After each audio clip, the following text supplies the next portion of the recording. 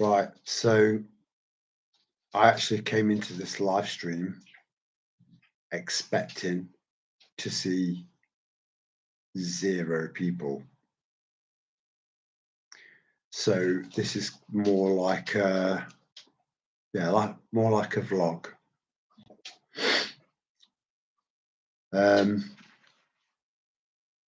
Yeah, so I know some of you guys will have spent Christmas Day on your own, and just remind yourself that you did it. You know, you did it. I've got someone with me. Hello, mate. How's it going? You know, it is nice. It is a lot nicer when there's someone kind of listening to me and responding to me in real time. It is nicer. I think. Well, that's the whole point of lives, really. So yeah, so it's nice to. Yeah, I'm glad you're good, man. Good. You know, did you spend Christmas Day on your own or with family, or what was the deal today for you? I went to my in-laws, and yeah, glad I went. Glad I went, because you kind of you can lose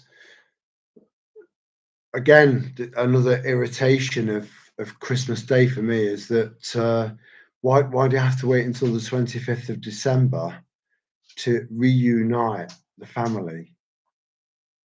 And the family unit is so incredibly powerful, you know, which is why they've spent decades trying to tear it down and destroy the nuclear family.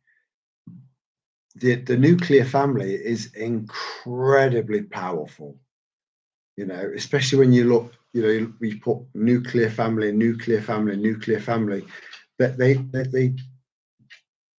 historically they converge and become a force to be reckoned with, you know.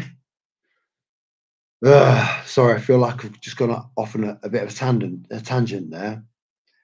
I've had my son and daughter in, right.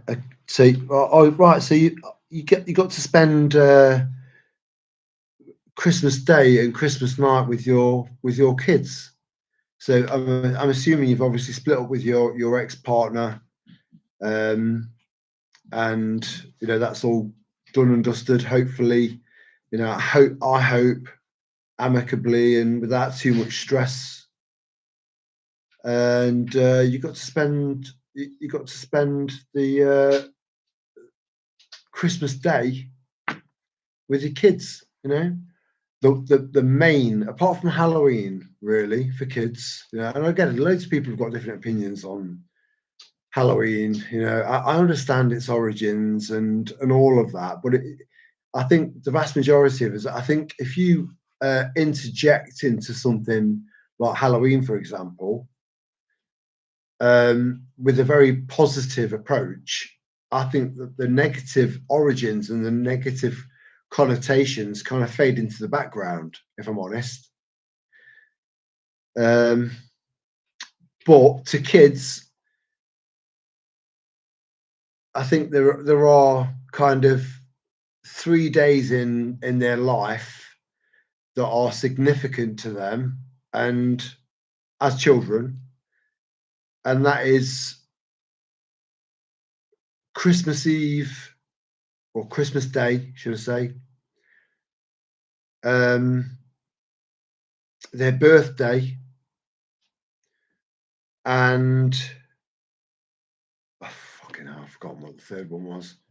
See, as soon as they get in my head, then they're gone. They're gone. But yeah, out of 365 days of the year, you got to spend what would be right at the top of the list of your kids' list of days that they would just, be happy and, and they got to spend that with you. So Yeah, much love, and that's a proper silver lining, that is, you know, trying to kind of put myself in your position. Um, right, I'm sorry, I didn't read about. I went off on a tangent. Um, they want out tonight and didn't get back to mine until 1:30, so I stayed up. Well, that's a bit shit, mate. You know, I've got a feeling that you're probably the only sane one out of the two parents that's actually being more connected and sensible. You know, you probably sacrifice. This is just what I'm taking from you. I think you sacrifice a lot more than you get just to spend time with your kids. You know, I've never been a dad, but my dad was in a similar situation to you. So yeah, I don't know what I can say, mate, apart from just hang in there, hang in there. You know, it will eventually. I think things like this eventually do balance out. Eventually, but you've got to go through a bit of shit first before that balance starts to kind of work its way out. And I do believe that you know what I'm trying to say. So time, yeah, just give it a bit of time. Um, I've been single. You've been single for 15 years. Um, are you left-handed or right-handed? Because if you're left-handed, you're going to be like Popeye. If you're right-handed, you're going to be Popeye. I'm just joking. You know, I think women just generally think that we only think about sex. That's it. And knocking one out. I mentioned it in a previous live stream. You know, I think most good men take that time to take a breath and think. Just think. You know. Uh, bear with me, mate. Do you know what? I wish I had a call in like phone, so you could call in and we can properly talk, and you'd be able to hear it on the live stream as well. But I've got absolutely no idea how to accomplish that yet. So yeah, let me just read what you're saying. You had a strange experience tonight, so couldn't sleep. Um, shadow people. I've heard about shadow people, and I've got to be honest with you. Um, Bizarrely, I had a conversation with my dad earlier on today, yesterday, sorry, because we had to change the days, and he recalled my mum coming home from the pub because my dad was at home looking after me and Rose while she was out on the lash. Never worked. He was the grafter. But anyway, so he was on the sofa, and as he woke up, he had a direct line of sight down the corridor, and he saw a man walking in the opposite direction to my mum, and he said it was clear as day. Now,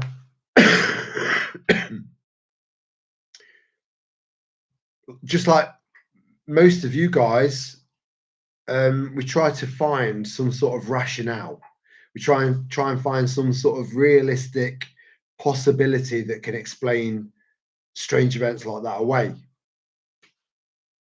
So mine to my dad is that he just woken up.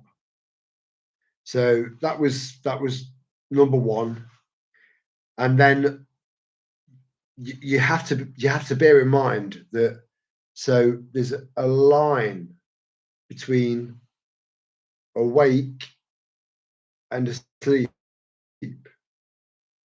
Now, that line, if you're on that line, you can be experiencing reality and a dream at the same time. So the fact that my mum didn't see this either, considering it was someone that just a bloke that just walks past her. So I'm a very rational thinking man. You know, I'll just pull my hair out trying to find a rational explanation for something. And so I feel like I found one for that. But there are experiences that I've had that are very open ended. I'm sorry, I've fallen behind again here. Um, so what was your strange experience? Yeah, so the shadow people, right? So bear in mind that there's a condition, and it's eluded me again. It does my fucking head in. When I want a word, I want to hear that word so I can speak it instead of like just losing it. But um, I, I, oh, I forgot. It's gone. So you look in a cloud. You look at a cloud, right, and you can see a castle.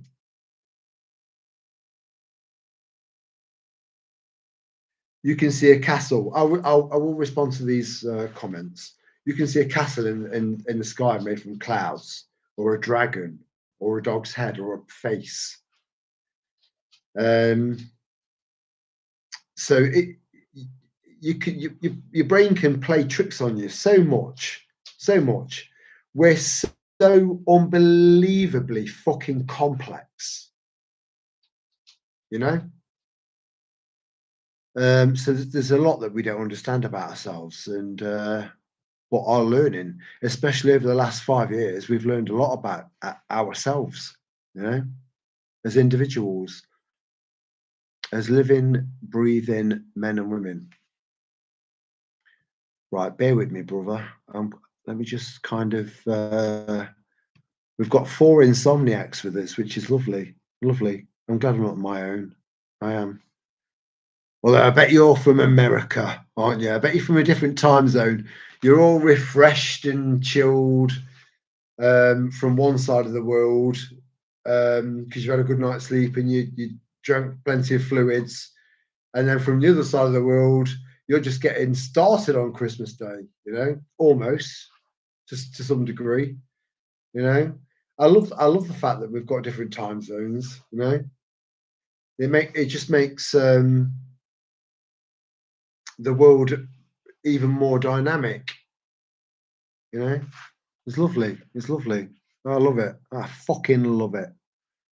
But I do think that the abolition of daylight, the daylight saving hours, should be just gotten rid of. You know, it's out of date. You know, but they'll keep it in because it's an extra layer, just another thing, irritating thing that you've got to do in order to keep kind of a concept of schedule during your day. That's completely and utterly unnecessary. Not now, you know. What the fuck, you know? And even our American friends, and I'm fairly sure that one of you guys is American. I do really feel that I might be close on that. Are experiencing the same thing because you have your hours like forward and back like us, as far as I'm aware, or at least in certain states. Please correct me down in the chat.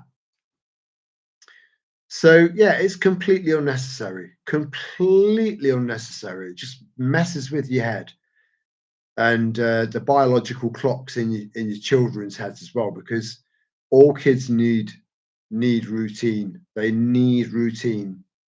You know, routine with a combination of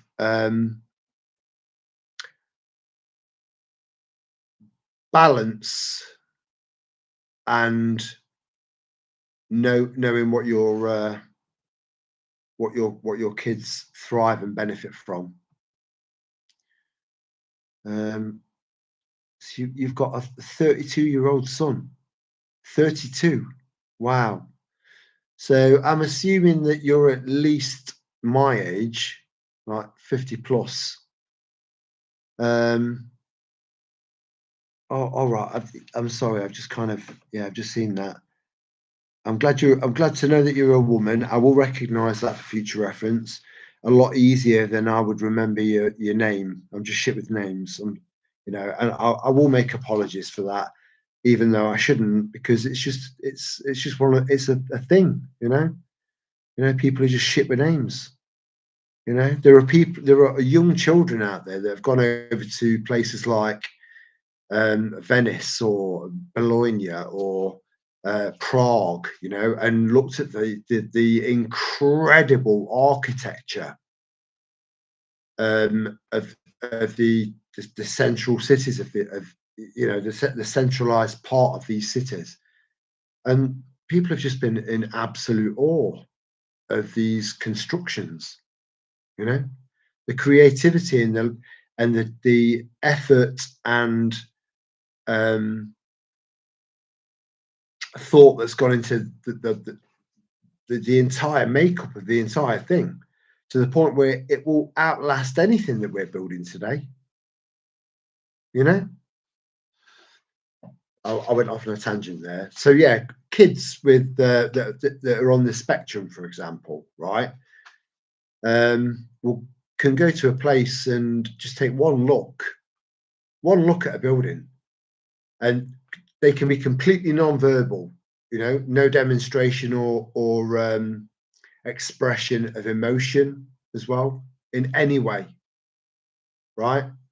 So a lot of people that are very, very shallow-minded fuckwits would look at that child and think that's just like a robotic child. But that child can come back from a place like Prague, or Bologna, etc. There are so many places in the world with incredible architecture, and they can sit down with a pen or a pencil or whatever, and they can draw a building that's caught their eye, that's very, very intricate, and they can draw it to exact detail. So they've taken a photograph of this thing, of this building, a beautiful piece of building art and architecture, and then recreate it on a page just from their mind. You know, never, ever, ever judge a book by its cover, ever. Yeah, right. So I got a bit carried away there. Sorry. Um, Van, I've not got my proper glasses on me. Right. I'll be honest with you. I left my car there so I could have a few drinks, and in the car, I left my glasses. So these are subpar glasses. Um, but I will try my best. Single a few years and don't miss that so much anymore. Yeah, do you know what? Again, I do believe that an a well above average amount of people in the in the prepping community are um, are loners by nature.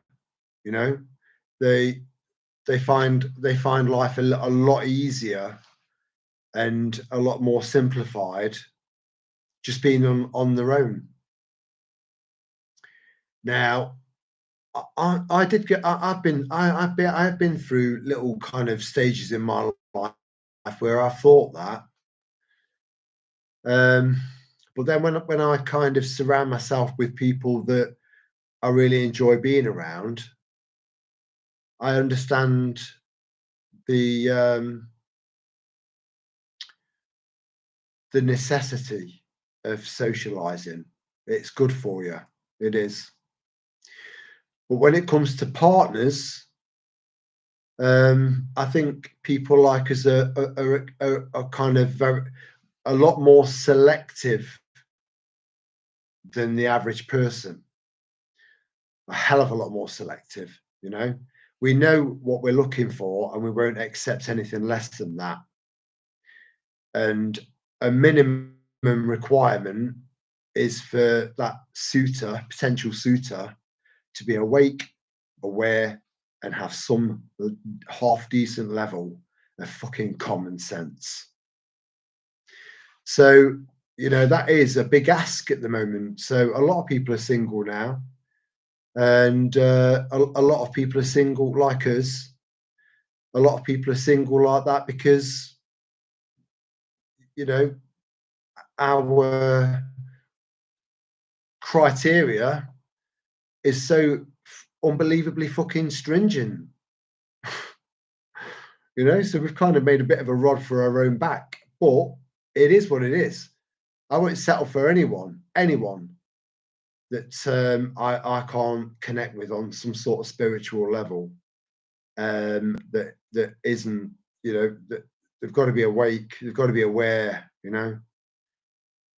even if they've just got kind of a steady level of or a rough understanding of what's happening, you know. Um, and we would both benefit from her. I'm just talking about if that was for me. If she was a bit more kind of chilled and a little bit more reserved about everything, but still just as knowledgeable, I think that someone like that in my life would um, be a half decent yin to my yang, because I lost my yang or my yin.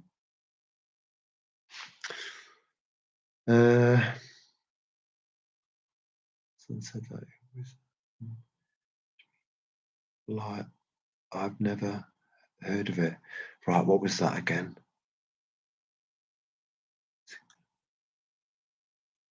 Do you know what? Because I just go on a tangent. Uh, I'm just looking at the screen, and I can end up, because I go off on a tangent, I lose context to you responding to something that I've said. So I do apologise. It's not deliberate. I'm normally a very attentive guy. You know. Oh, you don't drink. You don't drink. Oh man. Yeah. Do you know what? There's quite a famous saying in a song, right? And so people like you get pigeonholed, but not by people like me. Never. So the saying is, don't drink, don't smoke. What do you do? It's like, if you don't drink and you don't smoke, what do you do for fun? And I can name a million things that you can do without drinking or smoking. And I'm pretty sure you can as well. Um, Let me just catch up a little bit. Just please hang in there. I do apologise. So you're a Yorkshire man. Oh fuck! Let me just go back up.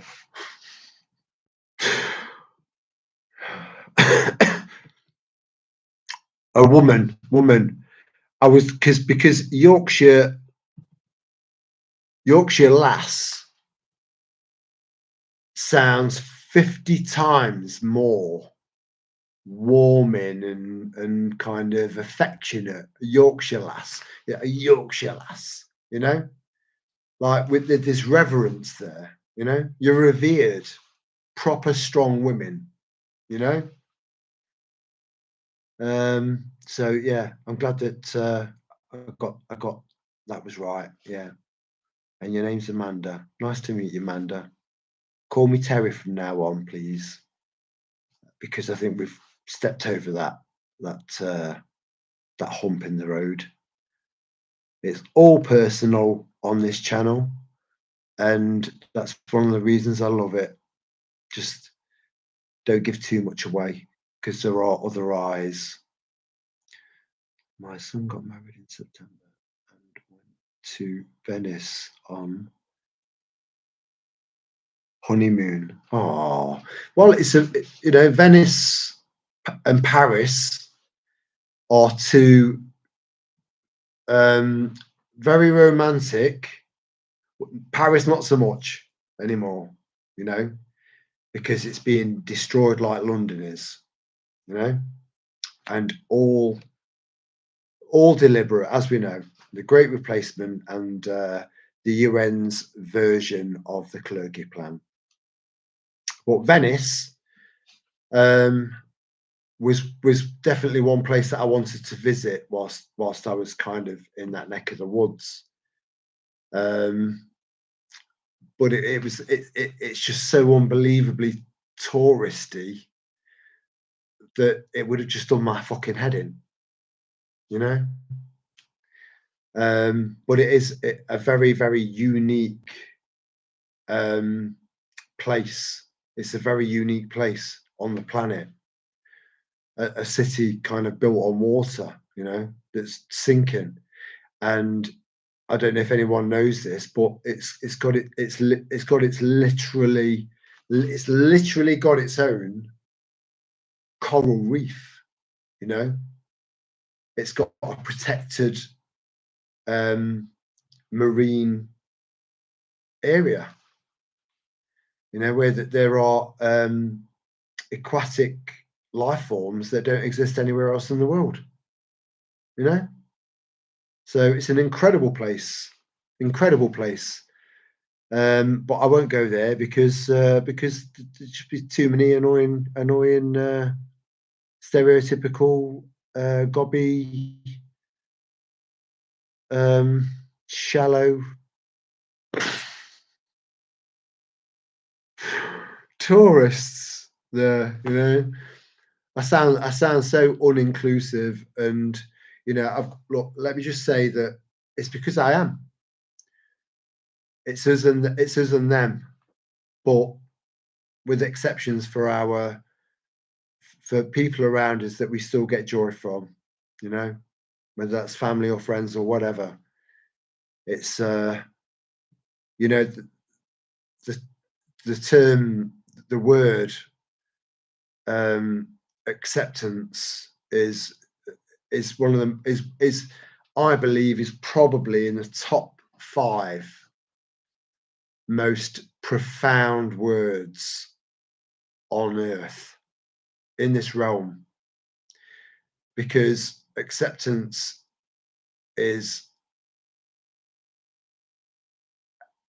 an unbelievable hurdle, a big, massive obstacle, a big, you know, trying to get to the other side. Acceptance is incredibly difficult to achieve, but it's doable. And I think in most cases it just takes time. So I've got lost on the comment section again. Thankfully, there's just 3 of us, so it doesn't take much catching up to do. Went to Venice. I've got the munches, so I'm eating orange matchmakers. Right. If anyone, especially from England in particular, right, if you haven't got matchmakers set aside for Christmas Day, then you're a fucking heretic, and you're not maintaining our beautiful British retro traditions, you know? He says, "Oh, hang on, Ian. We've got after eights." But I still think that, yeah, Terry's chocolate. Yeah, hey, Terry's chocolate is mine by default. You know, I mentioned that in the last little live stream we did. It's mine by default, so it's not shoplifting. You know, don't give me any grief. It's mine, and my signature's pretty close. Um, so I smoke. I used to rave. I already had you nailed.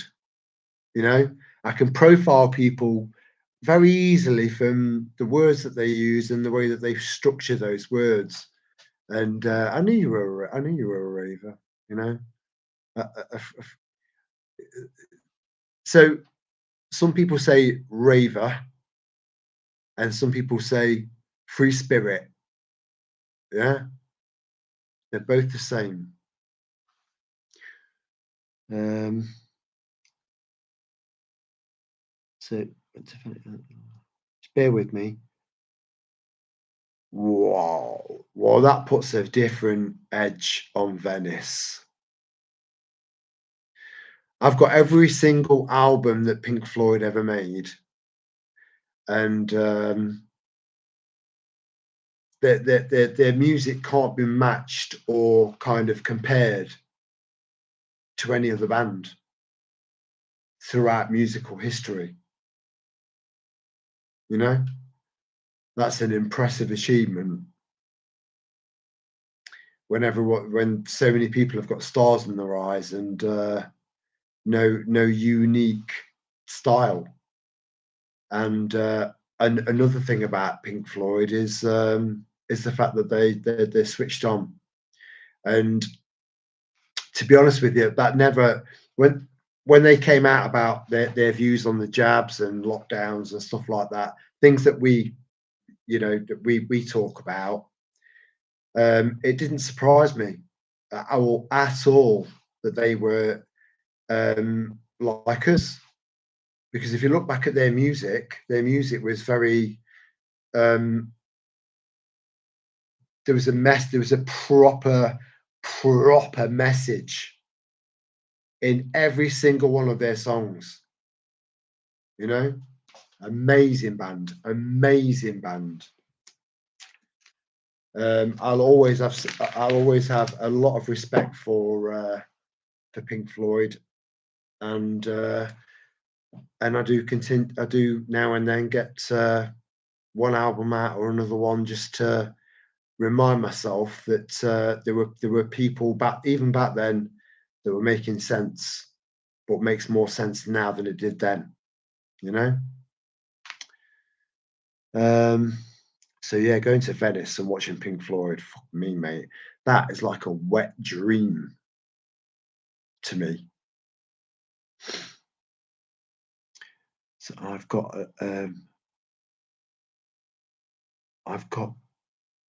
the munches. Yeah. Like I said, I got you. I had you.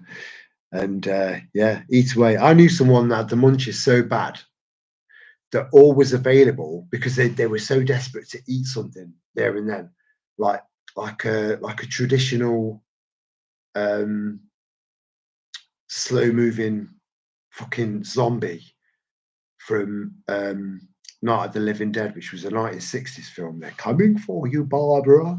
And if anyone's watched that, um, they've got a hunger that can't be satisfied, and they need to satisfy. Munches can get so unbelievably out of control with people who like to chill out, that they can just they'll eat anything. And I knew a guy that was just so hungry that he took some raw bacon because he couldn't be asked to cook it.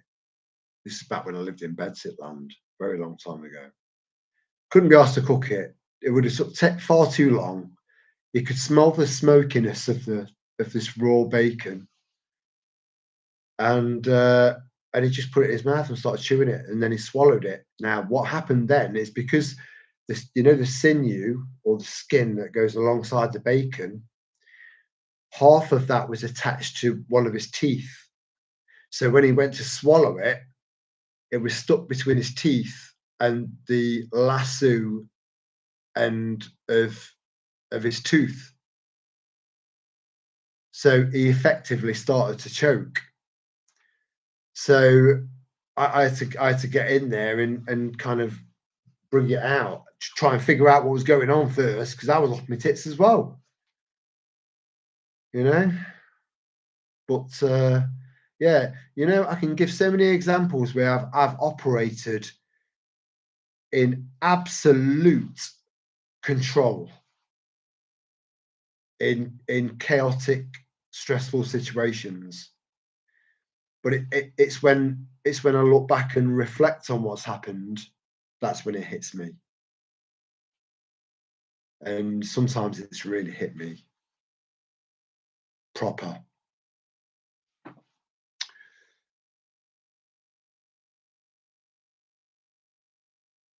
And after 8 wafer thin, I've got them. I know. I know. And look, I'm overjoyed that 4 of you have joined me. You know, give me just if you can just give me 30 seconds. I'm going to try and put a drink together and grab my after eights at the same time. 30 seconds tops. So please hang in there.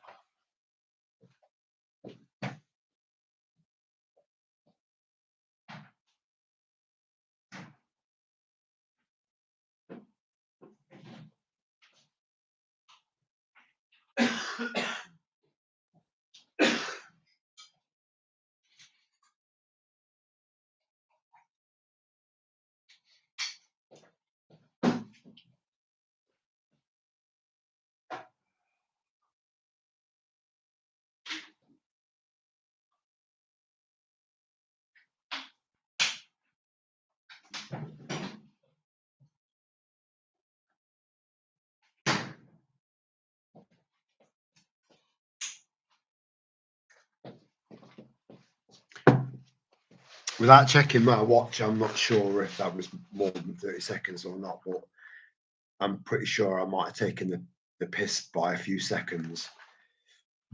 I misjudged the tasks at hand.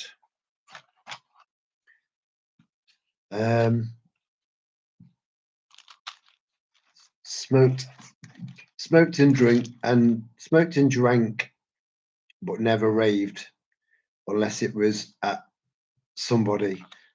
I love that. I love that.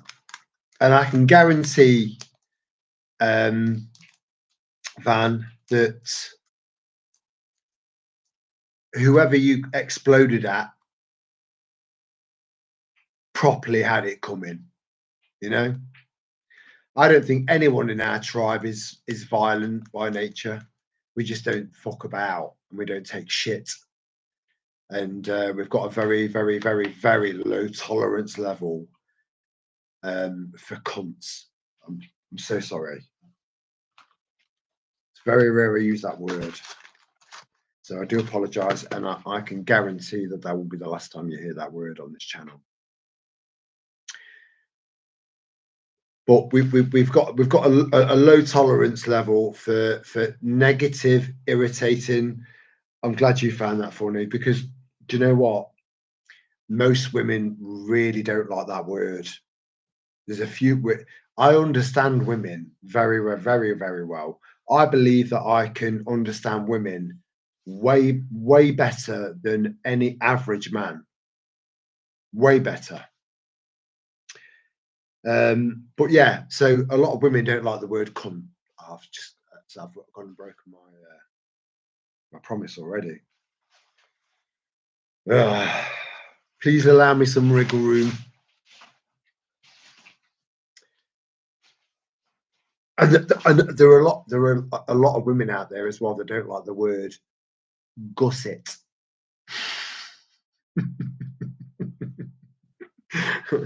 I mean, I sort of get it. I do kind of get it, you know, because there's absolutely no way on this earth ever that we can get a fully comprehensible um, female perspective on something. Never, never.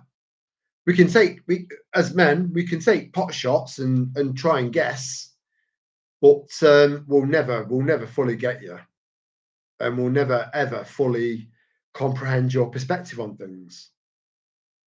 Um, so your kind of view on the word gusset would be different to a man's point of view on the word gusset, you know. Well, yeah.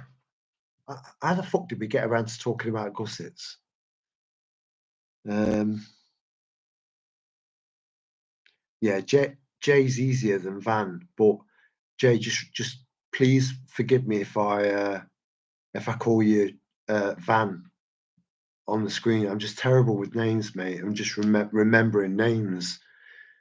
And I do think deep down there's this part of me that sees names as kind of maybe even irrelevant, if that makes any sense. They're just irrelevant. They're just labels, you know. I just see the person, you know, and try and figure out and understand the person.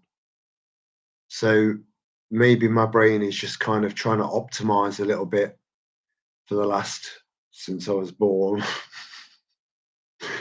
by not remembering names very well, you know.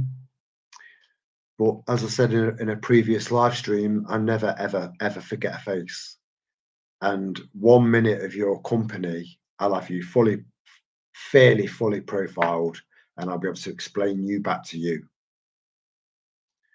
You know, I would have loved to have gone into psychology. I would have loved that. I would have, you know. And then there'll probably be people, you know, why don't you get into it now? Because I'm training now. I believe I'm training. I'm in training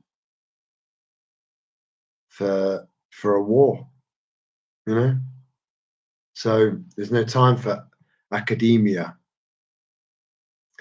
But yeah, I would have loved to have studied psychology, you know. The kind of the mental health elements of the NHS is so unbelievably stretched, and they've got far too many psychiatrists that make money off prescribing, where so all you're doing is putting a plaster on wounds, so that they employ more psychiatrists deliberately because it makes more money for big pharma. Big pharma are so fucking unbelievably dangerous and unnecessary, and they're just causing so much damage. You know, it's like what do we tackle first? Do we tackle the shit they're spraying in the skies, the shit they're pumping into? See, I always get when you get hot and bothered and you've got an after eight in your hand. There's only one thing that's going to happen. Now I look like I've been fingering his tramp.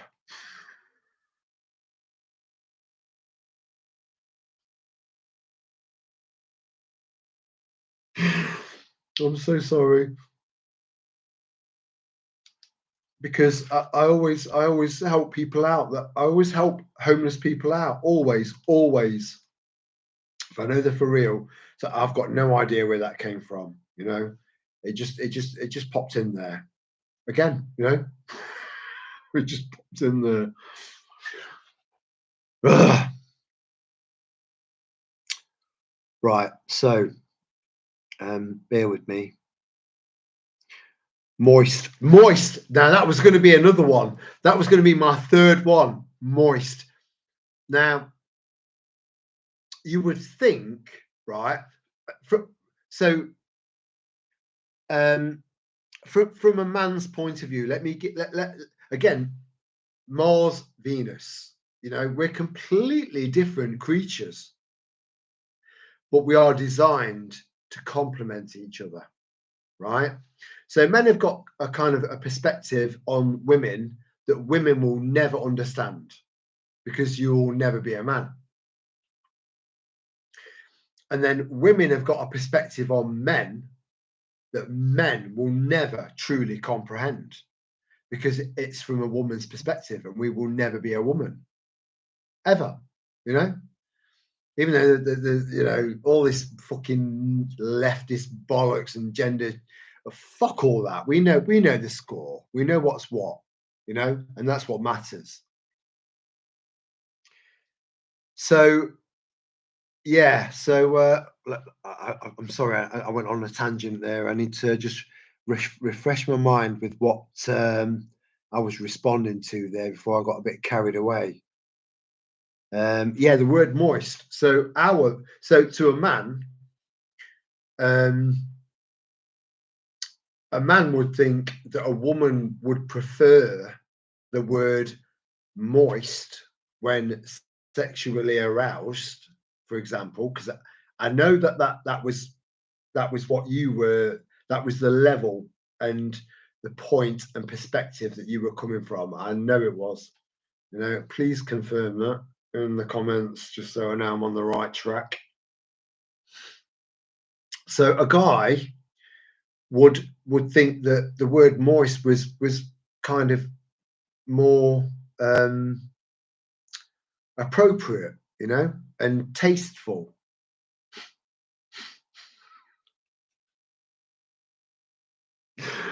Oh shit. Then the word wet, you know?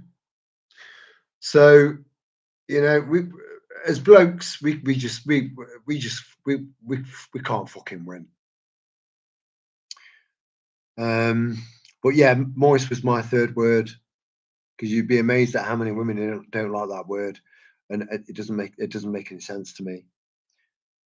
A name is just a name. I can't really remember the names of any my ex army mates, but still remember their faces. I think I'm very similar. Very similar. Yeah. Um, I probably don't remember kind of every single face. I think the way my brain works is that there's no point in holding on to information that's just pointless. You know, like someone telling me that someone fell out with someone on East on EastEnders. I would never retain that kind of information because it's utterly irrelevant. So I think that remembering faces, for example, I think that's part of kind of part of our survival mechanism. I really do. It's an innate part of what we are, and our ability to see colours and stuff as well. That's all part of it.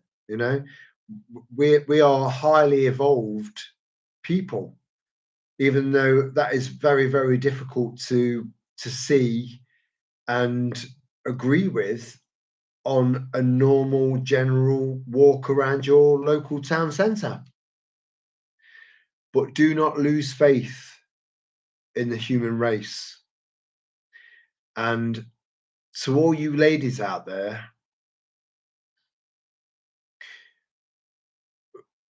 we're under threat of a culture that has no as far as my opinion is concerned, has no decent quality moral foundation, and their view on women and children, let's not go too deep, is so fucked up. I don't know where I was going with that. I'm sorry. It was building up to be a bit of a profound bit of a chat, but it's gone. It's gone. It's gone. Again, my brain goes quicker than my mouth.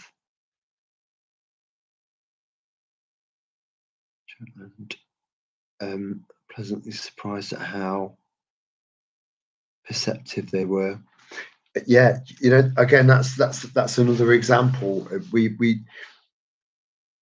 we can't actually see. We can't physically see each other as being aware to some degree or another. We can't do that. It's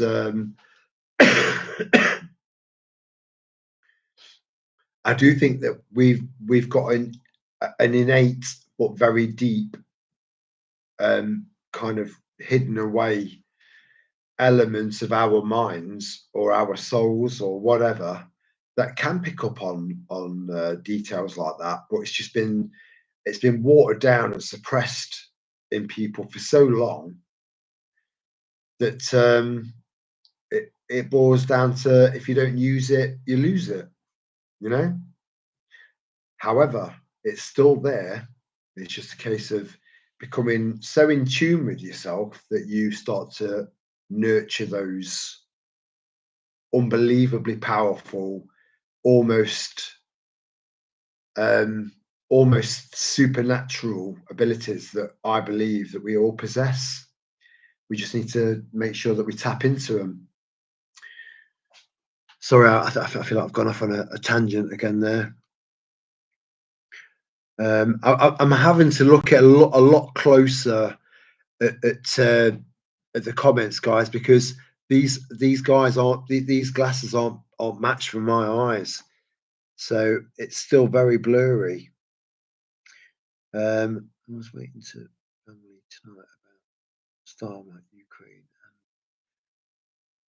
Yeah, yeah. So I read that. Yeah, that's what sent me on off on a tangent. So thanks for a great comment and spinning me off, because I like that. I do like that. Shit comments that, you know, make my that really engage my brain. You know, I love it. I fucking love it, and I think you do too. I was talking to a family.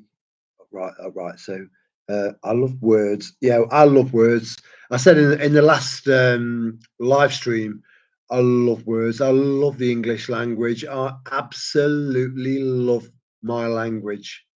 It's so beautiful and it's so complex as well, you know, because of all of the invaders that we've encountered over the years. So it's a mixture of so many different countries, and we are uh, honestly, we are so unbelievably unique, you know, in this small group of islands. We're so we are so special. We are, you know, our culture, our traditions, our attitudes, you know.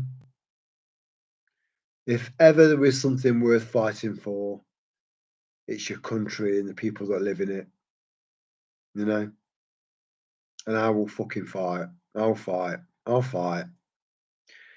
I've come to peace with the potential outcomes of all of that. I've come to peace with it, and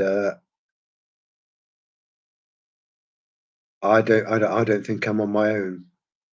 I believe that there are a lot of men out there that would think the same. You know, they will never go down on their knees. Never, never. So that's just reminded me of what I was trying to say.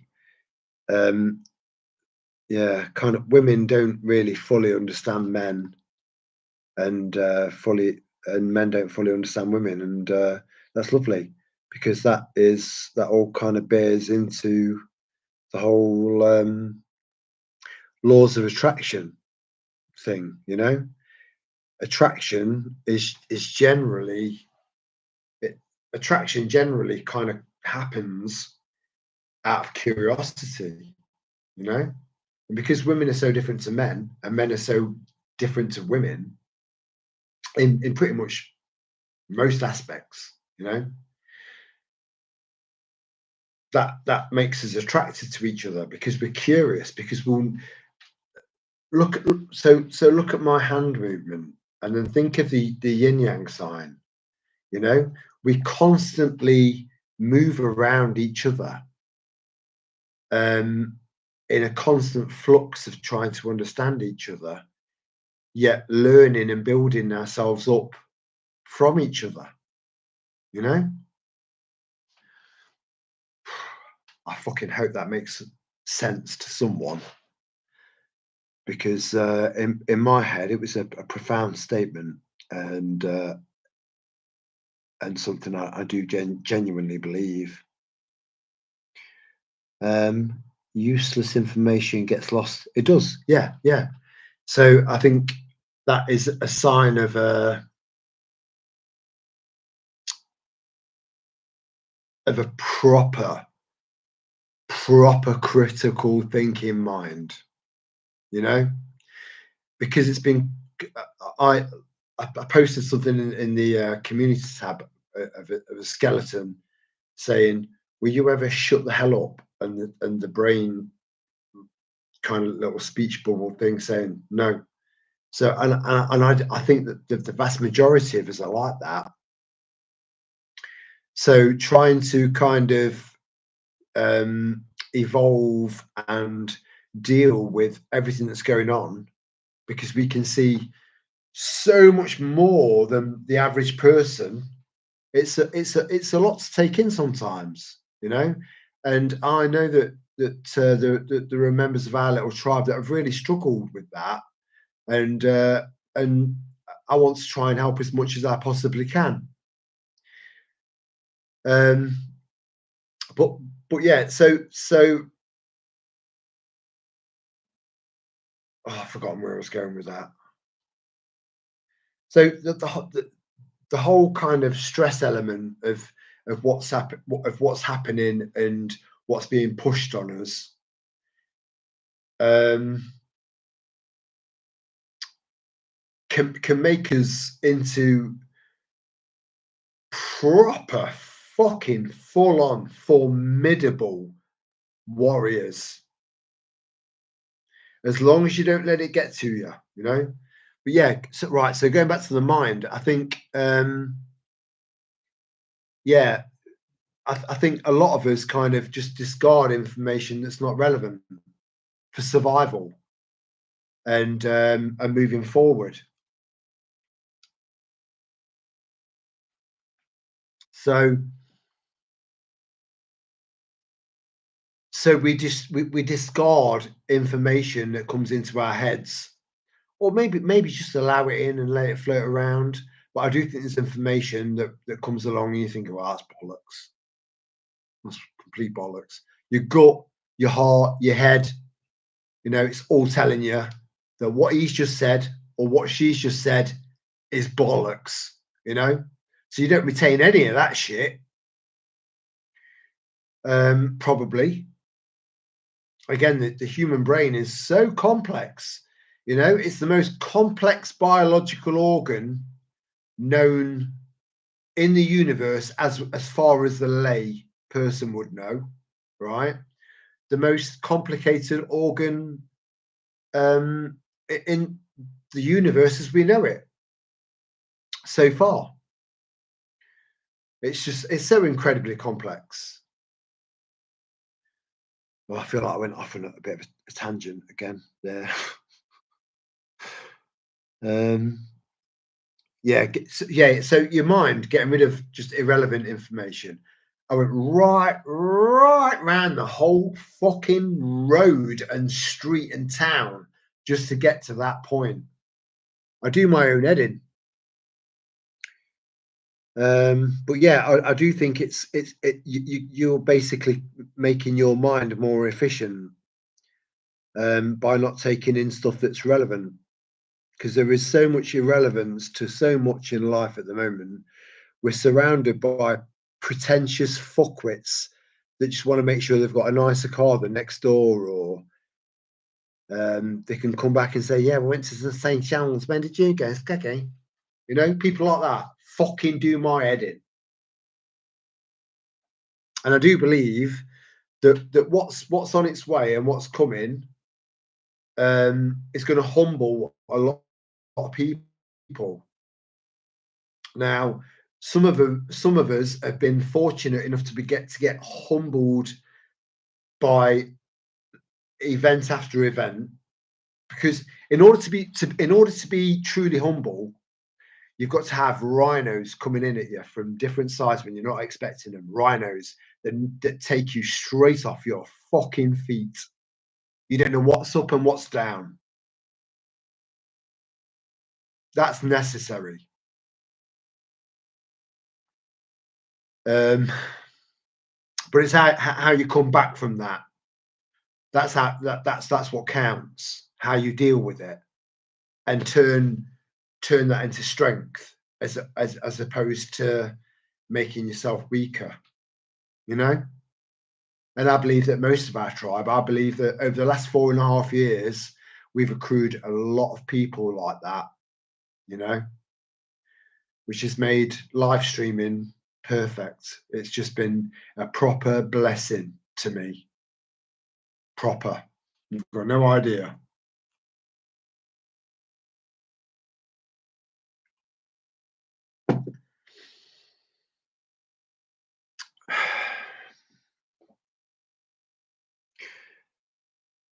Yeah, Merry Christmas to both of you. You know, Merry Christmas. Um, Someone sent me a meme earlier on. I will catch up. This is so much easier because there are fewer of us. It's more intimate, you know, and I can catch up. I can say my bit and then like start, you know, responding to your messages and that. So it's a lot easier, a lot easier. So um,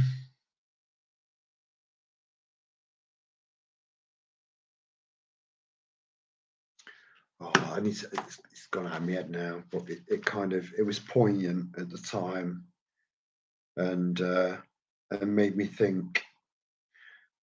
Let me just see if I can just bear with me. I just want to kind of remind myself.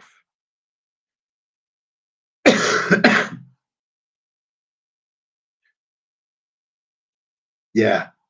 You see, now if I was more kind of because I've got so much unbelievable fucking disdain for Google and the damage that Google has applied, you know, directly and indirectly to the human race.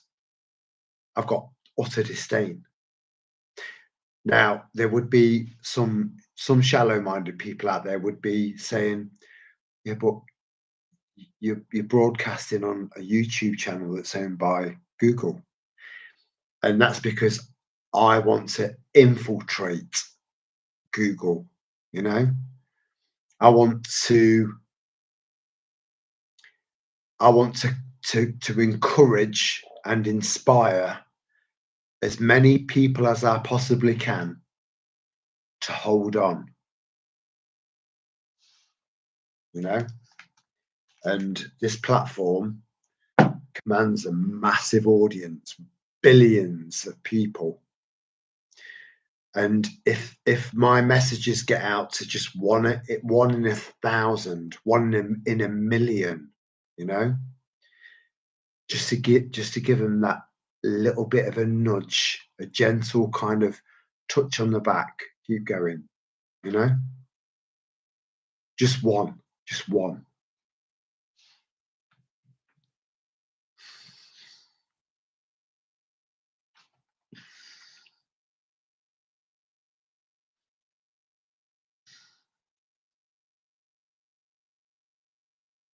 There's always a solution, always.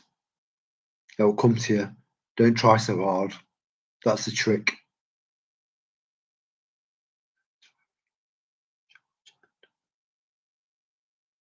Oh, I'm so sorry, mate. Yeah, if honestly, sweetheart, if you've got to go, I'm hoping that I wasn't too late in saying good night to you.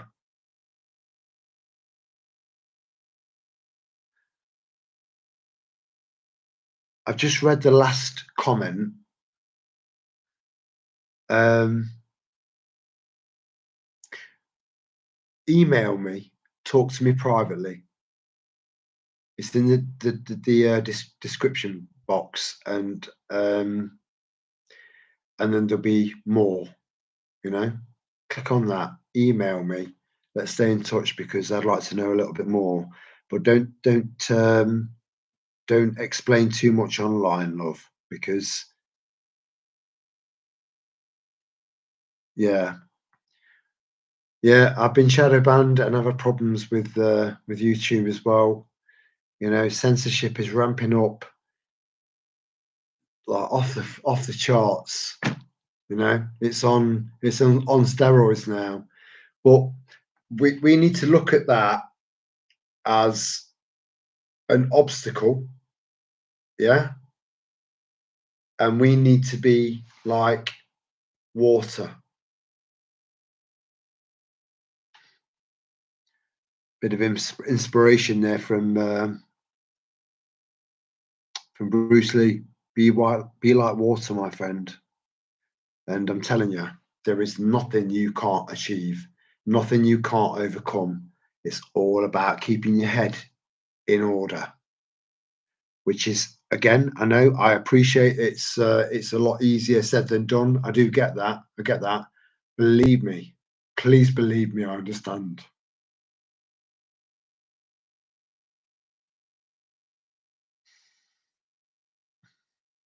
But it's doable. You can do it.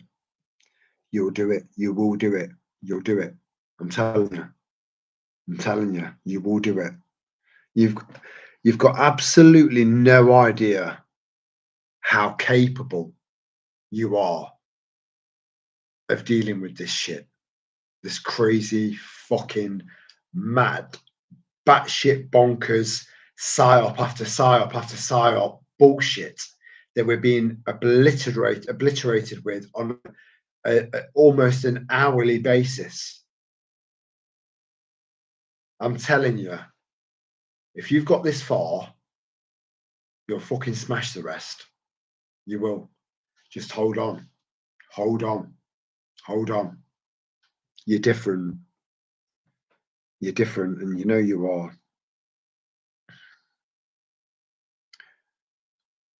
Southern. Oh, I'm so screwed without my glasses.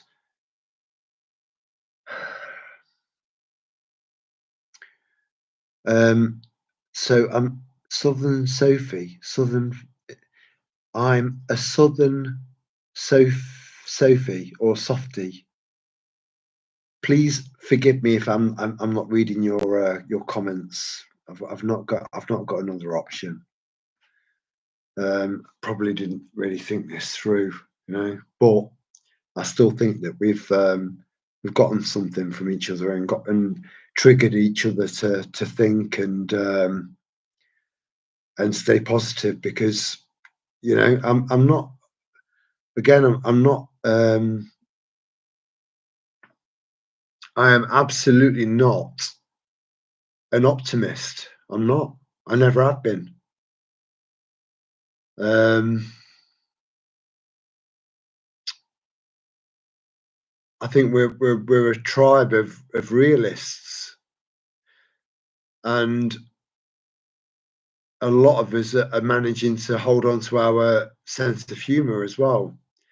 And I'm telling you, those two things, just those two things alone combined, are incredibly powerful. I'm fucking telling you. I'm telling you. You know, you're all logical thinking people, which is why you're listening to me now. You know, so it makes complete and total logical sense to put those two things together and understand the power behind them in moving forward, you know, and dealing with all of this madness because we're skilled up for it. We're designed for it. We're skilled up for it. But the aftermath of all of this craziness is going to be profound. And it's going to be people like you and people like me that are going to be the candles in the dark, natural lights to kind of ease people down a little bit so we can get organized. I know that sounds a little bit Mad Maxy, and again, I don't know how you guys are interpreting me, but I just see massive change coming, massive, unbelievable, unfathomable, and relatively unpredictable change right on our doorsteps. And I believe that we've got the minerals to get through it.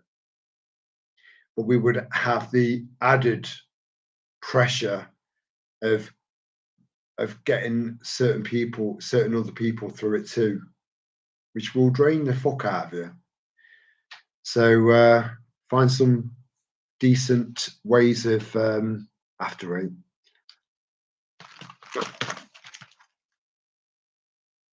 Decent ways of I find decent quality, tried and tested by yourself ways of kind of finding a mechanism to cope and deal with it. And again, I revert back to a sense of humor. You know, find some stupid shit online. You see, you know, when people are retching, like genuinely retching, and then they just, I find that hilarious. And I know that that's quite niche, because there are a lot of people out there that would then have their gag reflex activated off the back of that. But I'm not like that. You know, it's so this is another thing about this event, right? Is, and I know that I've said this before, but something like this has never, ever been attempted in recorded human history on the most complex, and I use the term a little bit loosely at the moment, the most complex and intelligent beings on the planet, right? So a global experiment based on lots and lots of little hidden away shit that they would have done and practiced on in the past to bring them to the cocksureness that they thought they could pull this shit off. You know, on one of the most complex beings on the planet, with so many individual and unique people within the human race. And they thought that they could pull this off on a global scale.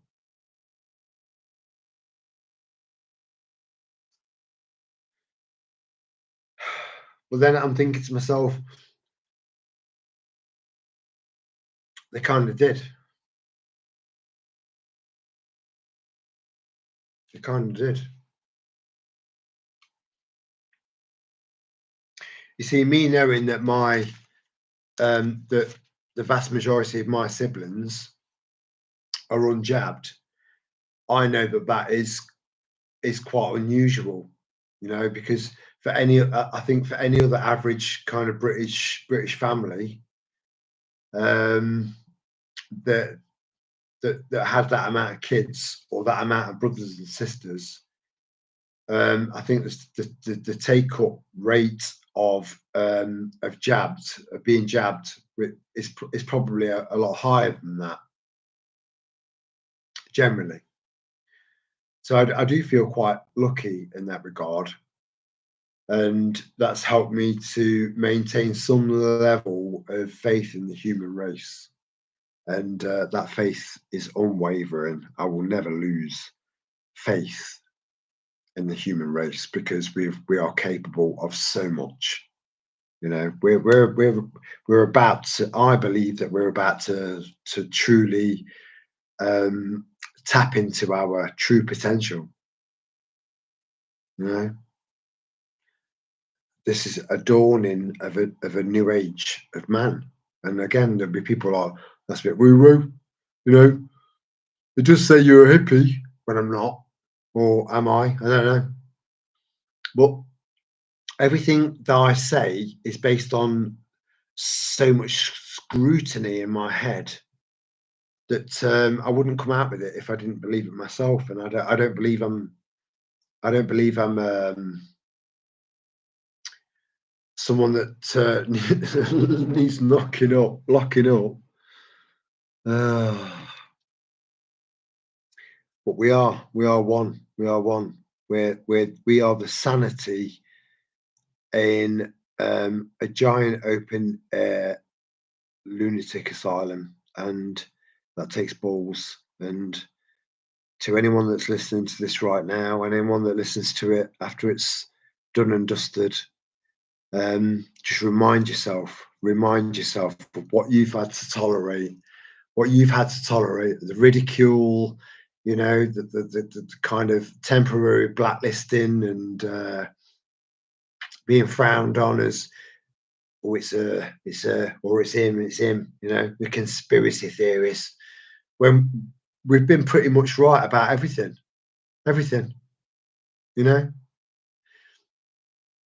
It takes a ridiculous amount of energy and strength and determination and heart to be able to get as far as you've got.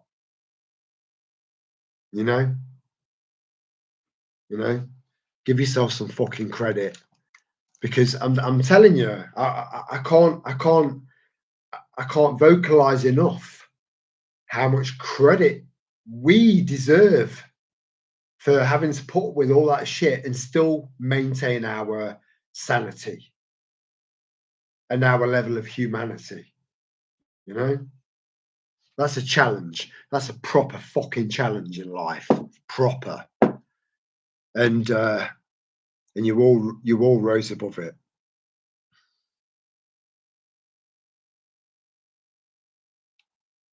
I do feel privileged to be part of this. You've done way more for me than I've done for any of you.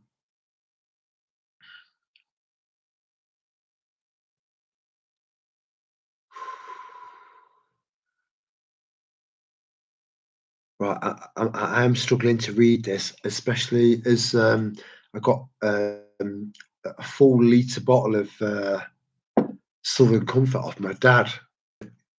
He bought, you know, it was given to him kind of, I don't know, 2 3 years ago for his birthday, or maybe for for a Christmas present. I don't know. I can't remember.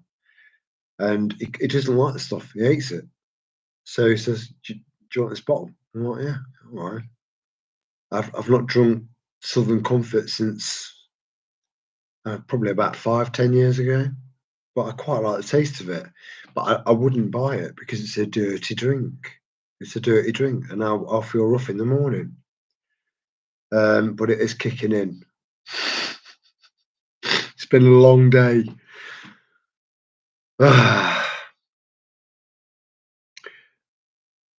I'm a strong lass. Um, I think that if anyone was reading the thread of the comments of what you've said, I think anyone with any half decent level of perception would have picked up on the fact that you are a strong woman. You know, you are a strong lass, and I like that even more. You know, I've got a really, you know, when I use the term lass, It's it's it's quite selective, you know, because it's a very affectionate term towards another female, you know, lass. We're on nice positive levels with each other if I call you lass. So yeah, based on all of your comments, yeah, I don't get anything other than a strong lass that's just going to get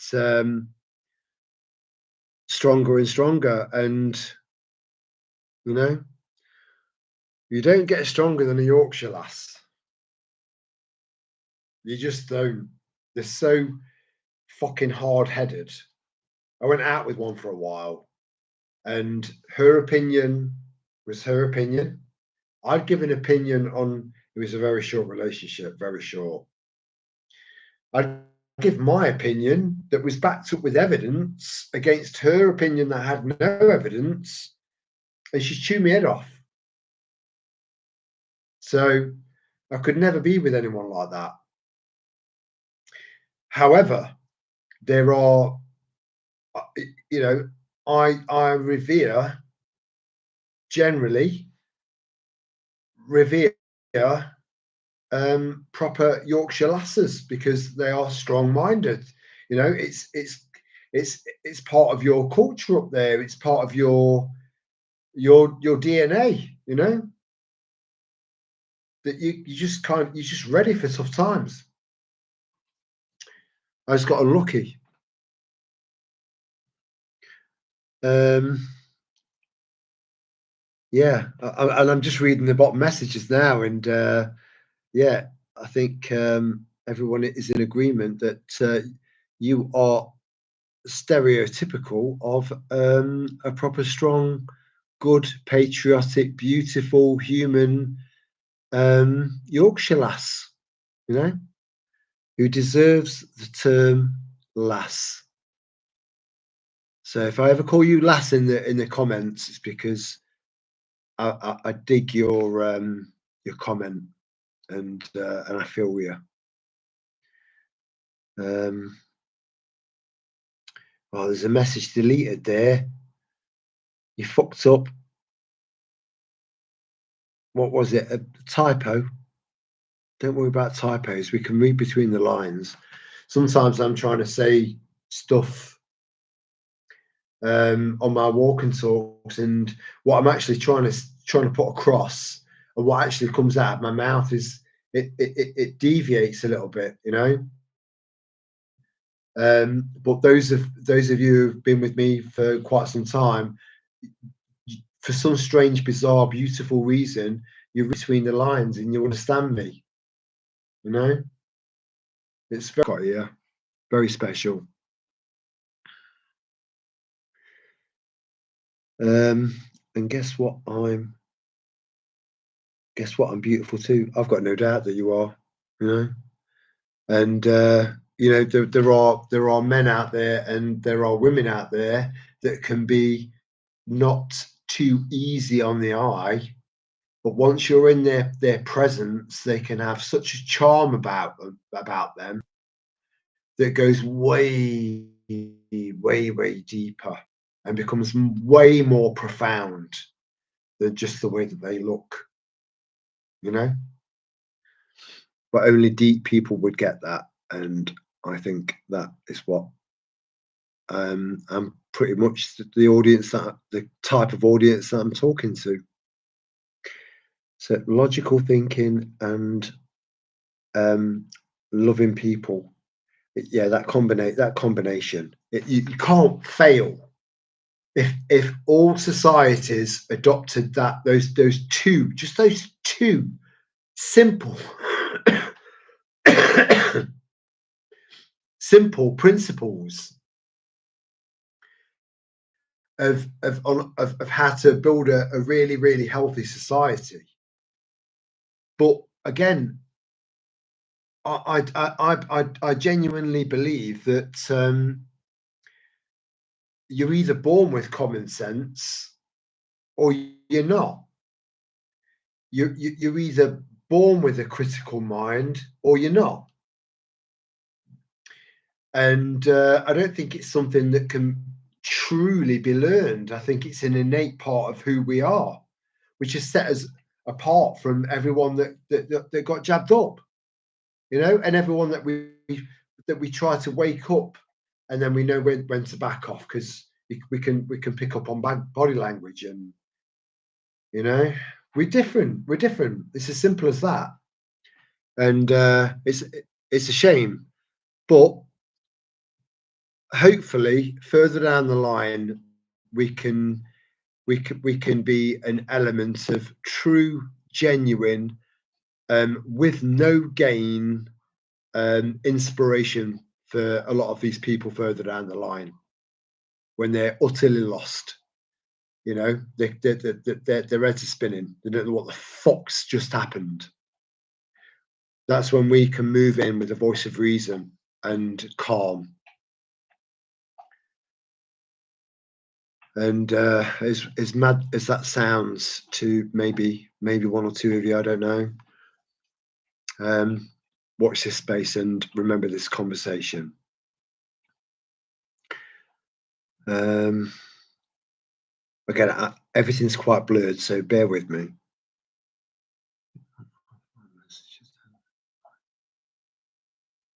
You've just been made to delete one of your messages. Put a new message in there that can just roughly give me a gauge of what you're saying, so that I can get a bit of a handle on that. Because I can't imagine any of us, all 8 of us. So me and 7 of our little tribe listening to me talking. I can't imagine anyone kind of reporting anyone to Google, because you said something nasty. I've interpreted it as hate speech, and I don't want hate speech. It makes me feel very vulnerable. Fuck people like that for now, because we've got bigger fish to fry. So yeah, I don't know why your message was deleted or removed. Had shit life myself, but I'm eternally grateful I have had that kind of abuse. The amount of people that wouldn't be able to properly comprehend that. I would say the vast majority of humanity, which guts me to say. But I get that. Punishment rhinos, right? They smash you up. They fucking they fuck you from nowhere, over and over and over and over and over again. And usually when you're on your feet and you're starting to sort of properly kind of recover from the last rhino, another one smashes into you. And I think that you go one of two ways. You either go down and become a victim, or you soar as a human. Mentally, physically, spiritually, you soar and become truly humble. The only way to get humble is through strife and adversity. And when I've said that, when I've said that in the past, I've always thought to myself, does that sound a little bit like a psychological version of sadomasochism? I have thought about that because my inner analyzer, my inner critic, is fucking brutal on me. None of you can be anywhere close to as tough on me as me. So I've tried to sort of analyze stuff, and I've come to the same conclusion over and over again, that it's adversity and stress and you know, out of nowhere rhinos literally taking us off our fucking feet and then getting back on your feet, dusting yourself off and moving forward, and then getting hit by another fucking rhino from nowhere. Nowhere. Takes you straight off your feet again while she's just recovering from the first one. But you get back on your feet again, you know? And every time you get hit by a fucking rhino, you learn to be able to get back on your feet quicker. But it's key that you do not let go of that humanity, you know, and that humility and that love and that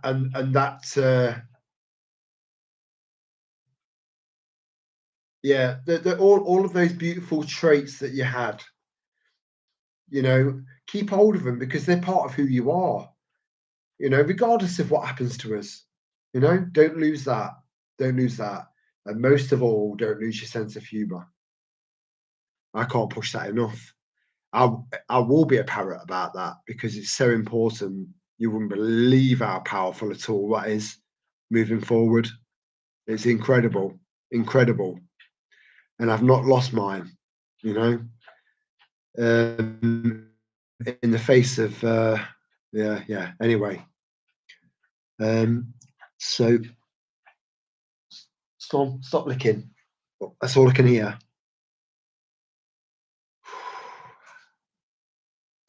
Came over in the year um,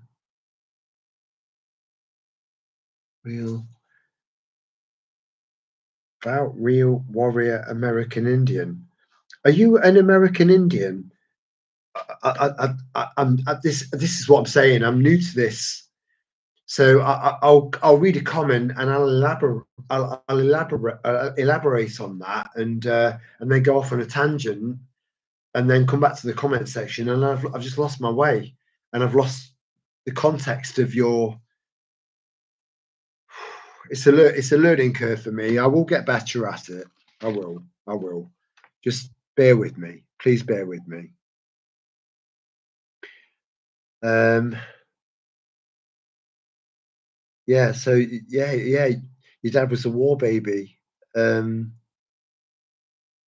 my dad was a war baby, but like a proper, you know, it was pretty much over by the time you could start to like cognitively walk and talk and you know, kind of start to understand stuff a little bit. He was too young to remember any like bombs dropping or um, air raid sirens going off and stuff like that, which is, you know, Mosh Mosh, which is one of our little tribes. She lives in the heart of Israel, and yeah, yeah, you know, she's a good woman. I haven't got a problem with most countries in this world.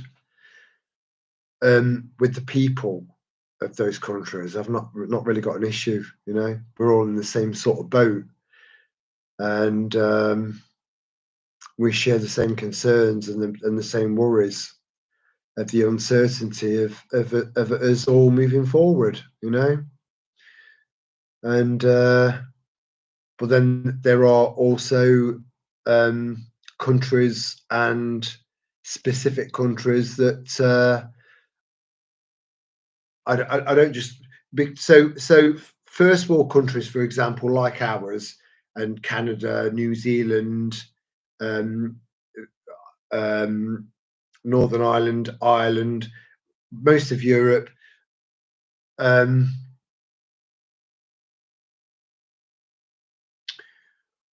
we've got kind of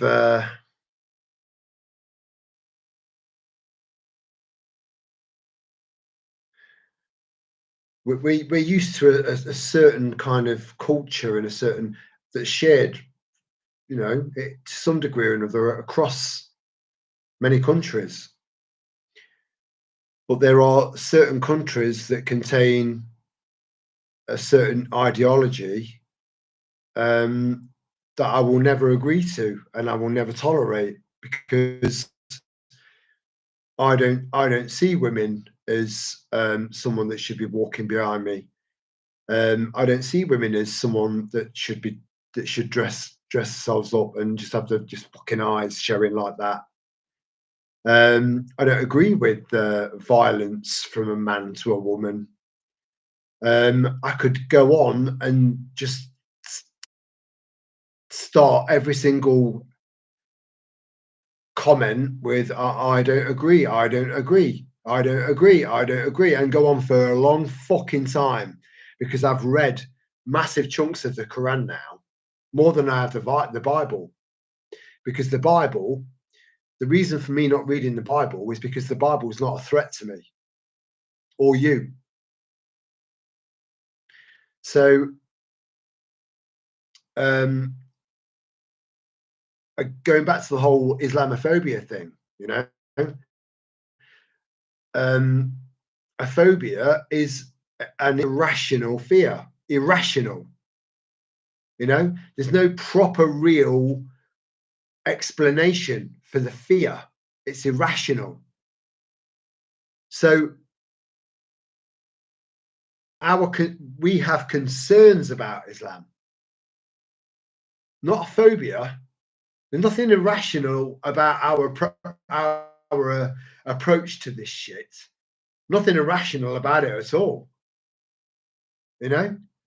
It's very, very logical and clear.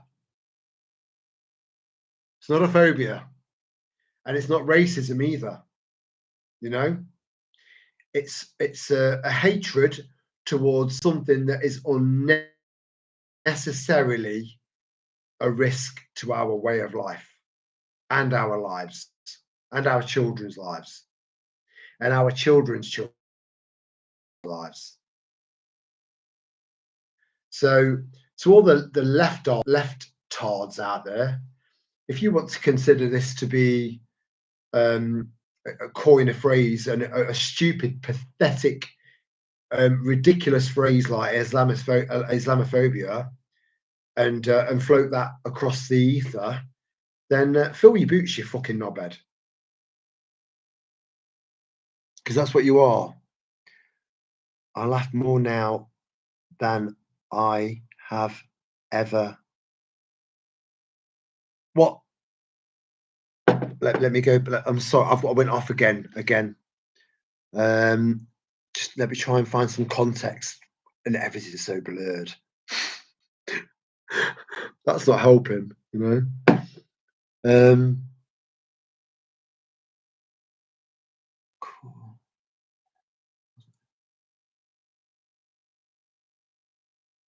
You know what? Regardless, the fact that you've laughed, and genuine laughter as well, where I it has happened a little bit more often, maybe over the last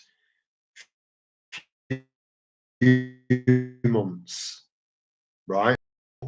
Up until a few years ago, I was able to laugh until I had no air left in my lungs and still carry on laughing.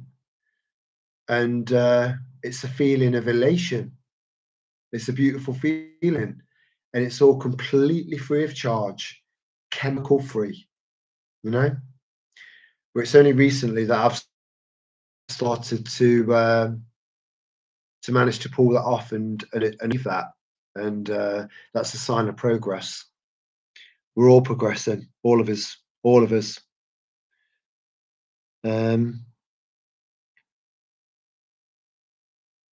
Oh, have I missed Amanda going to bed? Oh man. See, this is what I'm like. It's something I need. It doesn't help not having the right glasses on either, But there's still 6 of us apparently. So if you're still listening, Amanda, sweet dreams, and I hope you had a beautiful day. And I hope the sun shines when you wake up in the morning.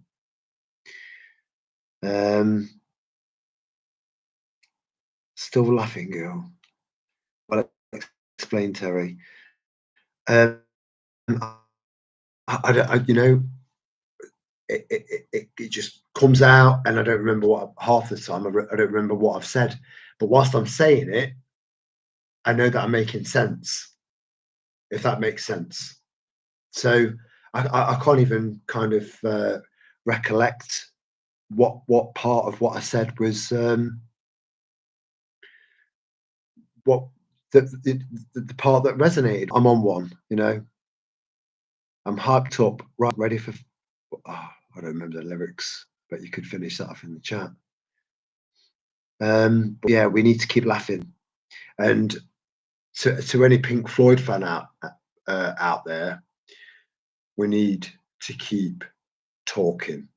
We have to keep talking, and not just texting away, interpersonal, human to human, being to being conversations. And I think focusing on something like that is really, really important. This is the next best thing. This is all we can do from a practical standpoint. This is all we can do is communicate like this, you know. But at some point, we could end up. Some of us could end up connecting up, and other people connecting up and connecting up. The please believe me.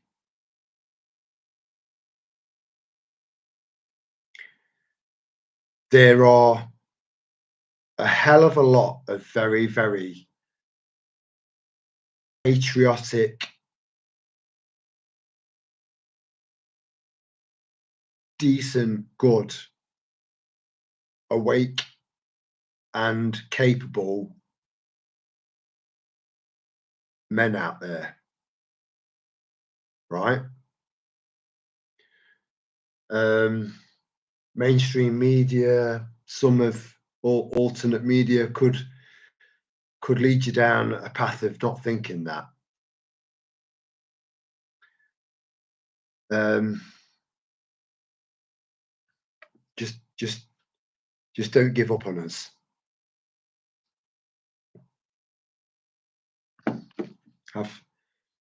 Don't lose faith in us because we need it. Um,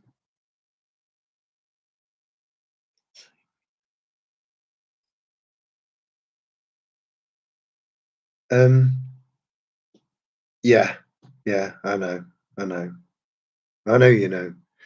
I think you see one of the advantages that you've actually got over me is 4.5 years worth of my journey, you know, and my emotions and lots of very, very complicated um, videos that I'd put out, and I'd still upload them and then think about it afterwards, but because I knew it was raw. So you've got one over on me because you've gotten to know me over, some of you guys, over 4.5 years. I don't know you. I'm just trying to build a profile of each individual in my head based on letters, words on a screen. So, but I think I'm not. I don't think I'm too bad at that. So, I know. I do sense. You can. I think you can still sense when someone's on your wavelength. You know, and again, that makes this our little tribe very, very special. Very special. We are. This is very different to any other YouTube channel. I think because it's not just a YouTube channel. It's so much more than that. Never forget. No matter how isolated you may feel, You only need to first to find your tribe. I struggled to read that because of these glasses, and it's just suddenly come together in my head. And that's such a beautiful, beautiful comment.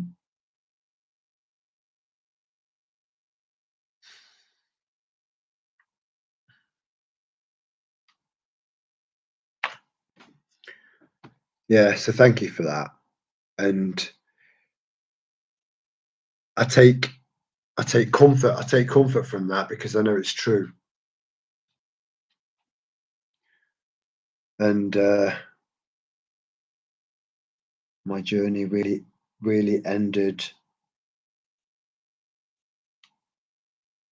kicked off in 91.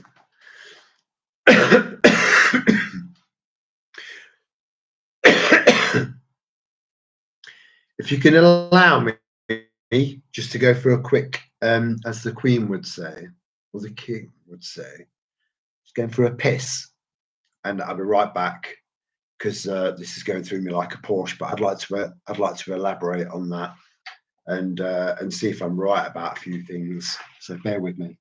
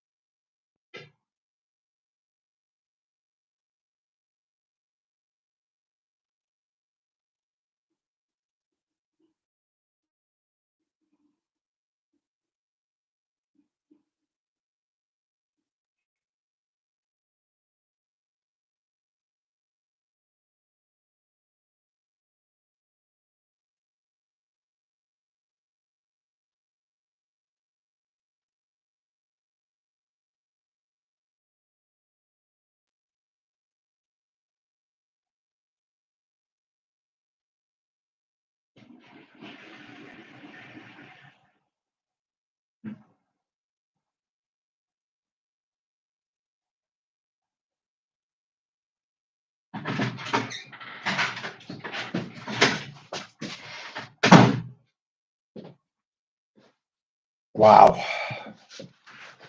that felt like what can only be described as an eternal piss. You know, just never ending. And yeah, I didn't need to wash my hands. I just kind of collected all of the loose urine onto my face towel.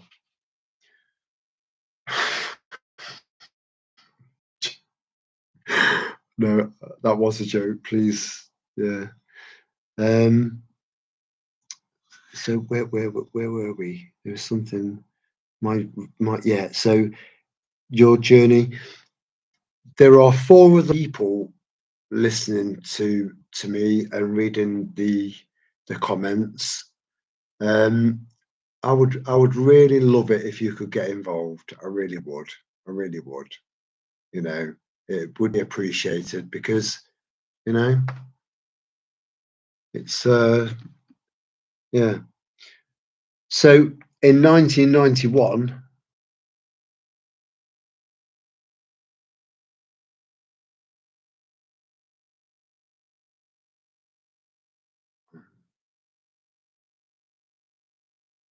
ah, House on Wheels. Seeing photos of it. I'm so sorry, mate. You know, sometimes I just struggle to put names to certain individuals, and it's not a disrespectful thing. It's not you know it's not there to annoy or because I don't give a fuck or anything like that. The absolute opposite. I just struggle to connect names with um, you know, but I 100% know who you are, and yeah, and to the other three lovely tribe members there. This chap's got a bus. So I've got I would say my it's registered as a motorhome, but I would classify it more as a camper van, if I'm honest, because size wise it's more like a camper van. Now, this guy's bus is a bus, you know. It's probably got more of a kind of spatial footprint than some bungalows. And he bought it at a bonkers cost. So I need to know if everything's going okay with it. Is everything all right? You know, I know that there was a few things that you needed to get sorted out and up and running. I do think that there are going to be a lot of people now. And again, so the cost of camper vans and motorhomes and we homes on wheels like what you've got. I think it's possible that because it's at an all-time lull at the moment because everyone is feeling the pinch. Everyone is so fucking skint. So they would look at a motorhome as an extra expense and an unnecessary luxury, you know. But then there are also a lot of people out there that, like us, probably like us, free thinking, free spirited people that just think, you know what, I want to just completely detach myself from this fucked up society and live on the road. So there is a chance that the price of I mean, my camper van's worth a pathetic amount compared to what I paid for it and what I spent on it. But I do think there are going to be free thinkers out there that would like a fully comprehensive setup in their van for them to live in, and my van can accommodate that. But I'm also aware of the fact that they're trying to price us off the roads, and will come next year. That will come in the form of road tax increase. You know, so you're kind of, you know, your road tax will be due after April. Your road tax will be due. You'll look up how much it's going to cost to tax your car or your van or whatever, and you'll look down and see the increase, and you'll be thinking, "Fuck me, that is quite." So that'll be your first thought, and then your second thought would be, as you're driving along in said car, said van, said truck, whatever it is, banging in and out of big fuck off potholes in the road. So over time, that's going to irritate the shit out of you. And you need to take all of that energy and direct it where it needs to be directed.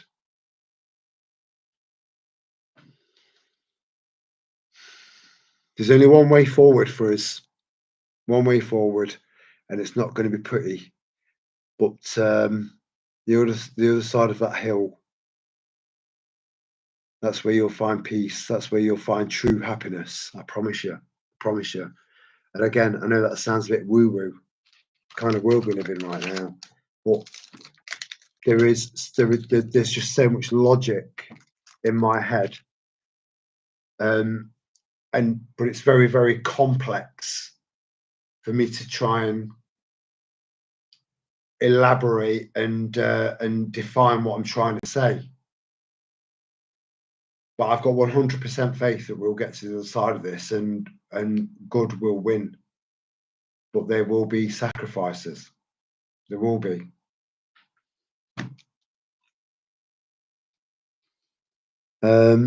Yeah, so I do hope your van is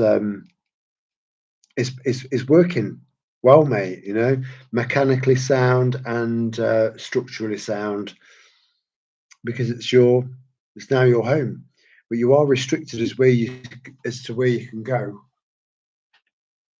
When I first started towing caravans, I got my cousin to come along with me just to kind of keep me leveled out. Looking back, it was pathetic, really, but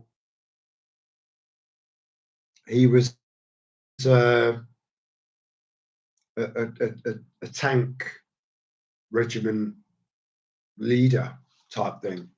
He just drive around tanks, and when he left the army, he then went on to drive in big trucks with 3 tiers of cars on them. So I thought, right, you know, to me, this is this is a piece of piss to him, you know, piece of piss, no problem. So he was just the ideal candidate um, for being sat next to me and kind of talking and walking me through it, because it is a big deal having a house hanging off the back of your fucking car, you know. And in strong winds and stuff, it can take on a of itself, and you've got to know how to deal with that. But yeah, I don't know where I was going with that, but I think just like with anything else in life, you have to experience being really, really uncomfortable now and then in order for you to build your tolerance up. You know, I've said in the past, and I stand by this with my life. With my life, I've never lied to any of you. Never. I remember an untruth about daffodils. That's it. You know. But one thing I can say with 100% certainty, and I put my whole reputation on that,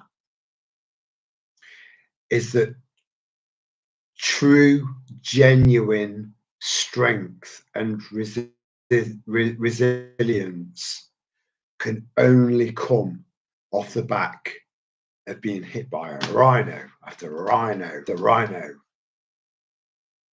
I'm telling you, as long as you can get back up again, you will develop into one seriously fucking formidable human being. I'm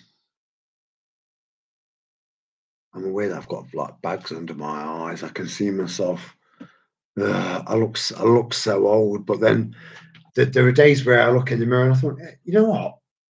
For a 52-year-old bloke, you look good. You know, with my top off. You know, just. But then that never lasts, because my inner critic says, "No, you don't." You know, I'm in a constant flux of balance of trying to build myself up and smash myself down, build myself up, smash myself down on a daily basis. And I know that most of you can, I reckon most of you can relate to that. It keeps you grounded, but I do think you can benefit more from loving yourself more. And that's easier said than done for some of us. So tax is 165 quid? Or again, my glasses are shit, mate. 165 quid to tax. What the fuck? It's over 400 quid for me. That's why I'm having to saw on the camper van because I can't afford to run both vehicles. It's a luxury.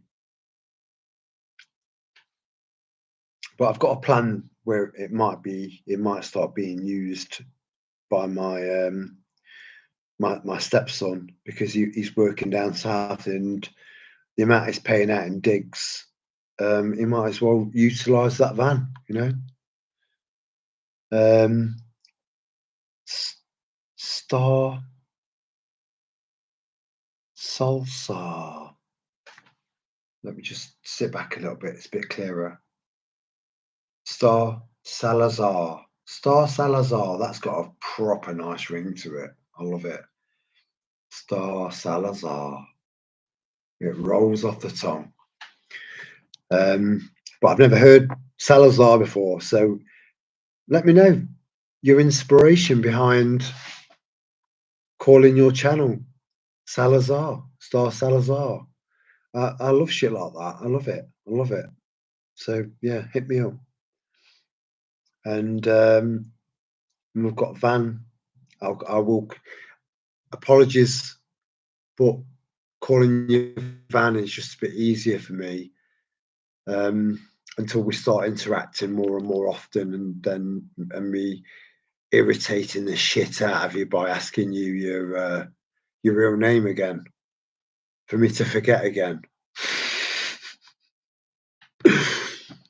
I'm sure there is a title to this, you know, name blindness. There is, you know, it is. We're all just so unique. We've all got our little quirks. Um,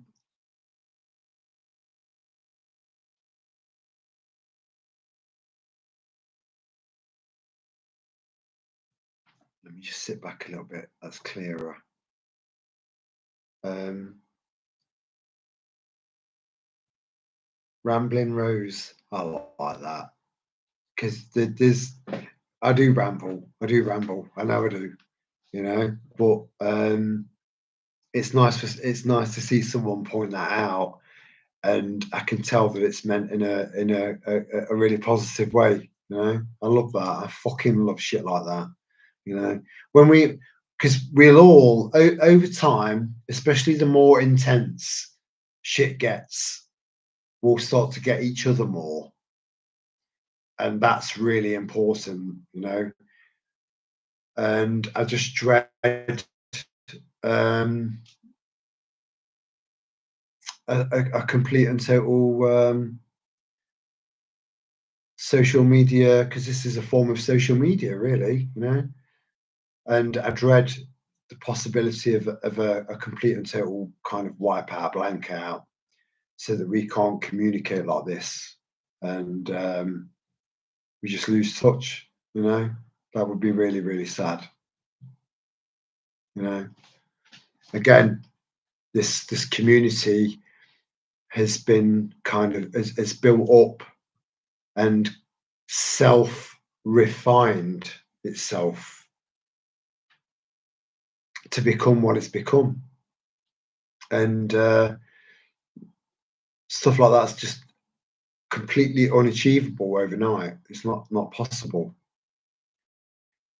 And so it would be, yeah, it would be a sad shame to see to lose all of this. Yeah, yeah. So going back to Rambling Rose, I might change the name of the channel to Rambling Rose instead of Rose Hippie Guy. Well, then, yeah, no, it wouldn't work. That's actually my real name. I'm white and Spanish. White and Spanish. Well, that's fucking annoying. So you're one of those that gets a really, really nice tan in the summer when people, poor, poor little fucks like me, go out in the sun. We go red raw, tan for about a day, and then go back to being pasted white again. Yeah. So that's my envy rant. But meant with love. With love. Always with love. You'll only get love from me. Always. Uh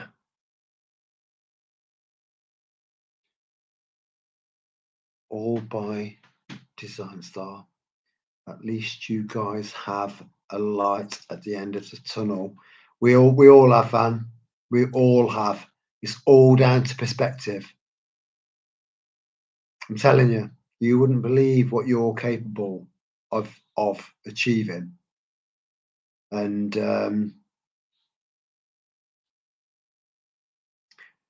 I think there are a lot of people in our tribe, and I have made this. I have spoken out on videos before.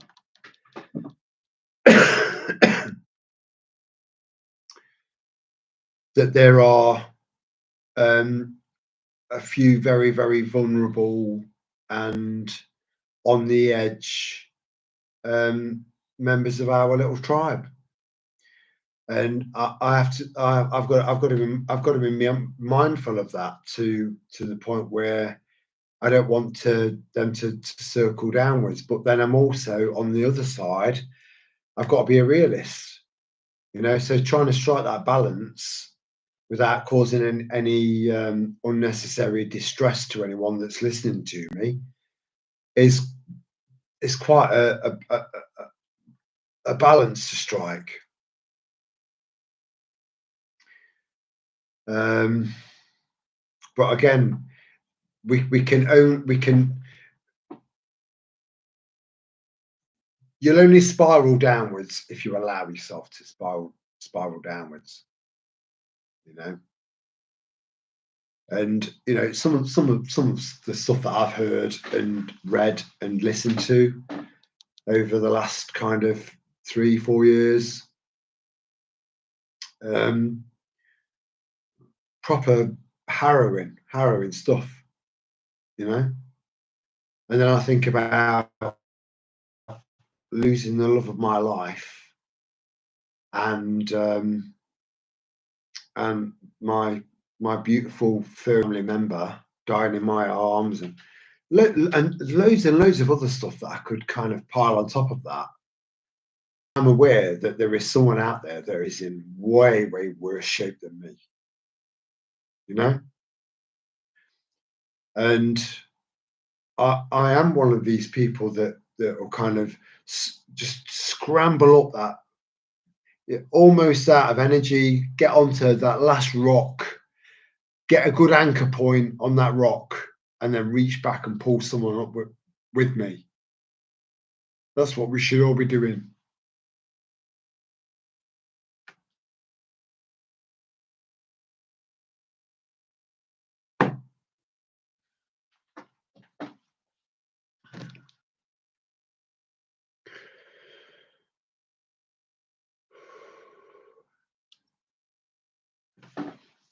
Many people here in America. It's lovely that I've only just realised that you're from America, and if when you really think about it, we're all connected. We're all connected, you know. We might live on different continents, different areas of the world, different parts of this world, but we're all facing the same issues.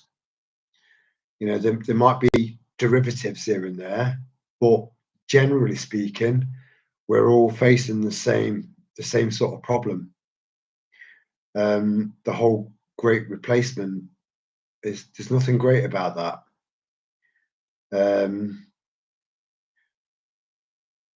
But I do think that let me just make sure Star Salazar. Bear in mind, you're the last of the five eyes. There is six eyes, Israel, but that just seems to go unmentioned.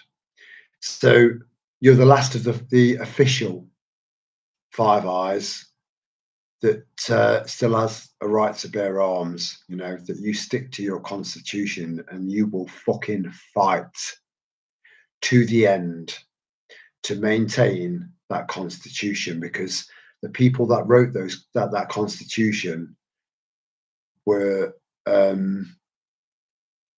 what I would probably consider as seers. They can work out on what was happening at their time and how that could end up further down the line, maybe 100 years, you know, off the back of the Civil War, of course, as well. I mean, that was a big influencer, but you have something very special over there as a country, as a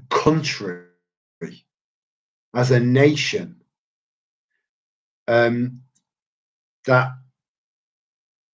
covers all states, all 50 states. It does. Again, so many people just don't realise.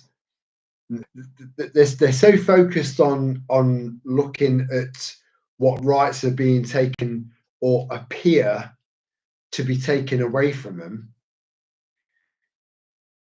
instead of realising that they are inalienable rights. No one can take them off you. No one.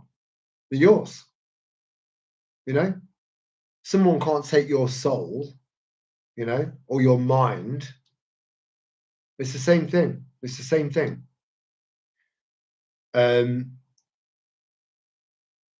Freedom is the absolute thing worth fighting for, because freedom is a massive umbrella, you know.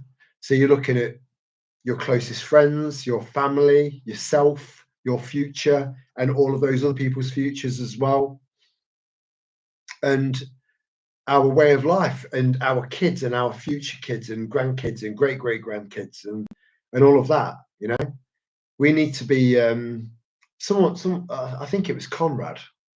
It's a very good friend, a very good friend, and I think it was him. I'm sure it was him, where someone plants an acorn in a big field, and they will never ever get to enjoy the shade of that oak tree. There are more meanings to it, you know, because then you've got the knowledge of the oak tree and the growth of the oak tree, and but yeah. So getting back to the absolute bones of it is, you're planting an acorn that you'll never really be able to appreciate the shade of on a hot summer's day.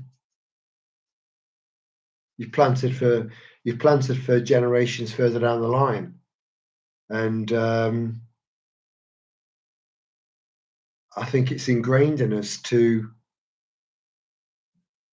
make sure our future generations do all right, you know. And that is a challenge. That is a challenge right now, you know.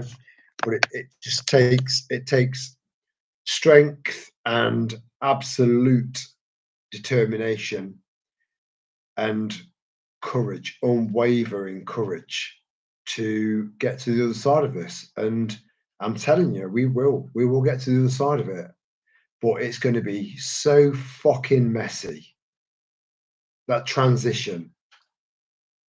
You know, it's gonna take everything you've got to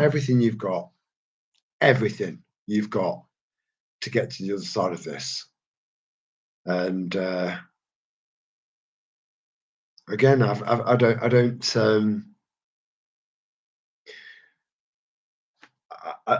I try not to sweeten things up too much, because I'm a realist. You know, it's going to be tough. It's going to be extremely tough, and even people that consider themselves to be very, very versatile and strong-willed and strong-minded could end up being completely crushed by what's to come. But there is a saying, right, that I really love and I relate to, and I believe to be genuinely true, right? And that saying is, cometh the hour, cometh the man. So there's going to be a point in the not too distant future, you know, where I will be at war in defense of my country and my fellow countrymen and women, you know. And I'm not saying I'm going to be some sort of fucked up crazy Nazi bastard. It's got nothing to do with colour. It's got nothing to do with religion per se. It's a threat.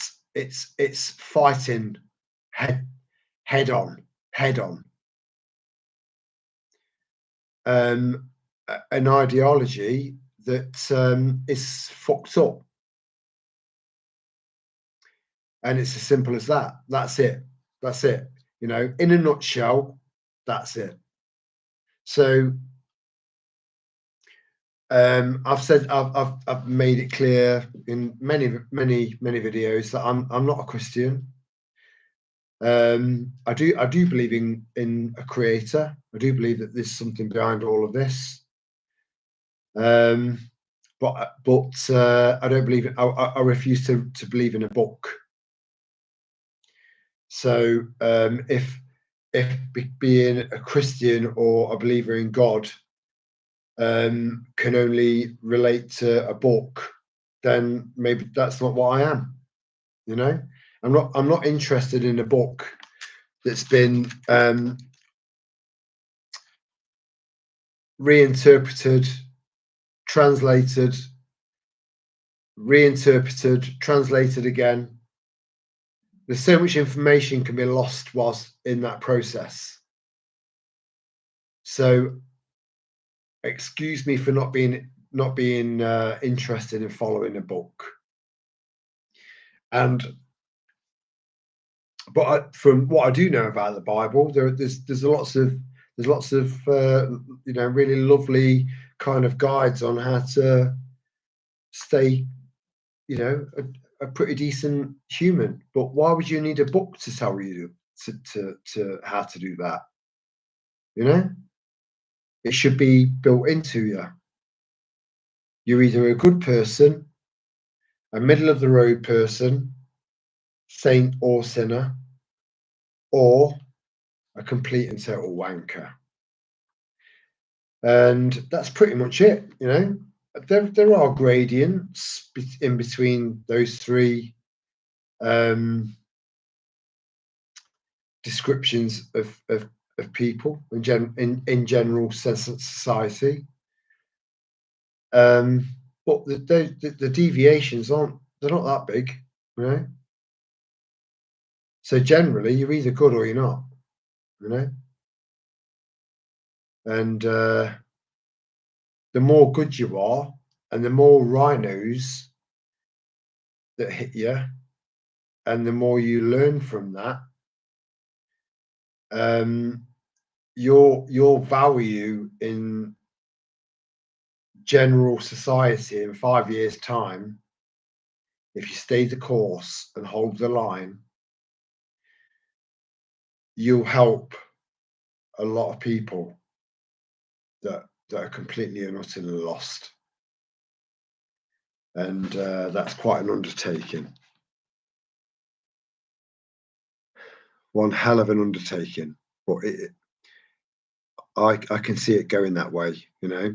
We're going to end up going from the voice of insanity to the absolute voice of reason.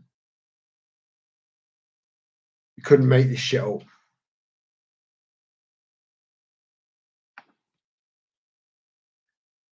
Oh, but it's an amazing time to be alive. It really is. Everything that affects you is always going to be down to perception, right? Especially inner perception, self-perception, right? So you can look at something as lemons, or you can look at lemons as lemonade. You can look at a positive and turn it around and see the silver linings and turn it into something positive, or you can do it the other way around. You know, this is all part and parcel of what could be perceived as a burden of free will.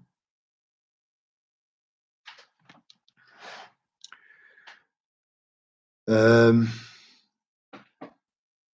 right, so because of my name and I travel lots. You're rambling, Rose. Right, I'm sorry, I completely misinterpreted that, because because I've got Rose and then hippie guy. I assumed that you meant me rambling, but it was still a title that I was kind of more than happy to adopt, because um, yeah, I think that's lovely.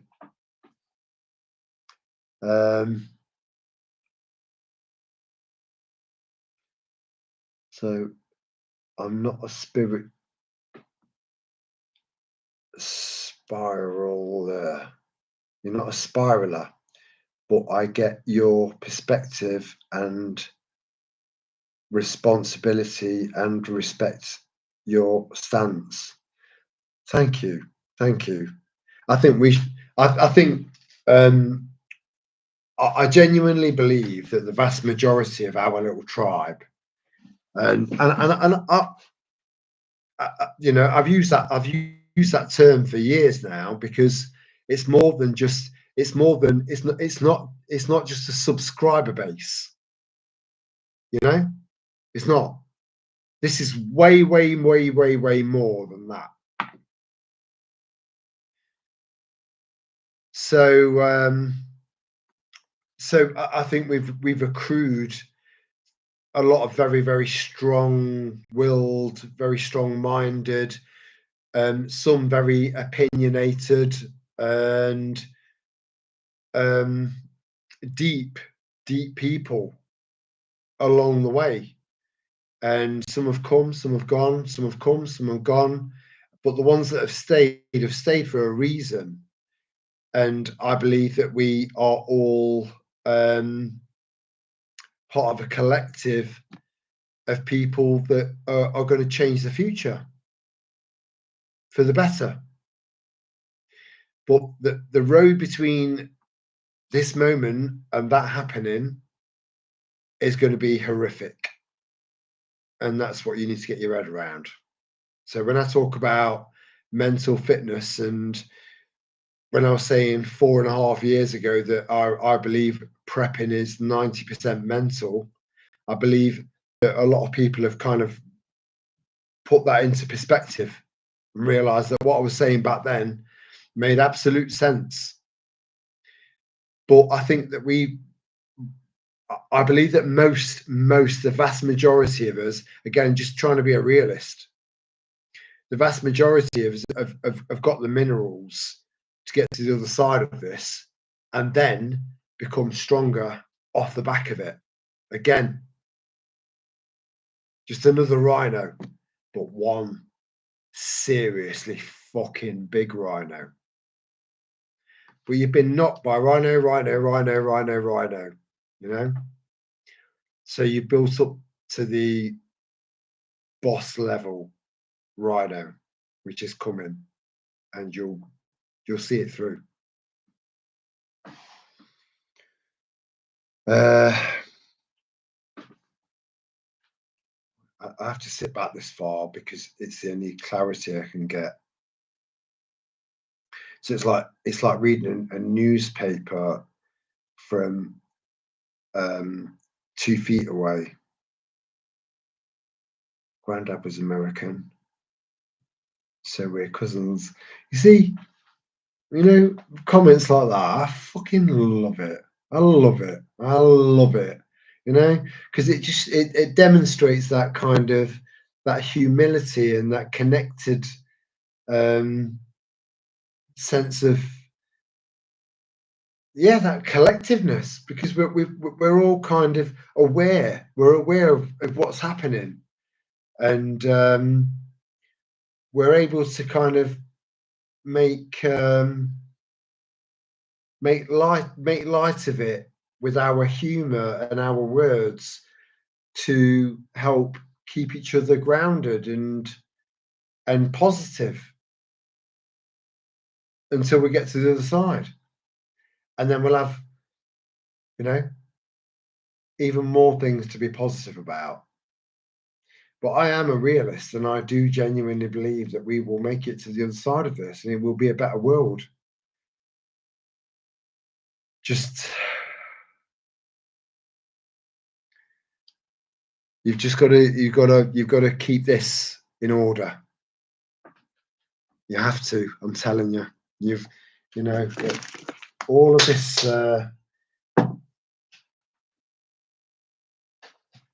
All of this, this stuff that I come out with now and then, just remember it, and it'll make sense further down the line.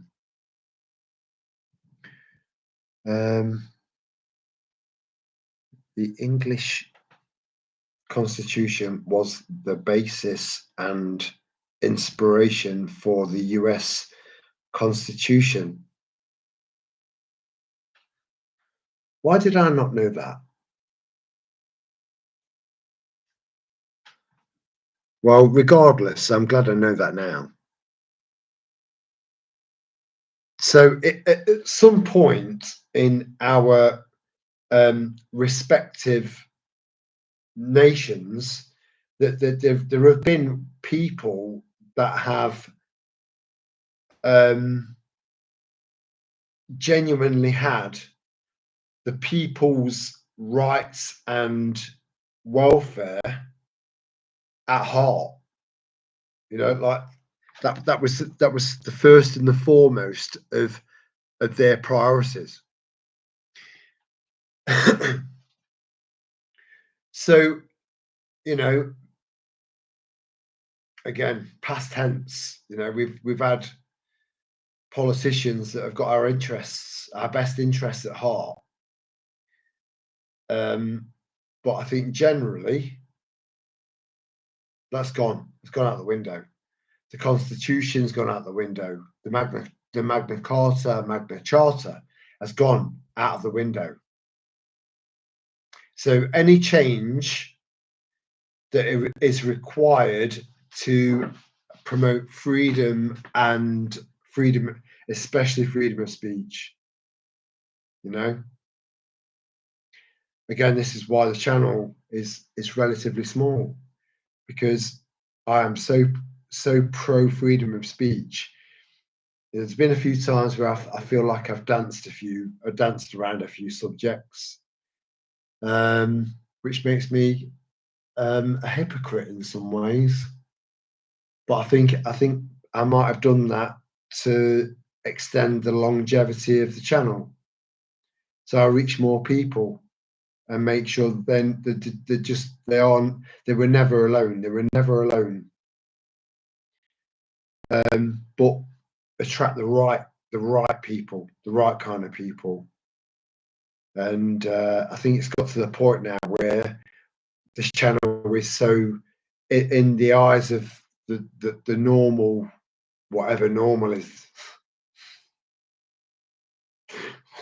What is normal? We are.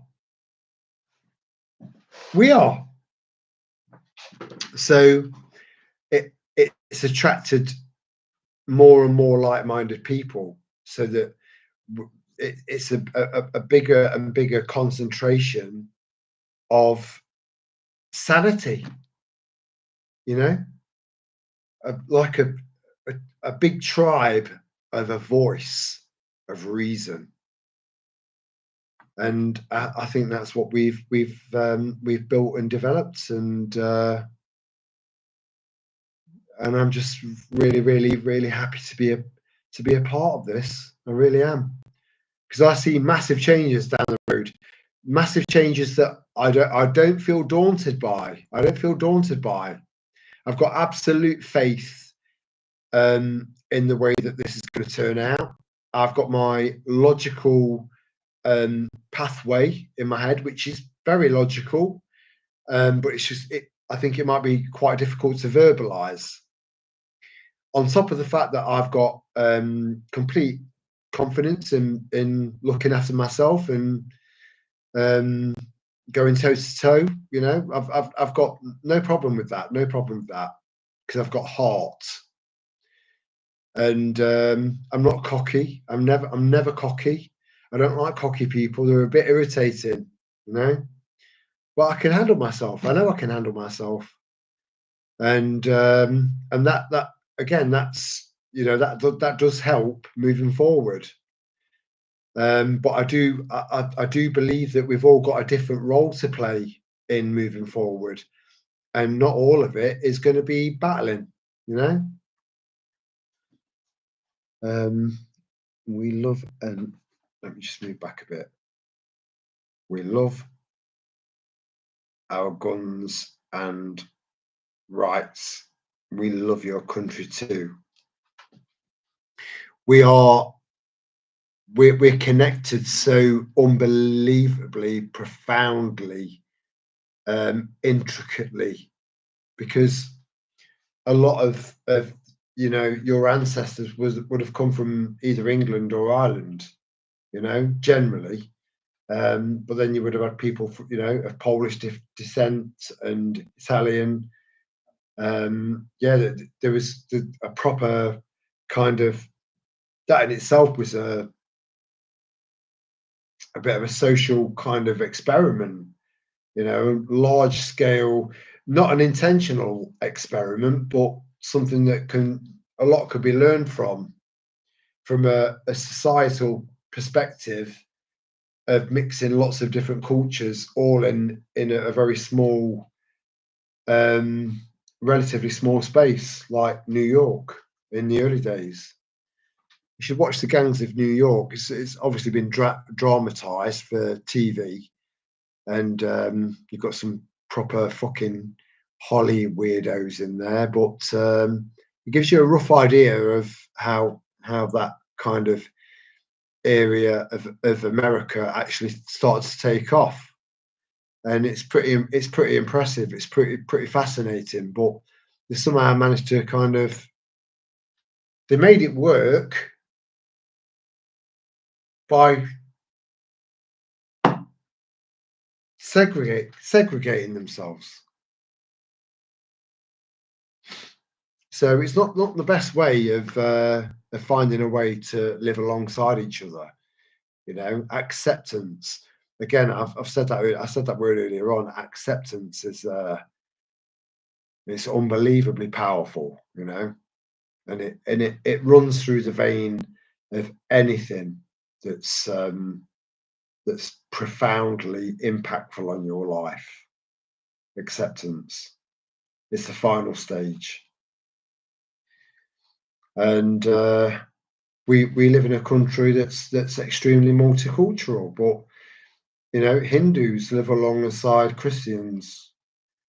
Christians live alongside Hindus, and Hindus live alongside Sikhs and Christians and Jews, and we all live alongside each other. There's just one ideology that is a fucking problem. It's a fucking problem. No one wants them, and it's pretty fucking obvious why no one wants these people.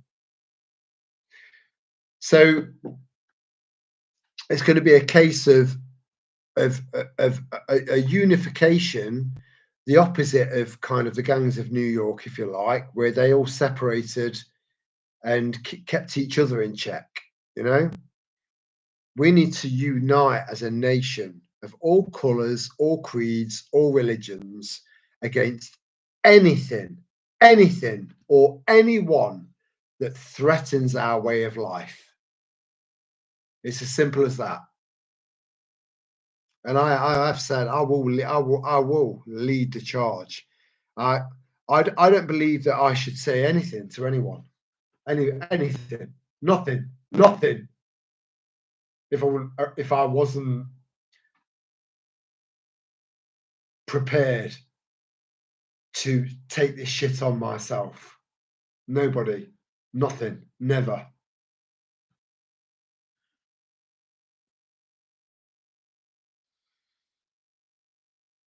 But it's got to be. You've got to have it.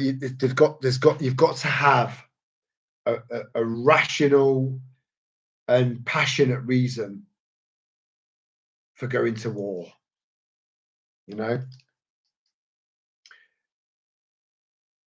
we've lost so many brothers, sisters, uncles, aunties, mums, dads, granddads, grandmas in wars that were pointless.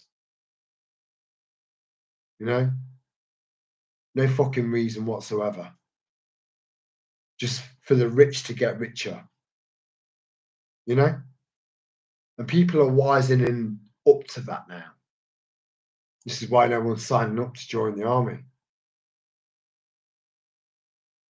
because people are just getting wiser. We are in the dawning of a great awakening, and I don't care if you think I'm some sort of fucked up hippie, crazy, batshit bonkers, maybe slightly unhinged because he lost his wife, and at the same time of all of this COVID-19 going on, he's lost his shit. You couldn't be further from the truth. Just sit back a little bit. The founding fathers were subjects of the crown. Yeah, they were. Yeah, they were. So we're familiar with the English Constitution and what it meant then and means now. But do you know what? Do you know one of the things that's really crossed my mind recently is that there were certain aspects of the Human Rights Bill that were passed in 97, 98, by a proper dirty, filthy sewer rat cunt of a fucking man who was our prime minister at the time. And so we end up looking back and thinking, you know, the human rights bill or the act. I get them mixed up. I have got it right in the past. I knew what I was talking about, but this is so off the cuff. I'm just going off on a tangent here, so just bear with me. But because so many of us never trusted Blair and knew that he was a nefarious little fucking weasel, we had instant kind of suspicions about the Human Rights Bill or Act. Again, I'll look it up after this, and I'll know that that's why I'm giving you both options, because they are very significantly different. So the first one that came about, you know, it made me wonder, how can such a demonic, two-legged turd, you know, even the word turd is too kind for this this war criminal. Why would he do that? Was it to set us up for an addition to that further down the line, which is basically just open the doors to the whole world, you know? So I do scrutinize and question why any politician or group of politicians, prominent, powerful people, would come together for the benefit of the actual people. You know, were you just lucky that you had the right people with the right mindset, with the right moral compass, coming together and thinking we need to enshrine this as a way forward, as a standard for the benefit of the people of this country? Or was there some ulterior motive? And I'm very critical of that. I am very critical of that. because I just don't trust a single politician in the world. Not one, not one. Got absolutely no faith. I am an anarchist, and I believe that we need to take our power back. And over the years, so many people have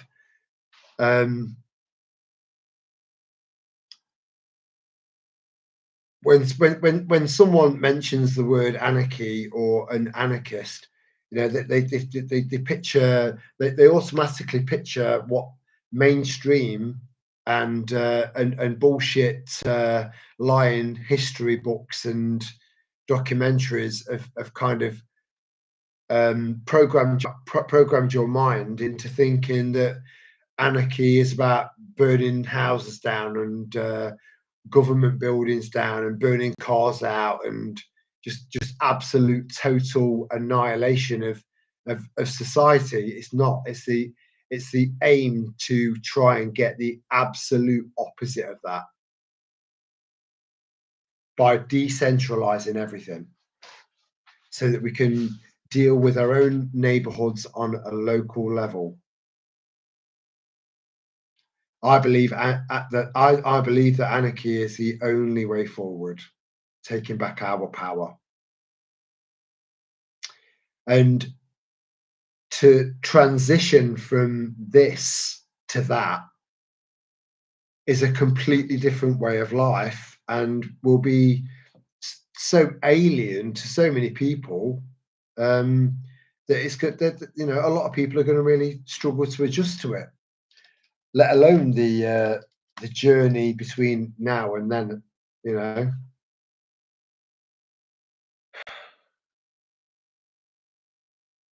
Again, we have become quite seasoned, and we've had you know, a fair few of and I read the comments.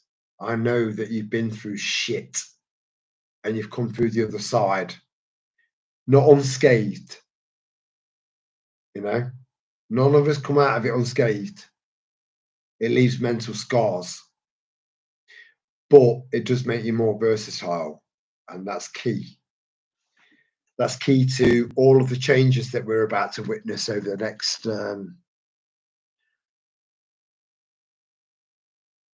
18 months.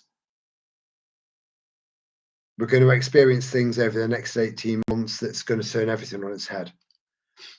And it's people like you that are going to be the voice of reason to those that have got no idea of what's going on. World-changing events, life-changing events, spiritual adjustments in order to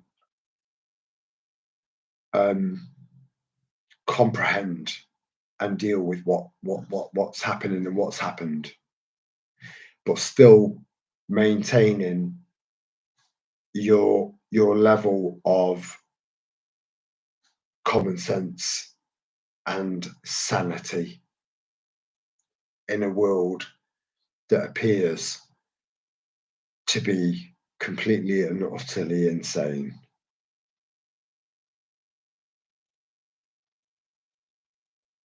So there's a lot riding on our shoulders, and we've all got to learn to surf the waves, you know, because if you don't surf the waves, you end up with a wipeout, and a lot of wipeouts are fatal.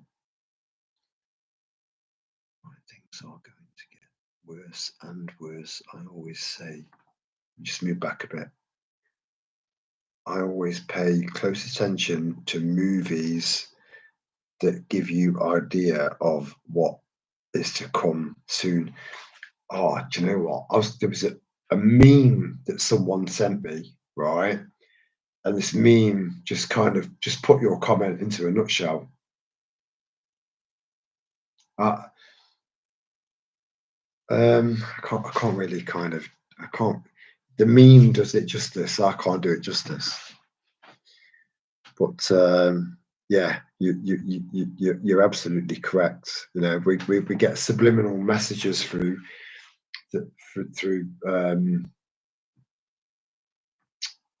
our phones, through films, programs, series, whatever, visually and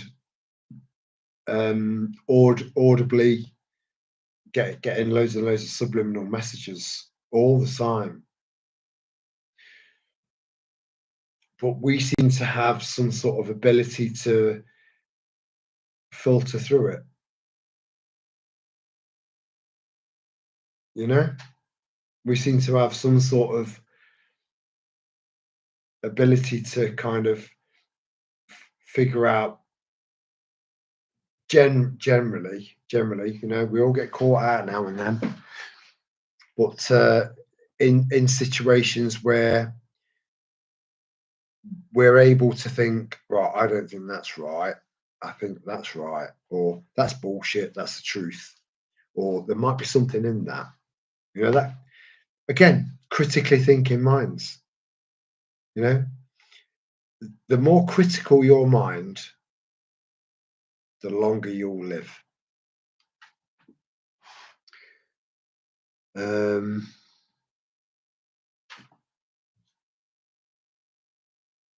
It's still in force, but subverted. An illegal act voids all that comes after.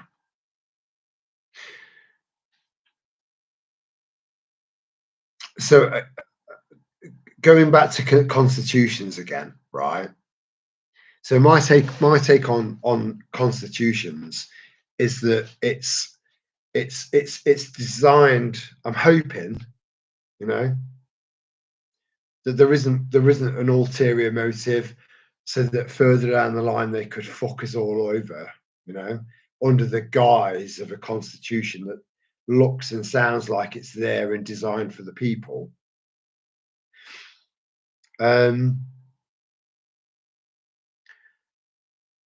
I think that there are only currently only two laws that exist, and that is common law, which I think feeds into your constitution. From what you've said, that makes logical sense to me. So common law to common law, right? Law of the land, and natural law. And natural law to me is if you've got a sexual predator that lives in your neighbourhood and the police are doing fuck all about it, I'll deal with them. That's natural law. And it's also an act that would be backed up by the community. And that is what matters. So the whole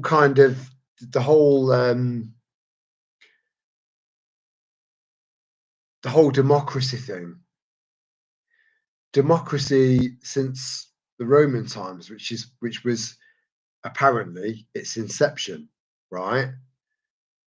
It's always been corrupt. Democracy, the theory of democracy kind of works, but then some would say the theory behind socialism works and the theory behind communism works, but it's fucked up. It's all wrong because you've always there's always been a dictator in charge, you know, ruling the show. You know, people being duped into allowing this prick to get in charge of your life, when the only way forward is for you to take control of your life.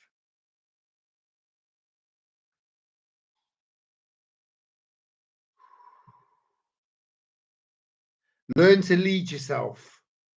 I'm telling you, Once that penny drops and you realize that you are an individual, you are a good person, you are of a good moral standing, and you've got a good compass, you know, and you work daily to try and improve on yourself to be a better person, right? So who the fuck has the right to turn around to you and tell you what to do? You know, fuck them. We need to unite.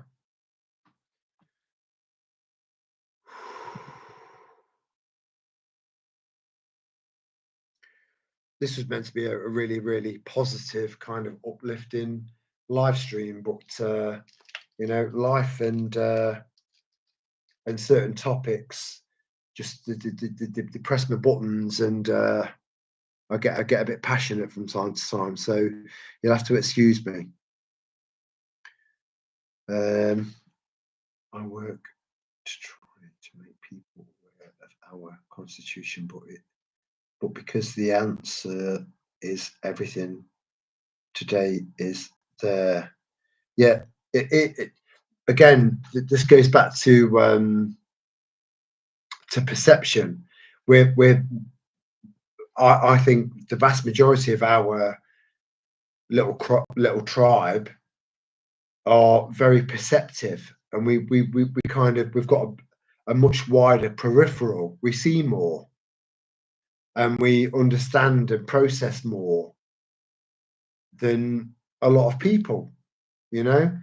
And going back to either a live stream or a walk and talk or whatever it was, you know, don't compare yourself to other people, because you will lead to utter disappointment. You will, because there's no one like you. There's no one like you. There's no one like me. The last sort of 4.5 5 years ago have has it separated the wheat from the chaff. And when I say chaff, you know, I could mean, when I say chaff, I don't mean it in a seriously derogatory way, because what I perceive as chaff, in some cases, are family members that I love. I love, you know, but it's still separating the weak from the strong, the critical thinkers from the sheep. So if ever there was a silver lining off the back of this event that we are experiencing right now, that's it. That's it. Perspective. Perspective is everything. Perception is everything. And even then, even amongst us guys, you know, we've still got our different angles on things. And I love reading your angles on stuff. And I can only assume that you enjoy listening to my angles on things. Otherwise, you wouldn't be, for starters, in this you know, this live stream, or bother to listen to any of my walk and talks or any other video that I've done. So there's clearly a proper, beautiful give and take and allowances for each other, for each of us to have our opinion and not fall out, you know. And I think that in itself makes this little tribe of ours very, very special. You know, we get on, we find a way, you know. And if anyone picks up in the comment section that someone's struggling a little bit, people jump in there and lift them up, you know. It's very special what we've got here. It should be cherished, and I hope it lasts. The core, we've got 12. Come on, look, we've got 12 people listening to what I'm saying now, and this is pretty much a two-way conversation going on in the comments section, please get involved. You know, if you want to, if you want us to discuss something that's on your mind, something that's concerning you, or something that's good, you know, just how your day's gone, get involved. Get involved. It's fine. We'll interact. So the corporation oath swears the monarch to protect the laws. I've always hated it, having a monarchy. Even as a little boy, I was sat there thinking,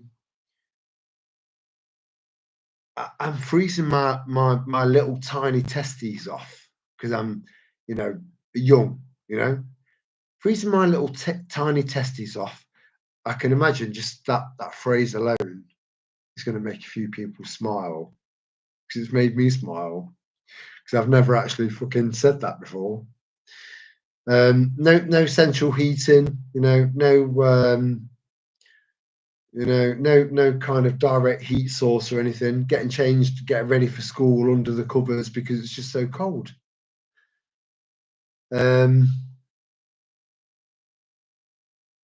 But even then, I was thinking, okay, so we've got a family, so we're struggling, but we're paying at least a minimum of a penny out of every pound to fund their lavish lifestyles. And at that age, I was thinking, well, that doesn't make any fucking sense. You know? I'm anti-royal and I am anti-authoritarianism. I'm smart enough and compassionate enough to be able to lead my own life without being told what to do. So that will never happen. You know, you come in telling me what to do, and you'll know about it. You will fucking know about it. You will know about it, and it will never happen again because there'll be an understanding then. You know, but we have to do that en masse, and that is a bridge that we are yet to cross over, to pass. You know, it's quite an undertaking, and it will take bollocks. It will take a lot of courage and determination. And I've seen so much, so many. You see people say, well, you know, they're just comments. You know, they're just comments. I do see through the bullshit from the reality. It's very hard to explain, but I see so many genuine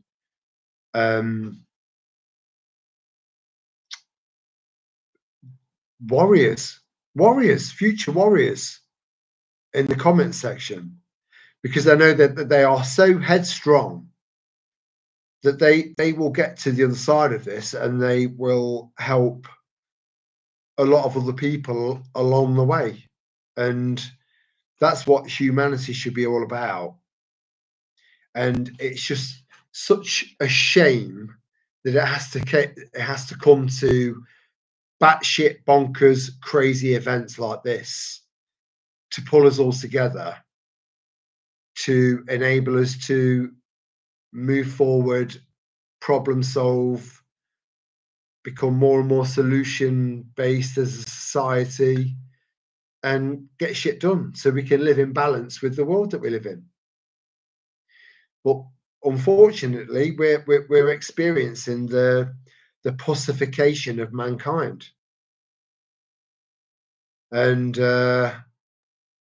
you know, that's being kind of dished out through social media, through additives in our food, in our drink.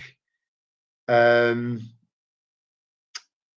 of our peers, not my peers, because anyone like that, I fucked off out of my life. They're gone. You know, I can't. I don't give up on people. I were people that I thought a lot of prior to 2019. I'll sacrifice a lot of energy into those people to open their eyes, you know. And but if I know that I am getting absolutely nowhere, then I will eject them from my life.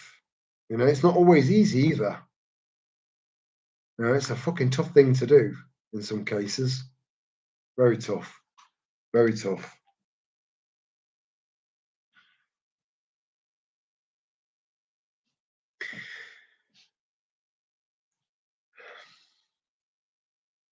But I've also said in past videos that the most important person in your life is you. And again, that's not a selfish thing. It's not selfish unless you're a selfish prick. If you're selfish, you're selfish. You know, give your head a wobble, sort yourself out, and be a decent person. It's not all about you. But to those other people that feel that something like that would sound selfish, you've got to remind yourself that it's not selfish, it's being self-full. You're charging your batteries up so that other people can plug their chargers into you and build themselves up.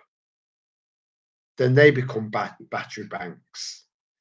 And other people that are weaker, that want to get stronger, can feed off their energy, and so on and so forth, all for the greater good. That is the greater good. Helping each other, leaning back and pulling someone up, you know? But the way the world is now, it's so horrifically and blatantly corrupted, you know? It's proper in your face. I mean, I'd be very, very shocked to find one single Labour voter in our little tribe. And I do believe that if there is one, they would never admit it. They would never admit it because they realise the level of absolute fucking mindless stupidity was attached to that decision. You know, mindless, and baseless. Countries of England are essentially independent states, as in the US. I can't talk about it now. Not yet. Not yet. Watch this space. Because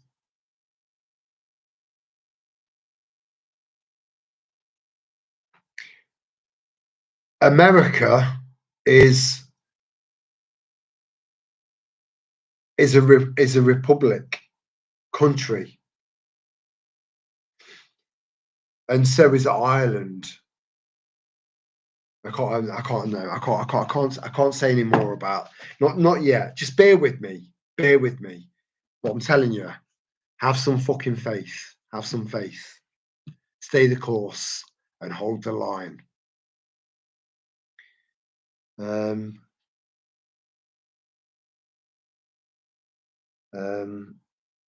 Powers that shouldn't be. I use that term all the time, and then I get, I hear other people saying you're still giving them power by saying the powers that shouldn't be, but it still makes sense to me. It makes sense to everyone else. So who are they to tell us how to express ourselves when we know what's what? We're not stupid. Shouldn't have kept the people ignorant of the Constitution, which is how they've got away with their evil. Yeah, but and I've got to admit, I totally agree with that. 100% agree with that. People have allowed apathy to kind of take over him and go into autopilot and allow the powers around them to manipulate and shift and shape their lives. And it shouldn't be that way. It should never be that way. You were born free and you should die free. And it's what you do in the middle of that born and death thing that counts. You know, that oak tree, the acorn, planting an acorn and creating a tree so someone else further down the line can take shade from the sun. This is nature. This is how you know,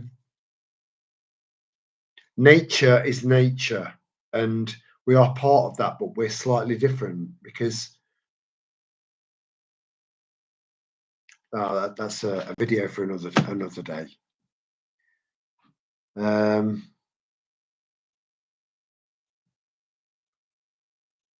we shouldn't have kept the people ignorant of the Constitution. Right? Oh yeah, I read that bit. Sorry. Star Salazar. I love that. It just rolls off the tongue. It's refreshing to hear your perspective. Always enjoy listening. Well, I appreciate that because sometimes, well, not sometimes, all of the time, I don't know how I'm coming across. You know, I've got absolutely no idea.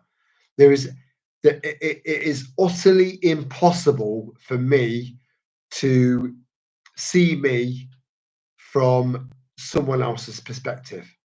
Impossible. And then Salazar, your perspective could be very, very substantially different to Van's on me. You know, get a different perspective, and I find that unbelievably beautiful about the human race. I love that. You know, they've muddied the word diversity. They've muddied that. They've fucked that up royally for me. Really, I don't see the word as diversity as a positive thing anymore because it's made us more splintered. You know, divide. It's all part of their divide and conquer strategy. Their version of diversity. We are all diverse by nature. You know, I'm different to Kev next door. He's different to me. But we also complement each other in our outlook and outlooks on things. You know, we can be the potential for society on the other side of this hill is just incredible, monumental. But we have to work together, and any other ideology that is all about violence and anger and revenge and slaughter, it needs to be fucking eradicated. You know, it's as simple as that. Life in itself, in and of itself, is all about sacrifice, one way or another. It is, right? But generally, that sacrifice is for the greater benefit and the greater good of future generations. That's how it's ingrained into us because it's a survival mentality that's built into us genetically, you know. So whenever we're faced with a threat that opposes peace, freedom, and happiness, and all of the other beautiful attributes associated with that, then it will be seen as a proper full-on threat to something that's good. So it makes complete and total sense to me to eradicate that threat,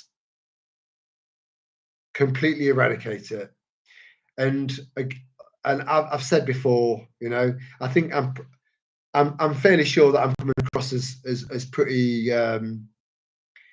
sane and coherent to you, even though I've had a few Southern comforts. I think it's just probably just loosening me up a bit more, so I'm a bit more free speaking, which is one of the reasons why I thought maybe YouTube might not be allowing me to do live streams, because I just go off on one.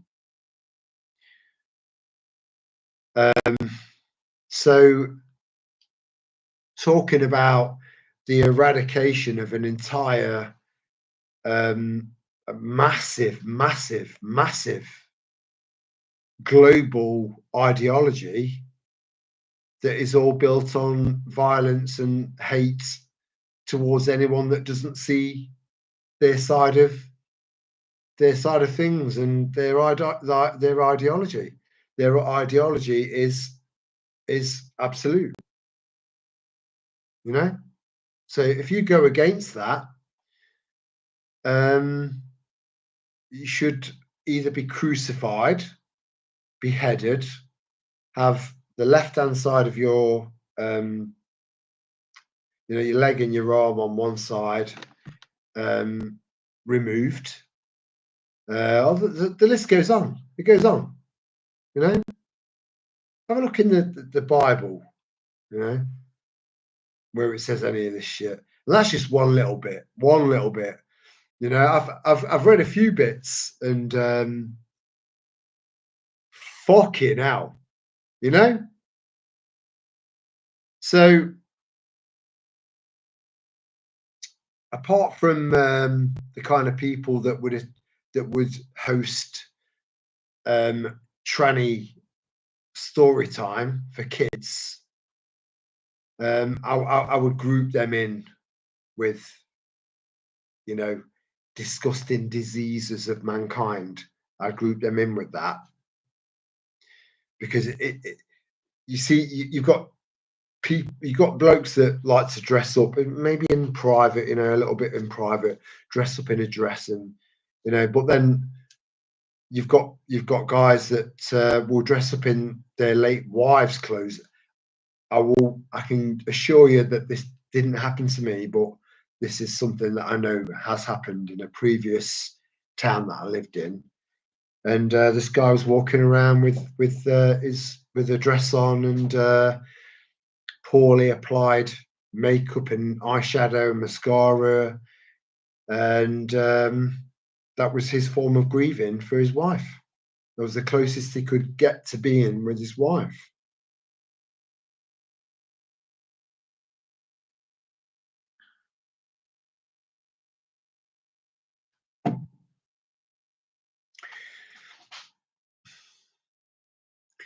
I think sometimes you need to stand back a little bit and just not judge someone like straight away from the cover of the book, because there is usually a lot more to it than that. But yeah, a threat to a relatively and potentially peaceful way of life that's shared across so many countries and continents, that works, that is that potentially, whether you're religious or not, can provide a potential good quality, strong foundation for a healthy society to grow from. So, but Islam is not that, and I will fight it. there's so much I can't. There's so much I can't tell you.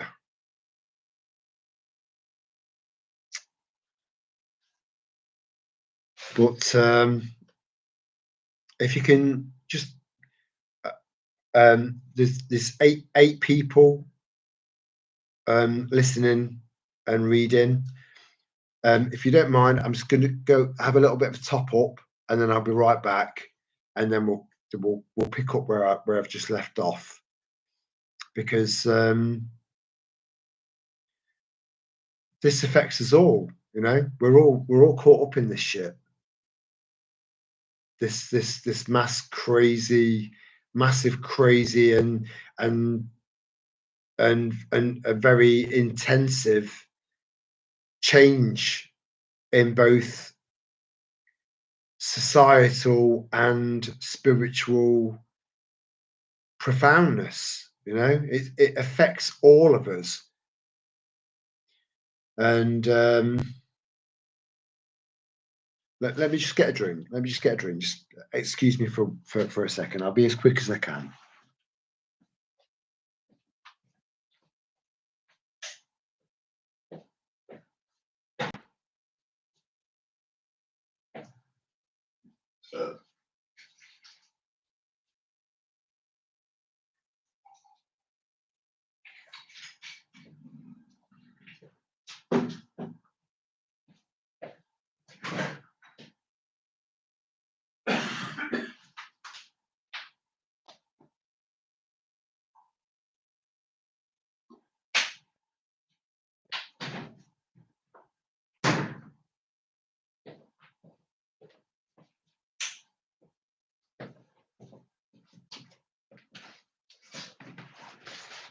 Oh, we've lost a couple of people, but hey ho, never mind.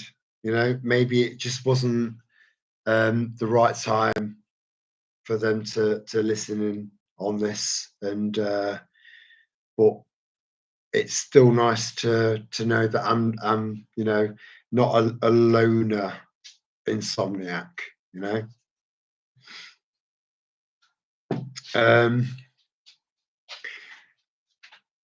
I think the way forward is by reigniting both our constitution and America's constitution, which I didn't realize until now was built on ours. You know, the Magna Carta. They managed to retain and maintain the same sort of principles, but kind of maybe. Oh, fucking hell, she's drinking. She's just. I've got my headphones and I can still hear her. You know, until you can fully grasp misophonia, you'll never get it. You'll never get it. You'll never ever get it. Because I love them. I love them.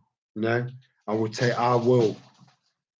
You know, if it ever came to it, I would take a bullet for these. And I would take a bullet for anyone that I care about, anyone that finds their way into my heart. I will stand in the way of a gun for them. I would.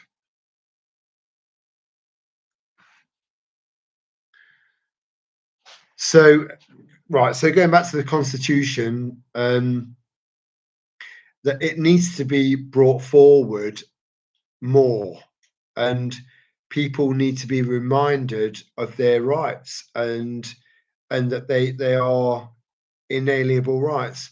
And again, going back to a previous video, if you're an absolute nut job menace to society in all the wrong ways, you're a sexual predator, you're a paedophile, you've been convicted of rape twice. You know, the first one, you know, it could be her word against his. It does happen. I'm sorry, ladies, but it does. And that does leave a lot of good men wide open and vulnerable, you know, just because of some sick, twisted, narcissistic cunt of a woman. That man's life has been destroyed forever. But fortunately, not, you know, most women are not like that, you know. Thank God. But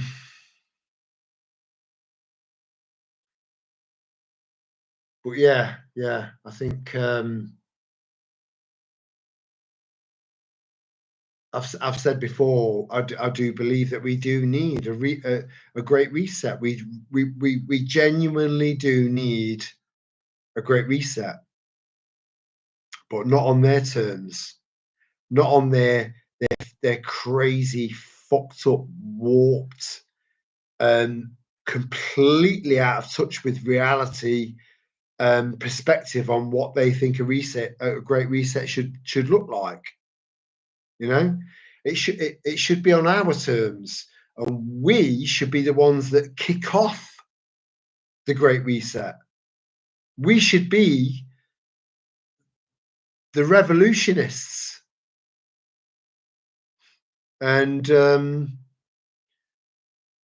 know, and I've never said anything to you guys that that I wouldn't be prepared for to do myself at all. Never, never. Give me one example. Find one video. So when I've tried to explain the whole kind of lead by example thing, we've, or most of us, hopefully all of us, you know, us have led by example because we've stayed true to our word. We know we stand in our truth, in the truth, and we've tried to warn people. We've tried to, you know, send messages, send videos, and everything's just, you know. But it says a significant amount of what you're all about as a person, you know. And a lot of this shit will make sense to a lot of people very soon.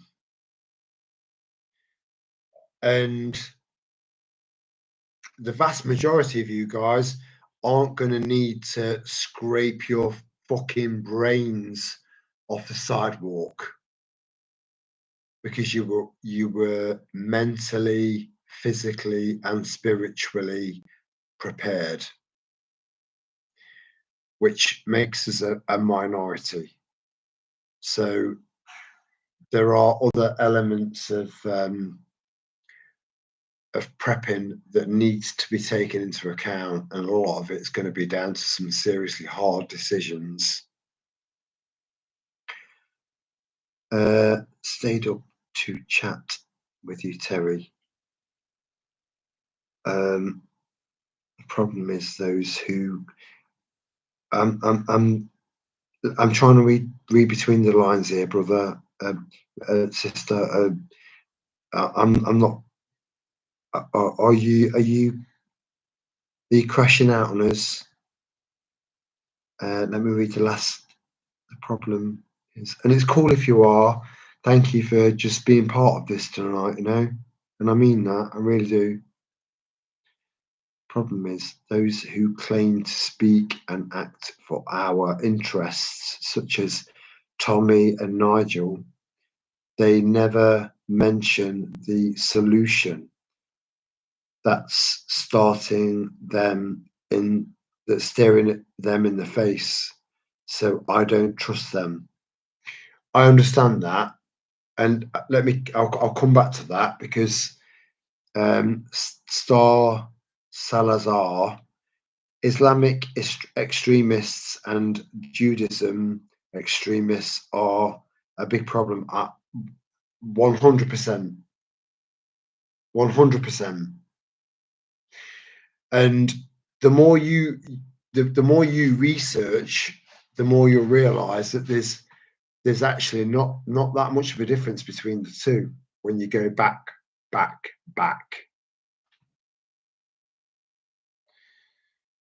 And there's something that I could have said then that would have definitely have kind of gotten rid of this live stream, which would have been 3 hours and 26 minutes worth of conversation that would have just been lost. So I'm aware that I do need to watch what I'm saying. But yeah, they are big problems. You see, I've done a lot of research and I've looked into stuff, and if it's made sense, if it's kind of like added up in my head, it's stuck, and then I've kind of built on that and built on that, and you know the whole kind of so Judaism, for example, they consider, and you can look this up, and this isn't meant to offend, again, not meant to offend anyone. If you're offended, that's your fucking problem, not mine. It's on you. So Judaism, they're within that religion, they consider themselves to be the chosen people. So if you've got a group of people that consider themselves to be the chosen people, then the vast majority of those chosen people are going to look down on people that aren't Jewish, you know? So we've got all that fucking shit to deal with, along with the Islamic side, where it's like if you don't believe in Allah and you don't believe in the words of Muhammad, then you're an infidel and you deserve to die a horrible death. What the fuck? So I'm sort of caught up in the middle of both of that, thinking fuck you and fuck you, you know. But then there's also a side of me that thinks the enemy of my enemy is thy friend. So at the moment, that would be the Jewish community, which is a shame that it's kind of come to that. Sikhs, Hindus, I've got no problem whatsoever. Rastafarians, no problem whatsoever.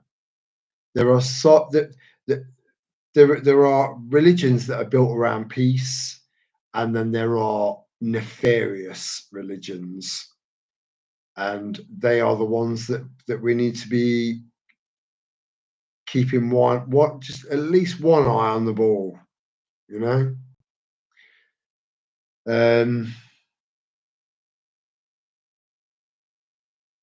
You see, I've met I've met Christians that are that turn around and say, "I'm a good Christian. I am." Yeah, you can. I've watched you do certain things. You're a prick. You're a fucking prick, hiding underneath the guise of Christianity. So I've met some proper tosspot so-called Christians, and I'm fairly sure that would run throughout Sikhism, Hinduism, Buddhism. You know, you're going to get your renegades, your rebels that are just tosspots. You know, proper knobheads, and that applies throughout any religion or ideology? And there's a fine line between the two, or is there a line at all? You know, it's not about it's not about really. Well, it is a bit, but generally, it's not about what religion or faith you follow. It's about the kind of person you are. And if you think extremism is the only answer, and you can't give any proper, truthful rationalization for that extremism, then you are a proper terrorist, and you should be dealt with accordingly. And we're letting people like that in to this country on a daily basis, you know. And so is America. You couldn't make this fucking shit up. You really couldn't. But just, I think that right. Give me 1 second, because I don't smoke in my house. Every now and then I like a cigarette, and I've never smoked in this house ever. But because I don't want to break up this live stream, and I feel like I've got a lot to say, and I do believe that although not all 8 of you guys are commenting, 2 of you are, there's still dialogue going on, and I think it's important stuff that needs to be discussed. I really do. You know, there are far too many people that have got channels that are worried about saying this word, saying that word, discussing this issue. This is one of the reasons why I never monetize the channel. One of them is I've got nothing to lose, nothing. You know, so speak away, talk away, and I will do the same. You know, free speech is encouraged here. You know, fuck them, fuck them. But if you turn into a troll and you're giving everyone else loads of negativity, and you won't listen to anyone else's positive kind of angle on something, you're not listening to anyone's other perspective or point of view, just negative, negative, negative, you'll get kicked out. You'll get kicked out of the channel, because it's took 4.5, nearly 5 years to build up a collection of very, very like-minded people, lovely people, you know, and people that have all managed in the comment section of pre-recorded videos or whatever, whatever. They've managed to find a way to find some sort of middle ground, and agree, or maturely agree to disagree. And I love that. I love that. That's how the world should be. You know, you say something, I don't really agree with what you've just said, because, you know, and then justify it, and then they can poke holes in your justification and end up learning from them, when you thought that they were they had some sort of oppressive narrative or dialogue going on. You know, we can only learn and grow from each other, but we have to we need to give people a chance to understand and comprehend the point that we're trying to put across. And I think generally we can do that because we come from a place of common sense and reason and logic. But there does appear to be one ideology that has none of those qualities. None. Not one. Not one. So that makes them the enemy of the world. And yeah, You know, just keep thinking outside the box. You know, I've got the ability as just one man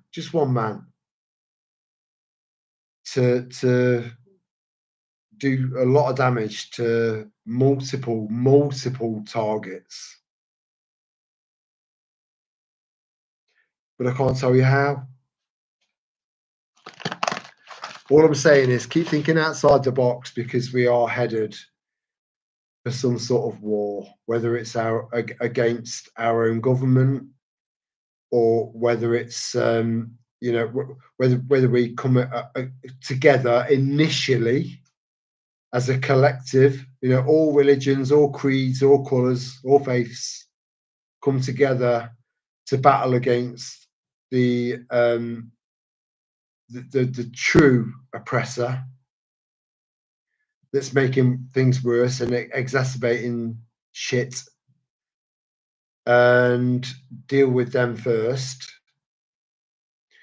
or whether we deal with what I would consider to be a cancerous ideology, which in a strange way is extremely efficient, because they breed and breed and breed and breed and breed. But it's the women that are birthing these children, and they're all being oppressed. And then you'll get the occasional female from this ideology that'll say, I'm not oppressed. I'm not oppressed. Am I, Mohammed? Am I? No, you're not. See, I'm not. You know what I mean? It's, in some cases, it can be so subliminal and utterly, people that are utterly brainwashed and controlled. Now, anyone that's listening to this live stream will know that I will never be controlled, because I've got enough self-control. I know the difference between right and wrong. I know not to harm another human unless they pose a harm to me. I'm aware of all that. My moral standards are half decent. So I'm not kind of hammering down on someone else's religion. You preach what you want to preach, mate, no problem. But don't try and take over the country that you've come to. Don't try to alter any aspect of the culture or religion that country is based upon, because it will literally become a case of fuck about and find out. And I will lead the charge. I will lead the charge. I will. Any of my friends, they fucking that know me, they know I mean that. It's got nothing to do with being big-headed. It's got nothing to do with making a name for yourself or being notorious for anything. Fuck all. Nothing to do with that. It's all down to protecting my country and our values. And I'll fight to the death. I've missed some. Bear with me a second. Let me go and get an ashtray. I'm going to have my first fag in this house for the first time in easy 18 years. But I don't want to lose this connection with you, because I've got passionate, and I know that I think you're feeling this. I've had so many comments. Right, let me just get myself sorted. Give me 30 seconds. 30 seconds. 30 seconds in the grand scheme of things is fuck all. Okay?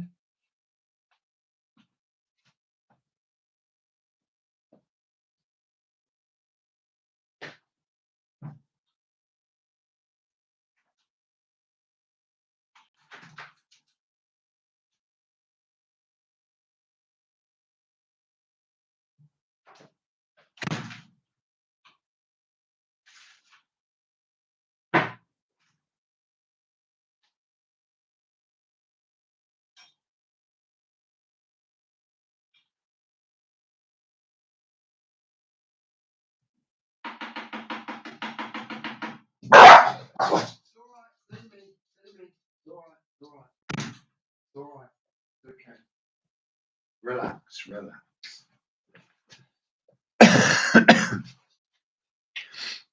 know, there was allegedly a Gavin and Stacey Christmas special on tonight. Now, from the first time I ever laid eyes on James Corden, I wouldn't say hate, because hate is a strong word, and there are certain words that I really don't want to just kind of dilute down. You know, I love English. I love the English language. You know, it shouldn't be manipulated and fucked about with. But I had a very, very kind of deep disdain for that man, and this was in a time when he was relatively new to the screen, and I'm going somewhere with this. Bear with me, and yeah, so I really didn't like him then, and I knew why I didn't like him. But as time has gone by, I've been proven right. You know, I suss people out. You know, there's a saying again. It's a word that a lot of women don't like, and I apologise in advance. But a cunt is a cunt. And so anyway, yeah, Gavin and Stacey Christmas special was on tonight apparently. But I turned around and said, it's a shame that we can't have a proper royal family Christmas special, because they went to our American friends, the royal family. Google it or go into YouTube and get a flavour for it, because it had nothing to do with our actual monarchy, blood-sucking, parasitical cunts. Again, I've said that word again. I won't say it again. I won't say it again. Parasites. That's all they are. Fucking parasites. You know, whilst we've got neighbours that are fucking freezing to death, you know, they've got their heat turned up full blast during winter to make sure that their artwork is in good condition in one of their many palaces that you've paid for.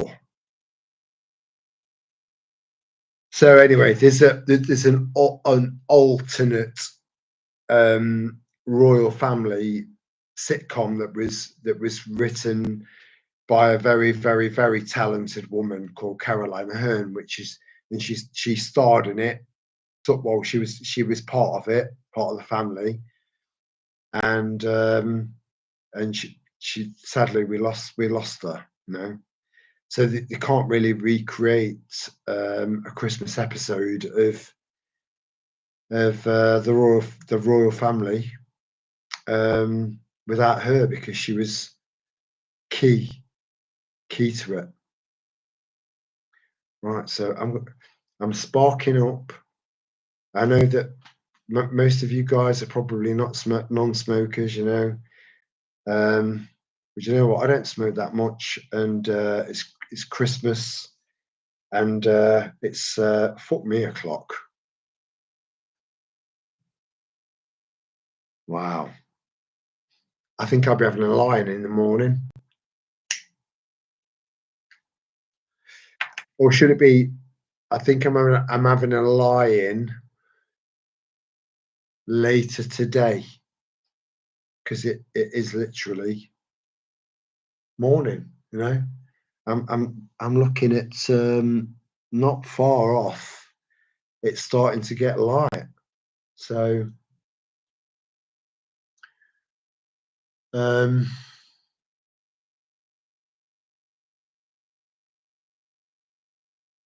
I dedicate myself to this channel more than any of you guys could ever really truly comprehend, because this little channel of ours has been so beneficial to me that I feel like I need to give so much back.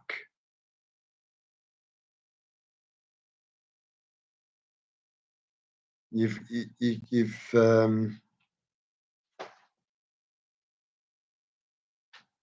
right. So right, okay. The Jews come from the tribe of Judah. They were 11. There were 11 other tribes. 10 of those tribes.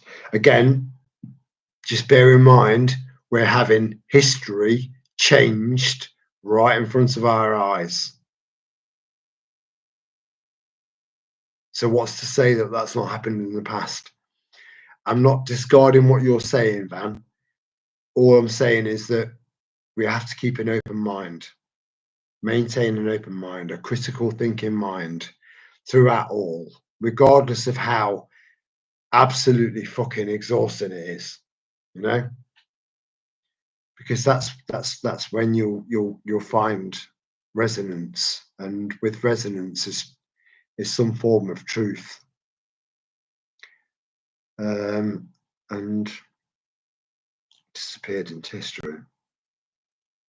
Some legends say they came to these islands.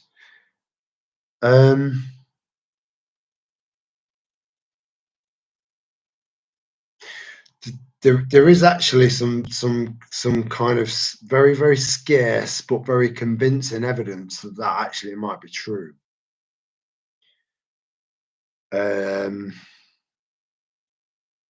Yeah, yeah. I'm still looking into that side of things. But I'm loving the fact that you've put that comment on there, because yeah, it vibes with me. The Palestinians are a Semitic people, original Jews who stayed on their island stayed on their land when everyone else fled before the Islamics. They were then forced to convert and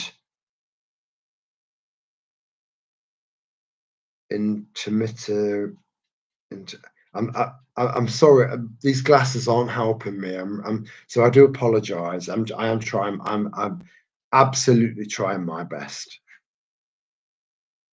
They were forced to convert and intermarry. Even the Zionists admit. Do you know what? I had a chat the other day, right? And it's again, it's something I've not looked up, and I'm fairly certain that one of you guys can help me out with this. So you hear of another religion, Rastafarianism, right? You hear of a true Rasta singer, Bob Marley, talking about Zion. So Zion and Zionism and Zionist, what is the connection? Because I've never looked it up. So I'm not entirely sure what an actual Zionist is. But at least I'm admitting my shortfallings. I'm admitting my lack of knowledge in this area. You know, I'll always be honest with you. Always.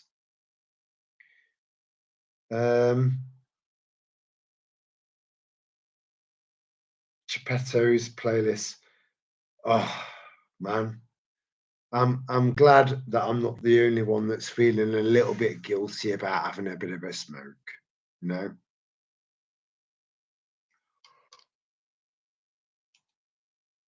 And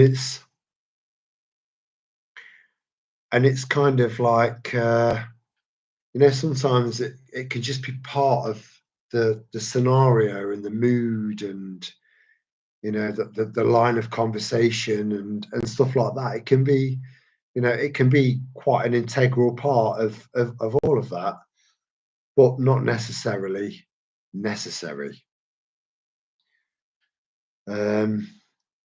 Right, so I just clocked I smoke and I just felt less bad.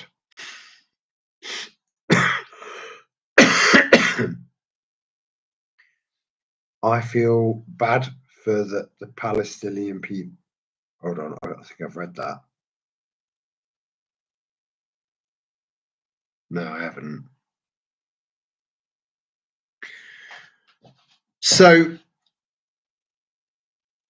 if you know anyone that is kind of free Palestine from the river to the sea, Palestine will be free, right?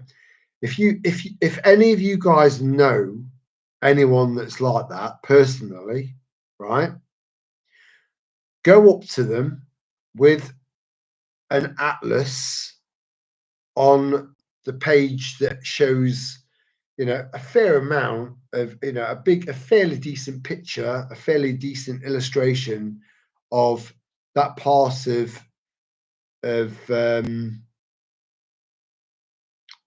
the world, and then say to them, right, can you just do me a favor, because I need to understand. I want to understand.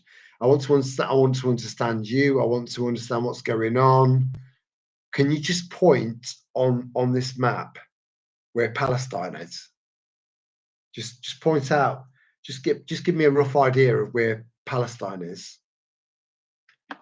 And they can't do it. They can't do it because it genuinely does not fucking exist. It doesn't exist.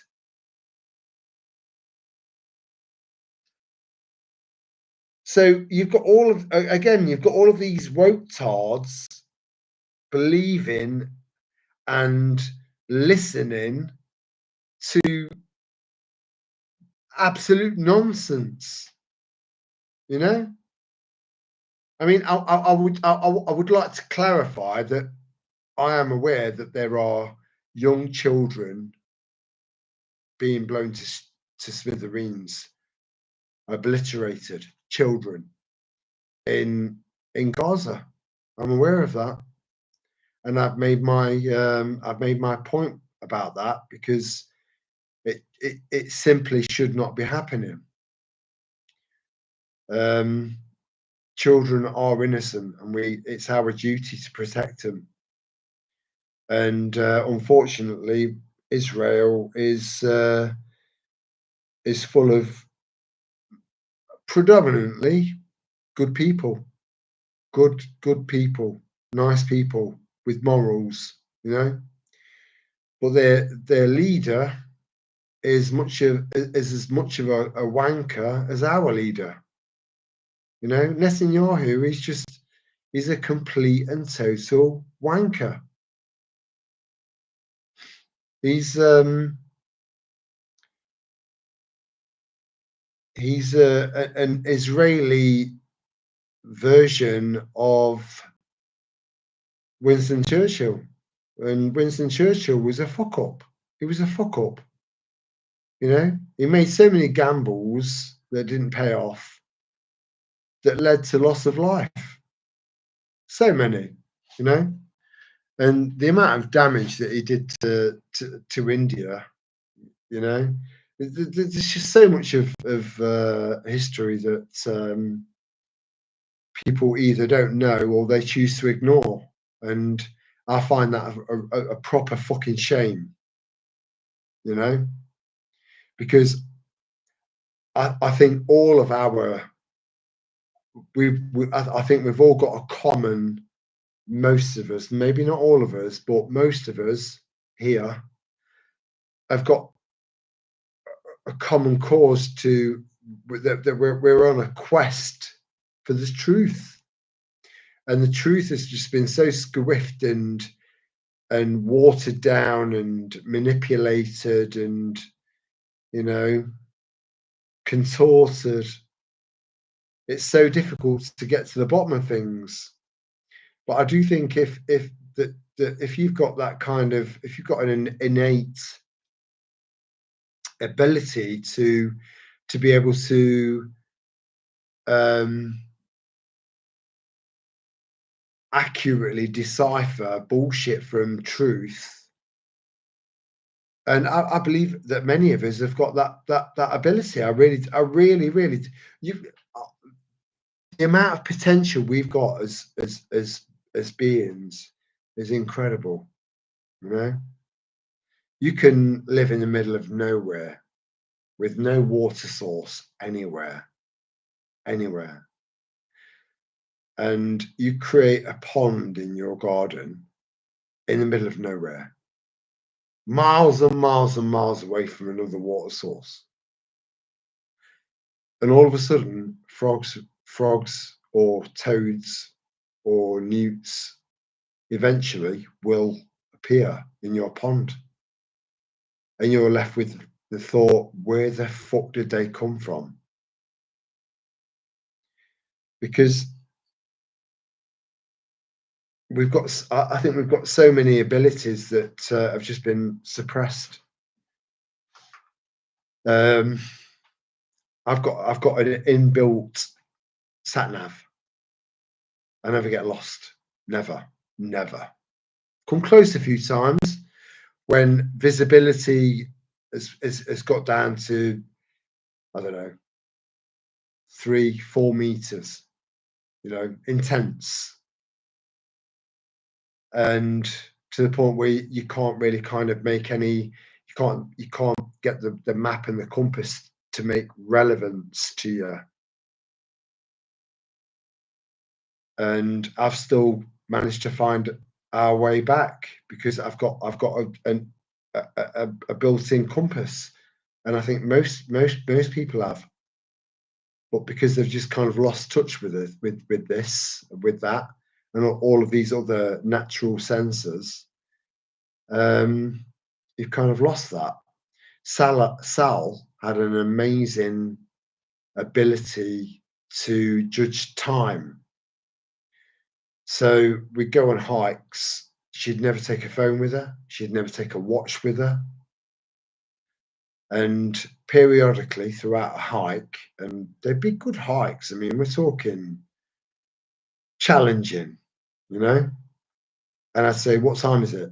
Don't think about it. Don't think about it. What time is it?" And she'd be within 5 minutes, and we would have been out for hours, and she would know roughly what time it was. It's amazing.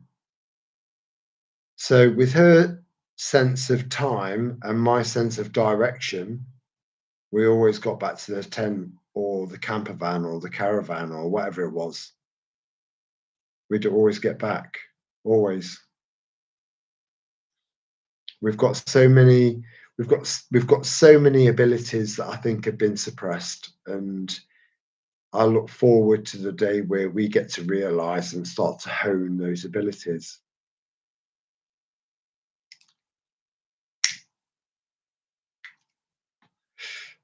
I was told,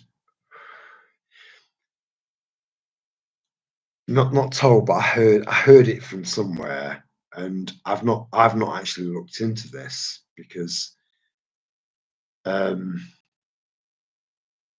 think maybe up here I'm saving it up for an interesting, eye-opening, mind-blowing experience. Now they reckon that, so you've got the egg, and another fun fact, right, is that you existed in your grandmother's body.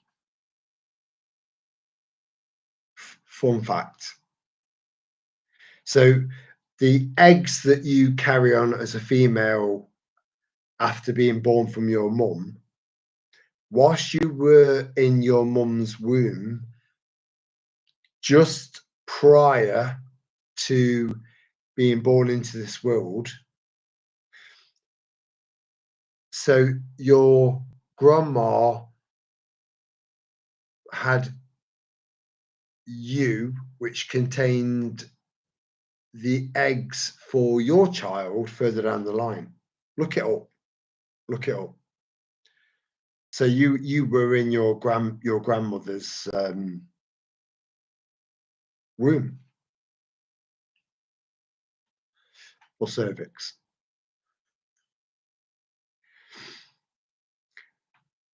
I've never smoked in this room. Never. You're either kind of loosening me up, or yeah, that's it. I just follow history. I'm quite tired now. We'll give it another 10 minutes. I think that's a fair grace time. Even looking at myself in the having to endure looking at myself half cut in this screen in front of me is an indicator in itself to go get my head down. But I'm also aware that we've got people chatting that are in a place where it's broad daylight, you know, and I'm sat up doing a live stream at stupid o'clock in the eyes of anyone that lives in England and our time zone.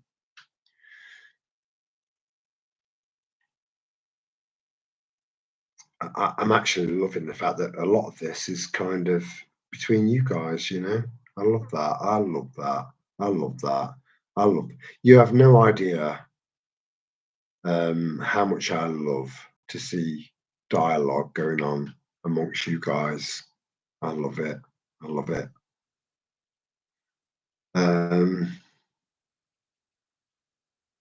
They changed the name to Israel. Old maps show Palestine. There is so much debate on that, and Tusi is so pro Israel that he has become biased, and that's really fucked me off. Israel's it's a relatively new country. There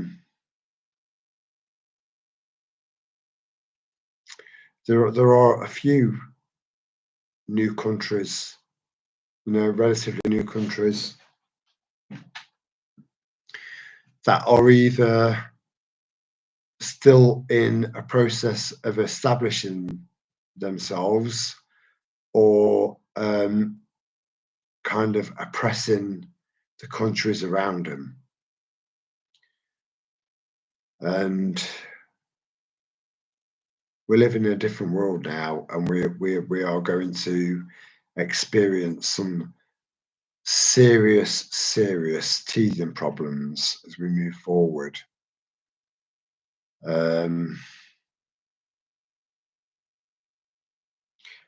But you've got to hold the line, and you've got to stand your ground. I just realised I haven't. I've got a glass. I've got a glass. Bear with me. Get my drink.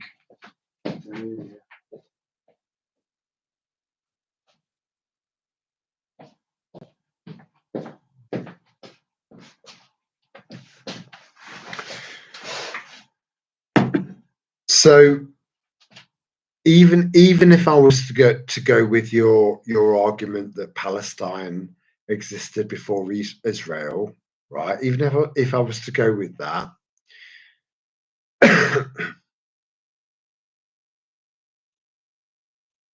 that's still quite a challenging topic and conversation to have. It still is, because there is a connection between Israel and, so, Judaism, or a form of Judaism, and Persia. There's a connection there. So that could make proper extreme conspiracy theorists, which are, eventually it turns out, actually, well, there you go, I did say, so there's a lot going on in my country, in many European countries, and America and Canada, where there appears to be an infiltration and a kind of a confliction of two different religions that have a very similar seed.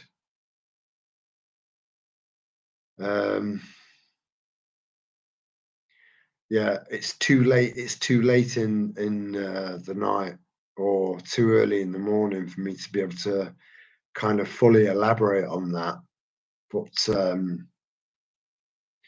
just like you guys, I've spent so much time just researching and looking into things, and trying to find origins of this, that, and the other, and trying to find my way through wading through lots of propaganda and bullshit along the way, and it's quite challenging. But again, if it resonates, I wonder if this is touchscreen, so I can. No. My old laptop, I could just touch the screen and just scroll down, so I could.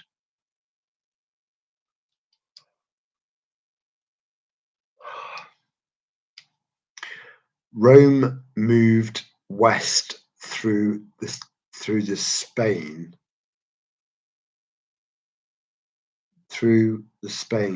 That's a grammatical nightmare for me. I do apologise.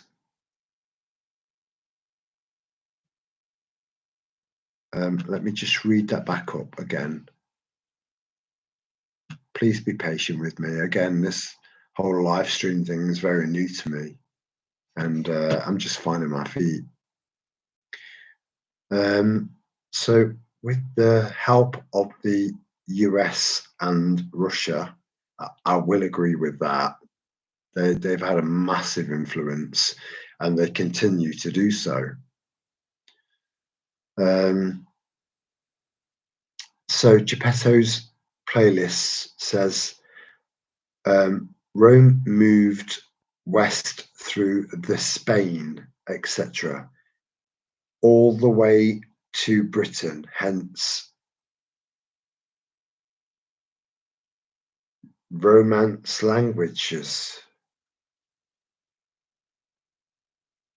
Certain people were getting kicked out from Spain and Europe. The Arabs and the Protestants joined. So protected, I'm assuming you mean protected, like joined up, collaborated. I don't fully understand that. Again, to me, the English language, I love to see proper grammar and punctuation, because it makes more sense to me. So I'm sorry if I don't fully get your fully understand your comment, but I am trying to kind of decipher it. So those people for a turn at the table. Rome and Britain were cousins. We still are. We still are.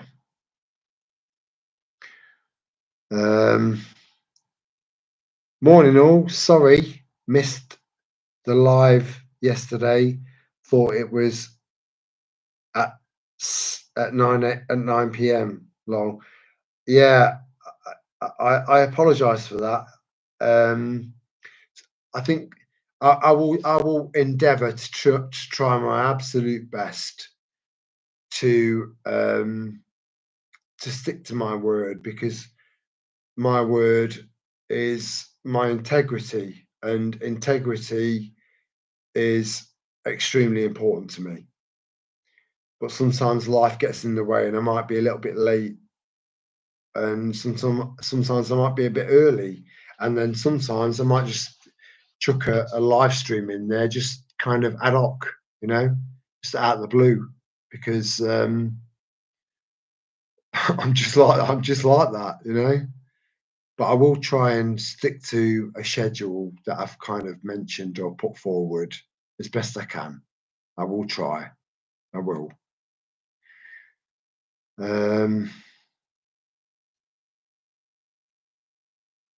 Both descended from Troy.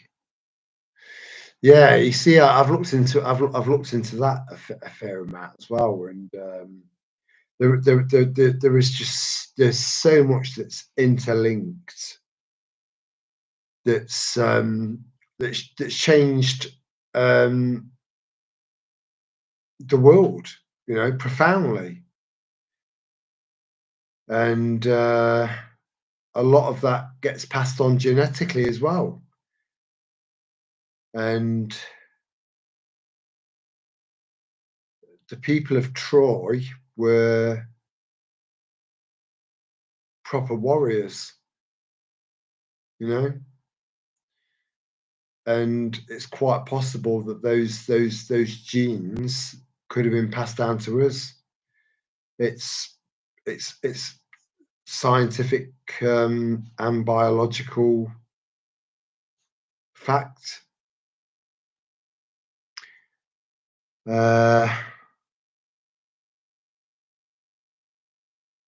Happy Boxing Day. I'm up and working from home.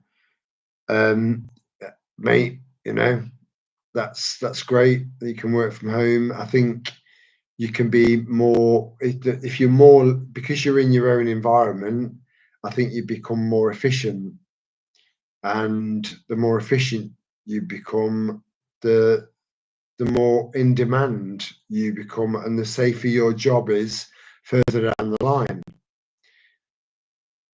However, there are a lot of buildings that were designed for businesses to operate from,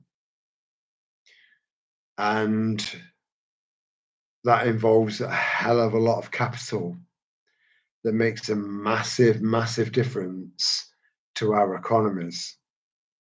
So the more people that are now working from home has had an impact on the properties that were let for businesses,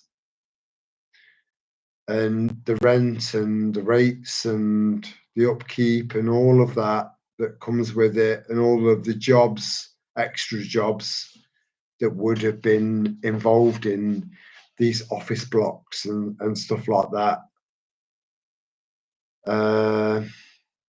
It's going to take its toll on the economy.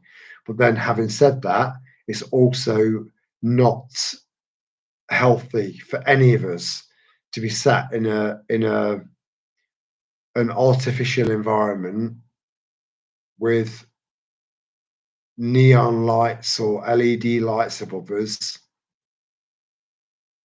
When we arrive at our place at work, and it's dark as we get there, And then when we finish our shift, we'll leave the building under fake lights, get in our cars and drive home in the dark again. You know, we're just not designed that way. And it's going to have some serious negative effects on us further down the line. We do need a different way of living, and I think that will come about organically and very, very powerfully. I do believe that will happen. I do. Again, you know, I'm not an optimist. I'm not. You know, I've never claimed to be, and I never will be.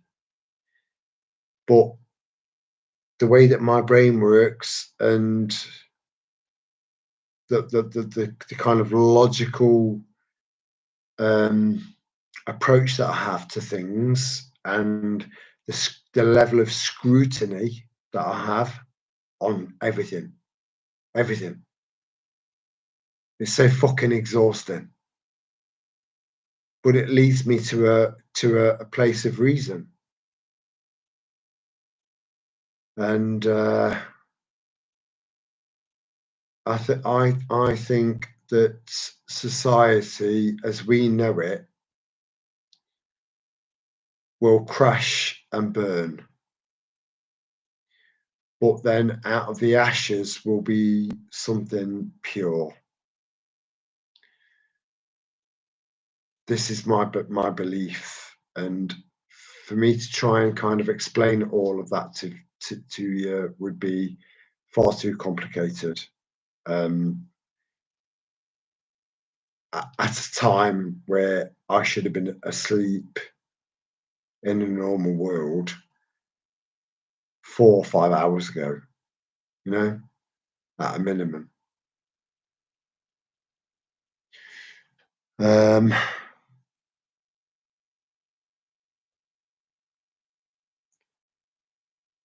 Oh, it always guts me when I see a little sign there saying message retracted, because I'm such an advocate of free speech. You know, feel free to say what you want. You know, fuck them. You know, it's us. It's us.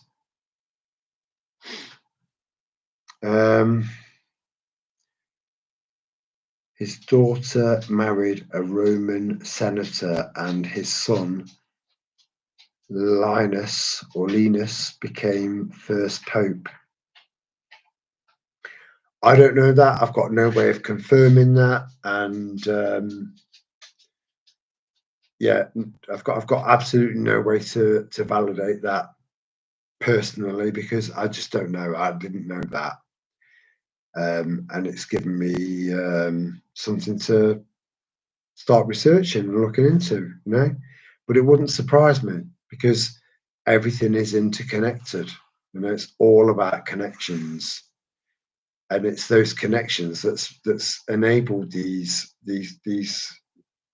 mindless footwits to maintain control over us for so long.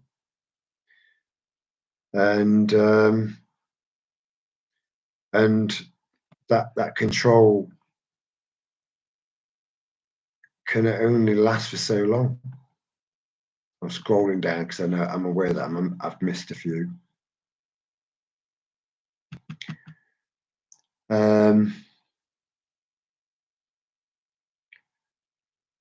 Yeah, there are certain words that I'm struggling to kind of read, because I've not got great glasses on and I'm half cut. Look up the work of Alan Wilson and Baran Blackett. They've researched and written many books on the subject. You see, one of the problems that I've got, and again, another thing that I've mentioned in previous videos is that if you search for something hard enough, you'll find what you're looking for. And what you're looking for, or what you've found, will will be down to your interpretation of that, if that makes sense. Again, this is all, again, I can't push forward the importance of having a critical mind, you know. So even if someone that's posted loads and loads and loads of stuff that is undeniably factual, and then someone posts that, then the same person posts something that is kind of possibly based on the manipulation of our history, might not actually be correct. This is why I'm not saying that this isn't. I'm not saying that. I don't know. All I'm saying is that I maintain an open mind, because we are faced with like what feels like an infinite amount of possibilities, and but we just don't know how much of that information, and that those sections of history, human history, are actually accurate.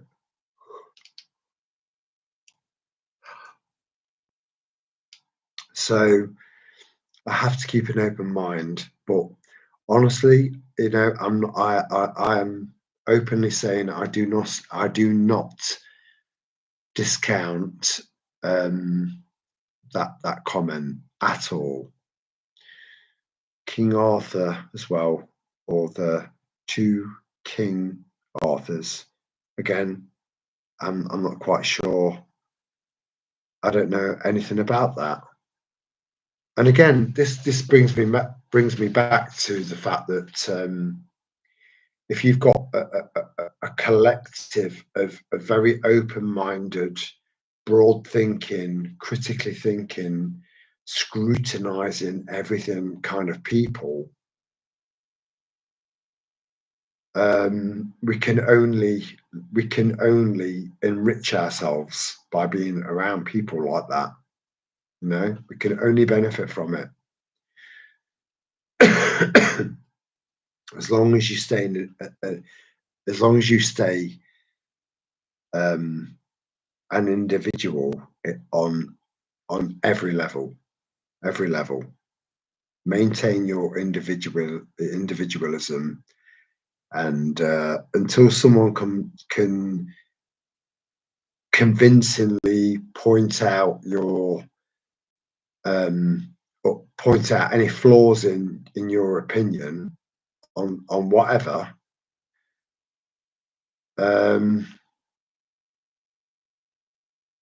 you can end up with a broad, off the back of these people, you can end up with a broader perspective on one thing, and that's what makes us truly wealthy, not our bank balance.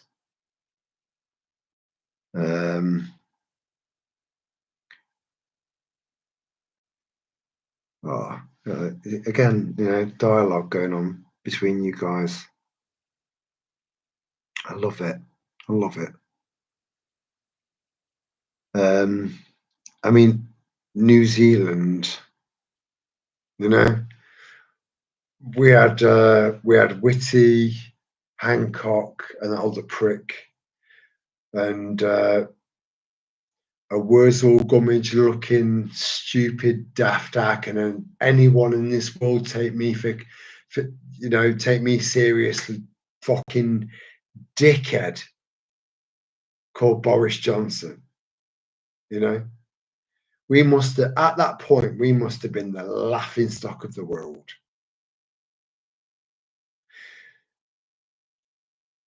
but but I still don't think that at that time we were oppressed by an absolute power hungry, loony, horse faced cunt like Jacinda in New Zealand. And I'm sorry for using that word again. That's why I paused. I do apologize.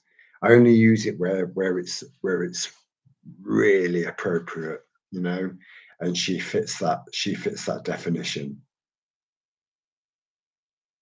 An horrible, horrible bastard. And she's got recognition off of the back of her crimes against humanity, you know. I just wish that New Zealand was a little bit closer so that I can help you bring that bitch to justice. She will face it eventually. She will. You know, there are a lot of people, unfortunately, that have got short memories, and with that, a short attention span. But I don't think that that covers us. Emperor Constantine, who instigated Christianity in Rome, was the son of Queen Mary, a Briton queen. This is all the ancient British histories of England and Wales. Again, I've got no way to confirm that, so I'm taking your word on literally on face value and for educational purposes only, because I just don't know. I've not really done any research down that road, so I you know I don't want to, because credibility is important to me. I can't say whether that's right or wrong. No, you know, I just can't do it. But what you are doing is enriching us by giving us another take on things that gets us thinking and researching. And we've all got a hunger for the truth. So whether that is the truth or not, or whether history is being manipulated and that's what we're led to believe or not, is open to debate. And but still something to think about, because you know where the smoke and all that.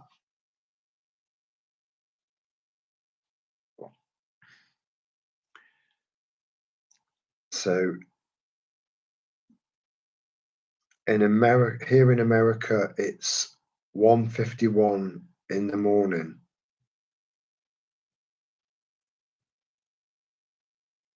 Yeah, that in my head that doesn't add up, because here it is 7:05 in the morning. I've got to go to bed. I've got to go to bed. 7:05. Fuck me. But it was worth it. It was worth it. Um,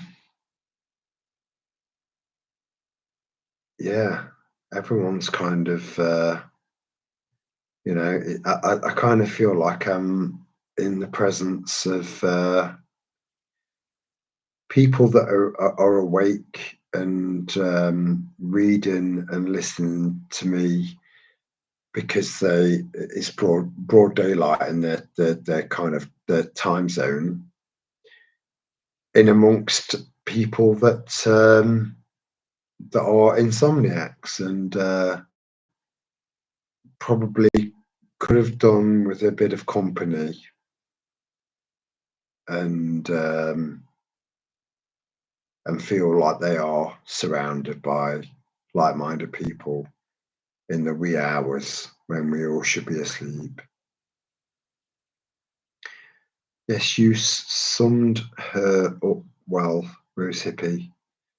Oh shit! No, I'm so sorry. I'm so behind in the chat. I appreciate the fact that you think I summed someone up, but I've forgotten who I was talking about. I am flagging a bit now. I'm struggling a bit now. My body's saying, go to bed, go to bed, go to bed. You know, because most people will be getting up in about an hour, and you're going to bed now. Mary was the Britain Queen who went to the Holy Land and demanded the true cross. Again, how can you demand the true cross in a place where people on the streets going back 100 odd years ago, and they were selling little pieces of wood to very wealthy tourists in that region, stating that it was part of the cross that Jesus was crucified on. Any old piece of wood. They were also selling white feathers,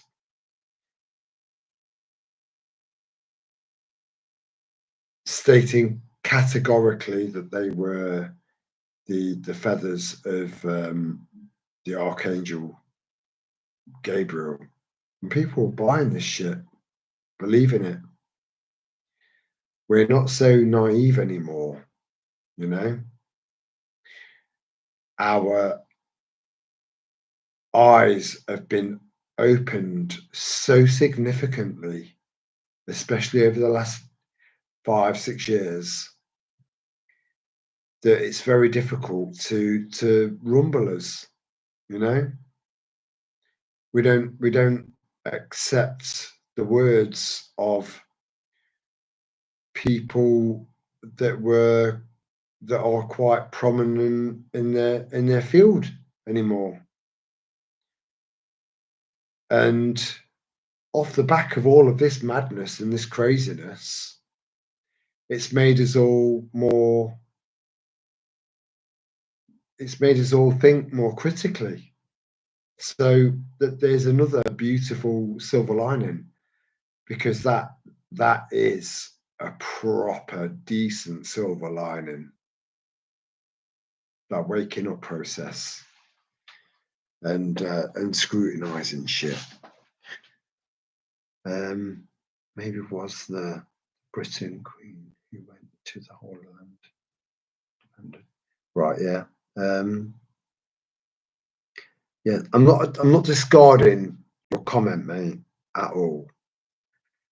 It's gone in, and I'll have to think about it and do a bit of a look. But I just don't trust history anymore. It's messed around with so many of us, and it's so kind of steeped in lies and mystery and legend, and nothing truly tangible for us to be able to look at it and think, I think that's right. They've done a proper job on us, but we're doing all right. We're okay. We're all right. We've come through the other side of this nonsense, and we've come up for a breath of fresh air. And now we're ready to go back down deep to deal with what's to come, especially in 2025. But you're all already seasoned for that. It won't impact you anywhere near as it will impact those that are still fast asleep. Yeah.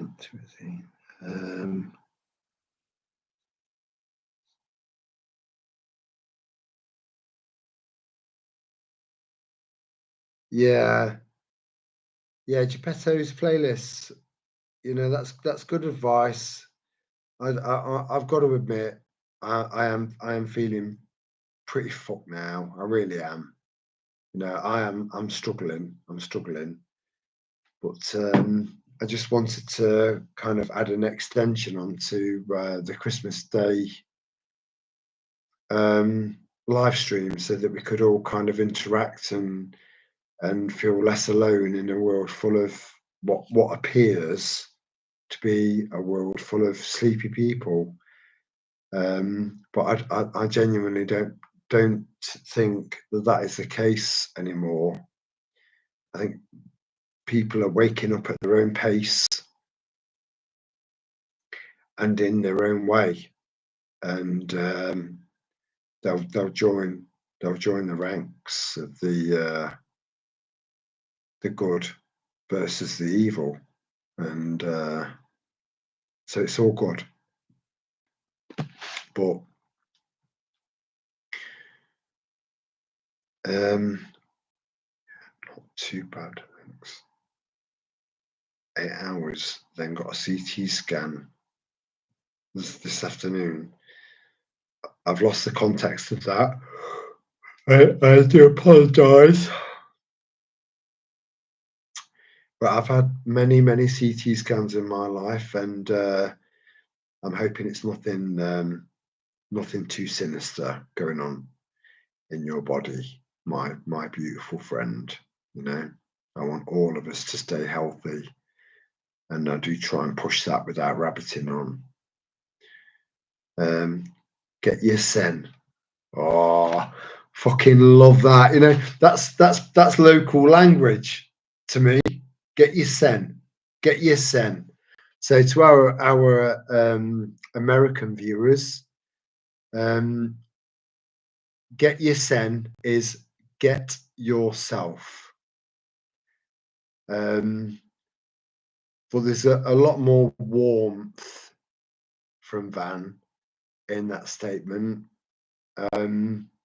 because I get that, and now he knows that I get that, and it's lovely. It's lovely. There are so many personal interactions that go on between people in our little tribe that properly warms my heart. It does. It does. It makes me realise that it was all worthwhile. It was all worth it. It was all of it. The happiness, the sadness, the elation, the tears, all worth it.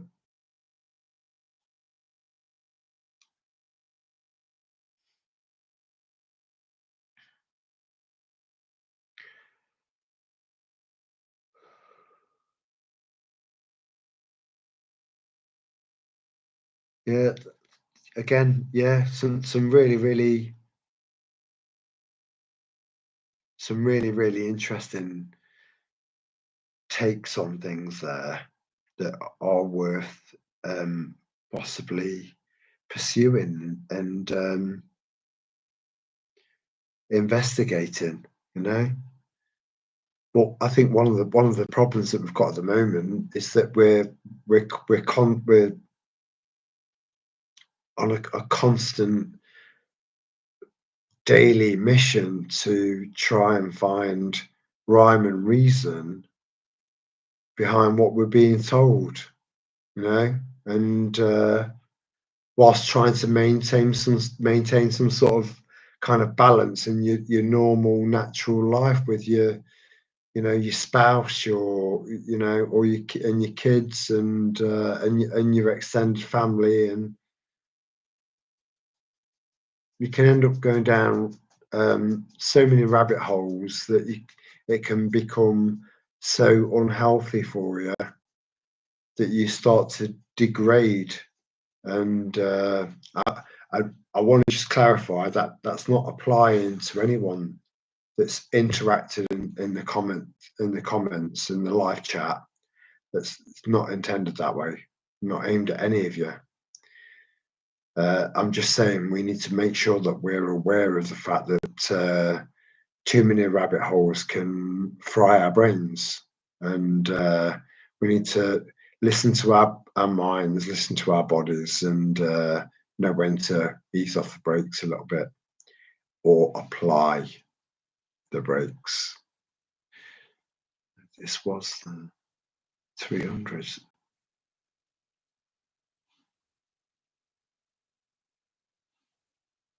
Again,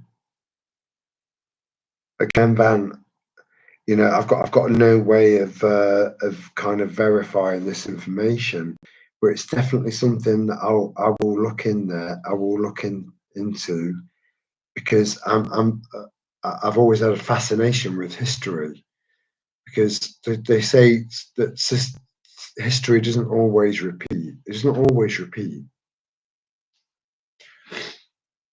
but at a bare minimum, it rhymes, if that makes sense. So I've always had a fascination with history, and again, when you've got a love for history, but you're also pissed off that a lot of history that you've been taught was probably bullshit. That makes you more critical in your thinking, you know? So again, another silver lining off the back of a negative. I like when you share meme about the jabs. I actually like all the memes you share on your channel. And I'm assuming you mean normally comment on them. My channel under Starbright instead of right. That makes sense. That makes sense. Yeah, I've kind of there were a lot of memes that I could have posted in the community tab, in the community section, that would have been quite powerful and quite poignant, but on the flip side of that, quite negative as well. And my ultimate aim over Christmas was to try my best to kind of make sure that you don't feel alone. Whether that's kind of, because you can be in a situation where you are completely surrounded by family and friends, a room with 20-25 people all around you, and you can still feel completely alone.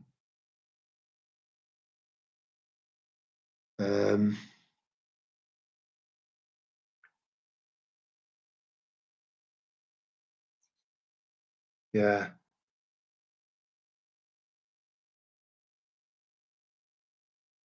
I appreciate that you appreciate the memes, because they were very, very handpicked to try and kind of make sure that you stayed at at the very least level and balanced out, and then at the best give you a bit of a chuckle, because laughter is medicine.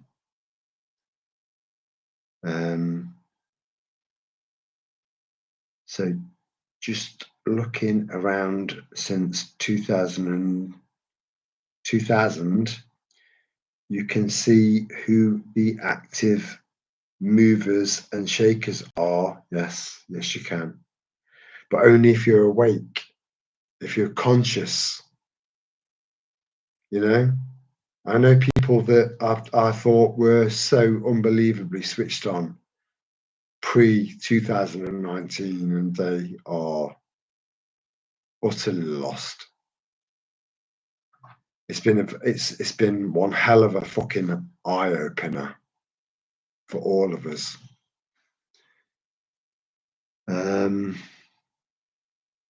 And God help you if you so much as look in their direction. Oh, I fully intend to look in their direction and point them out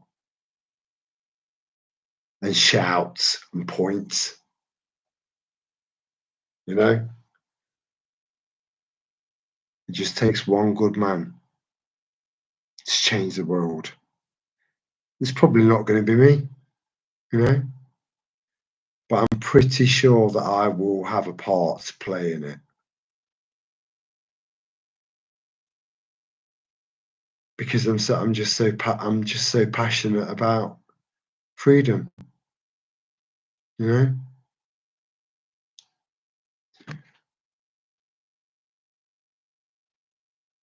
You wouldn't believe the lengths that I will go to to guard my freedom because no one can take it away from me.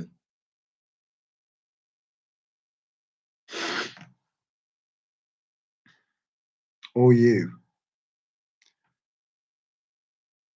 Just looking around since 2000, you can right. Sorry, I've read that one. Um, I know what you mean, Terry. I was seriously pissed off when I learned the truth of World War One and the Great Fire of London in 1666. That changed everything. Everything. And pretty much most of the people around you haven't got a fucking clue. Not a clue that we are existing under maritime law, which is madness. I'm sat here on an antique chair that I recovered with fake leopard skin and on a laptop in a house in the middle of Long Eaton. I am 100% certain that I am on dry land. So maritime law does not apply to me, and I will never, ever, ever allow it to apply to me. You see, St. George, right? So we've got St. George's Cross, which represents our land-based flag, right? Even though it's a guy that never even stepped in England, you know, he'd never even been to England. This is how fucked up history was, you know, and how all over the place it is. It just make me think from time to time. On occasion, I do think, are we the next stage of evolution?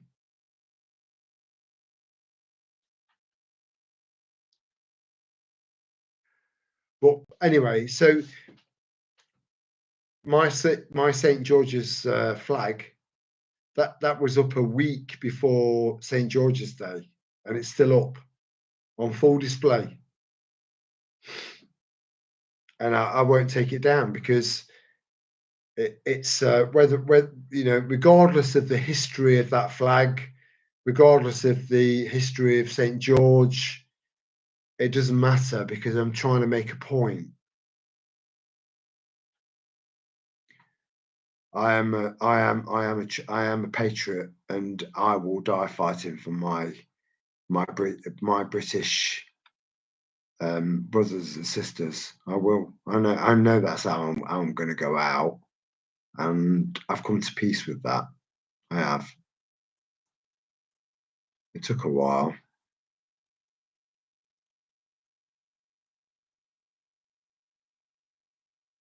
History serves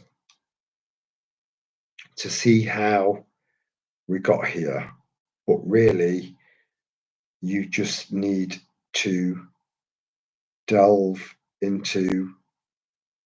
I'm not illiterate, by the way, guys. I'm struggling to read through these glasses. It's a challenge for me. So hang in there. But really, you need to delve into who's in the positions to control the minds of the masses. Firstly, yeah, you're absolutely bang on. There are very, very nefarious fuckwits out there that think that they've got a handle on everything. But part of the problem is too many people being asleep. You see, I can't be controlled. I'm not controllable. I control me. That's my job. You control you. That's your job. So I'm not going to have some Eton educated fuckwit prick, snotty nosed little cunt tell me how to live my life. It's not happening. It's not happening. It's never ever going to happen. I'll die fighting this, and I don't want to. Let me just clarify. I don't want to die. I don't want to die. I don't. I want to live. I want to live. There's a lot to live for. But if I become a martyr off the back of this, then I can't think of a more fitting way to go than fighting for freedom and fighting for the truth. You know, tomorrow, look on your laptop settings for a built-in magnifier to make the comments bigger for you. I didn't know that was even an option. So thank you for that. I'll have a look and see if I can figure it out, because I am finding this a bit of a challenge. I'm having to stay a very, very specific distance to enable myself to be able to kind of separate the words. And it would make life a lot easier moving forward doing live streams now that we've started doing live streams. I'm gonna read this final comment, and then I'll do a kind of maybe a little brief chat before I go to bed. But I've got to go to bed. I've got to go to bed. I'm so tired. I'm so tired. You know. But I've always been the last man standing at a party. Always, always. You know, weird, mad shit will happen, and stuff that doesn't belong. How come that's ended up in the fridge? Sometimes there's no rationale behind the behaviour of me being hammered, but making sure that I'm the last person standing to make sure everyone's got home safely, and anyone that's staying over for the night is comfortable, calm, relaxed, or I sleep, and then I'll go to bed. So I've kind of built up a bit of a tolerance. I fly the white dragon rampart on a red background. It's the original flag of England. I've heard of that. Haven't we had a conversation about that? I'm sure we have. So, a flag that represents my land and my brothers and sisters, and the battle ahead to push ourselves forward as the 99%. No one seems to be saying that anymore. It's mad because it's so true. You know, we hold all the power. It's just that a big chunk of us don't realise it.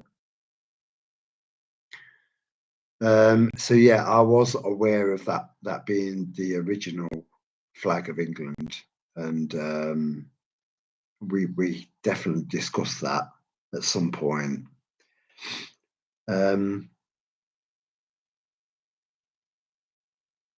Right, so I've got a fair few of you proper beautiful souls, and you know, as soon as I say that, I irritate myself because I sound like that prick. Hello to all you beautiful awakened. What's his name? He's been in films as well, and it's just pure ego, and he fucking does my head in. And I don't know how to unsubscribe to him on Rumble because I've got no faith in him whatsoever.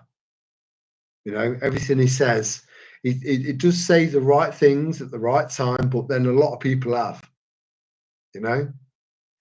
But he's all ego, and yeah, I don't feel any sincerity. Can someone knock his name up in the comment section? You've got to know who I'm on about. Thank you so much, Van. I really appreciate that. I really do, because I get brain fog sometimes, you know. And yeah, I really fucking don't like that guy, you know. Because I don't feel any sincerity at all. All I see is someone that's just after financial gain, and because of where we are within modern day human society, we are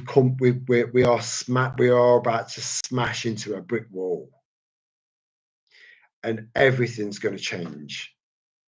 I know it, you know it.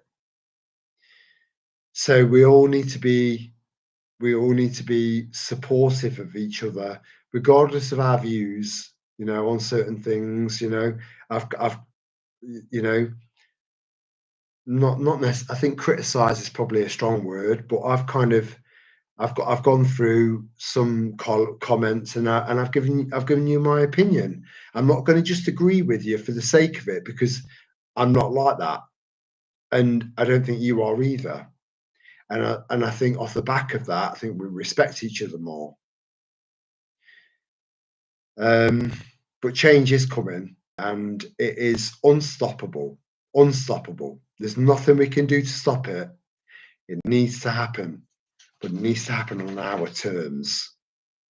And as a collective, I do believe that we have the power to turn that tide in our favour.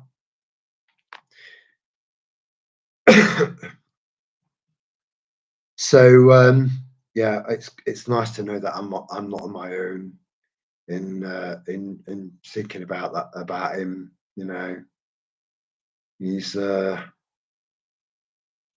Scotland. They would say he's not eight. He's not eight. He's if he's heed, if he's heed. I'm shit with accents. Well, it depends on the day you catch me. You know, sometimes I'm all right. So, oh, I didn't know Van had a playlist either, which has kind of intrigued me. But I've got to just kind of just memorize that now and hope that I can remember it in the morning, because I've got nothing left. I've got nothing left. I've got nothing left. So looking into someone else's playlist now, it would just send me down another route of not being able to sleep. And yeah, this is my my liquid kosh that doesn't seem to be working very well because I still feel kind of awake but not awake, kind of like somewhere caught in the middle. And I'm sure you've all experienced that. Um, yeah, yeah. I look. You know what? It's lovely to kind of get a comment that is a voice of reason and positive encouragement to go to bed. So I really appreciate that, mate. I really do. So I'm going to get myself some water and get myself off to bed. But it's been a lovely over 5 hours live stream with a very, very small, intimate amount of people. Some people have come in, some people have like gone out, and it's been like that for 5 hours, and it's lovely. It's lovely. Just know that you're appreciated, and you matter more than you could ever imagine.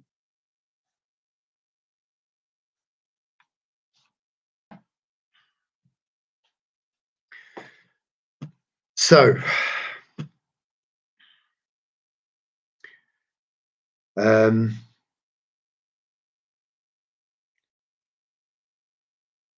yeah, thank you for being with me. You know, it's not a live stream if no one's listening to you, and it's also not a live stream if you're not able to kind of bounce off each other with opinions and different takes on things and enriching ourselves off of the back of that. So I owe you way more. Um, yeah, just know you're appreciated. You really are. And I don't know when the next live stream will be. I'll try and give you a little bit of notice, so there's a build up to it. But then when people are doing live streams, I get a notification and it will say in 2 hours. Oh, fuck off. So I'm a little bit more kind of ad hoc, a little bit more spontaneous than that. So you might get 5 minutes, 10 minutes notice, but it doesn't matter. If you join me, you join me. If you don't, you don't. And fortunately, you can get to watch the replay. And during 5 hours, I don't think anyone's going to watch a 5 hour replay. I wouldn't. Although I don't know, I think there'd be an element of curiosity about that because they're just unscripted, person to person. Yeah, it's different. But then again, who knows? Anyway, I've got to tie this in a little bow. I don't want to leave it on a negative. I don't want to leave it halfway through a conversation. I just wish and hope that you all had made the most, at least made the most of Christmas Day, and that you'll all go to sleep and be at peace with yourself, because that's what matters. Off of the back of today, and you've made me feel less alone, and I hope I've made you feel less alone. We complement each other, and you are appreciated. So I'm going to bed. I'm going to bed. I'm going to bed. I'm going to bed. So much love, and when I say much love, I mean it. I mean it. because I know that we're all so similar. And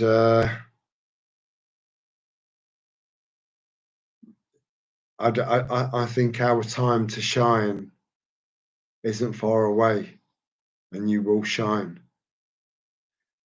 So yeah, much love to all of you, and sleep well to anyone else that's managed to stay up this late or this early or wherever you are or whatever you're doing. Just thank you and good night.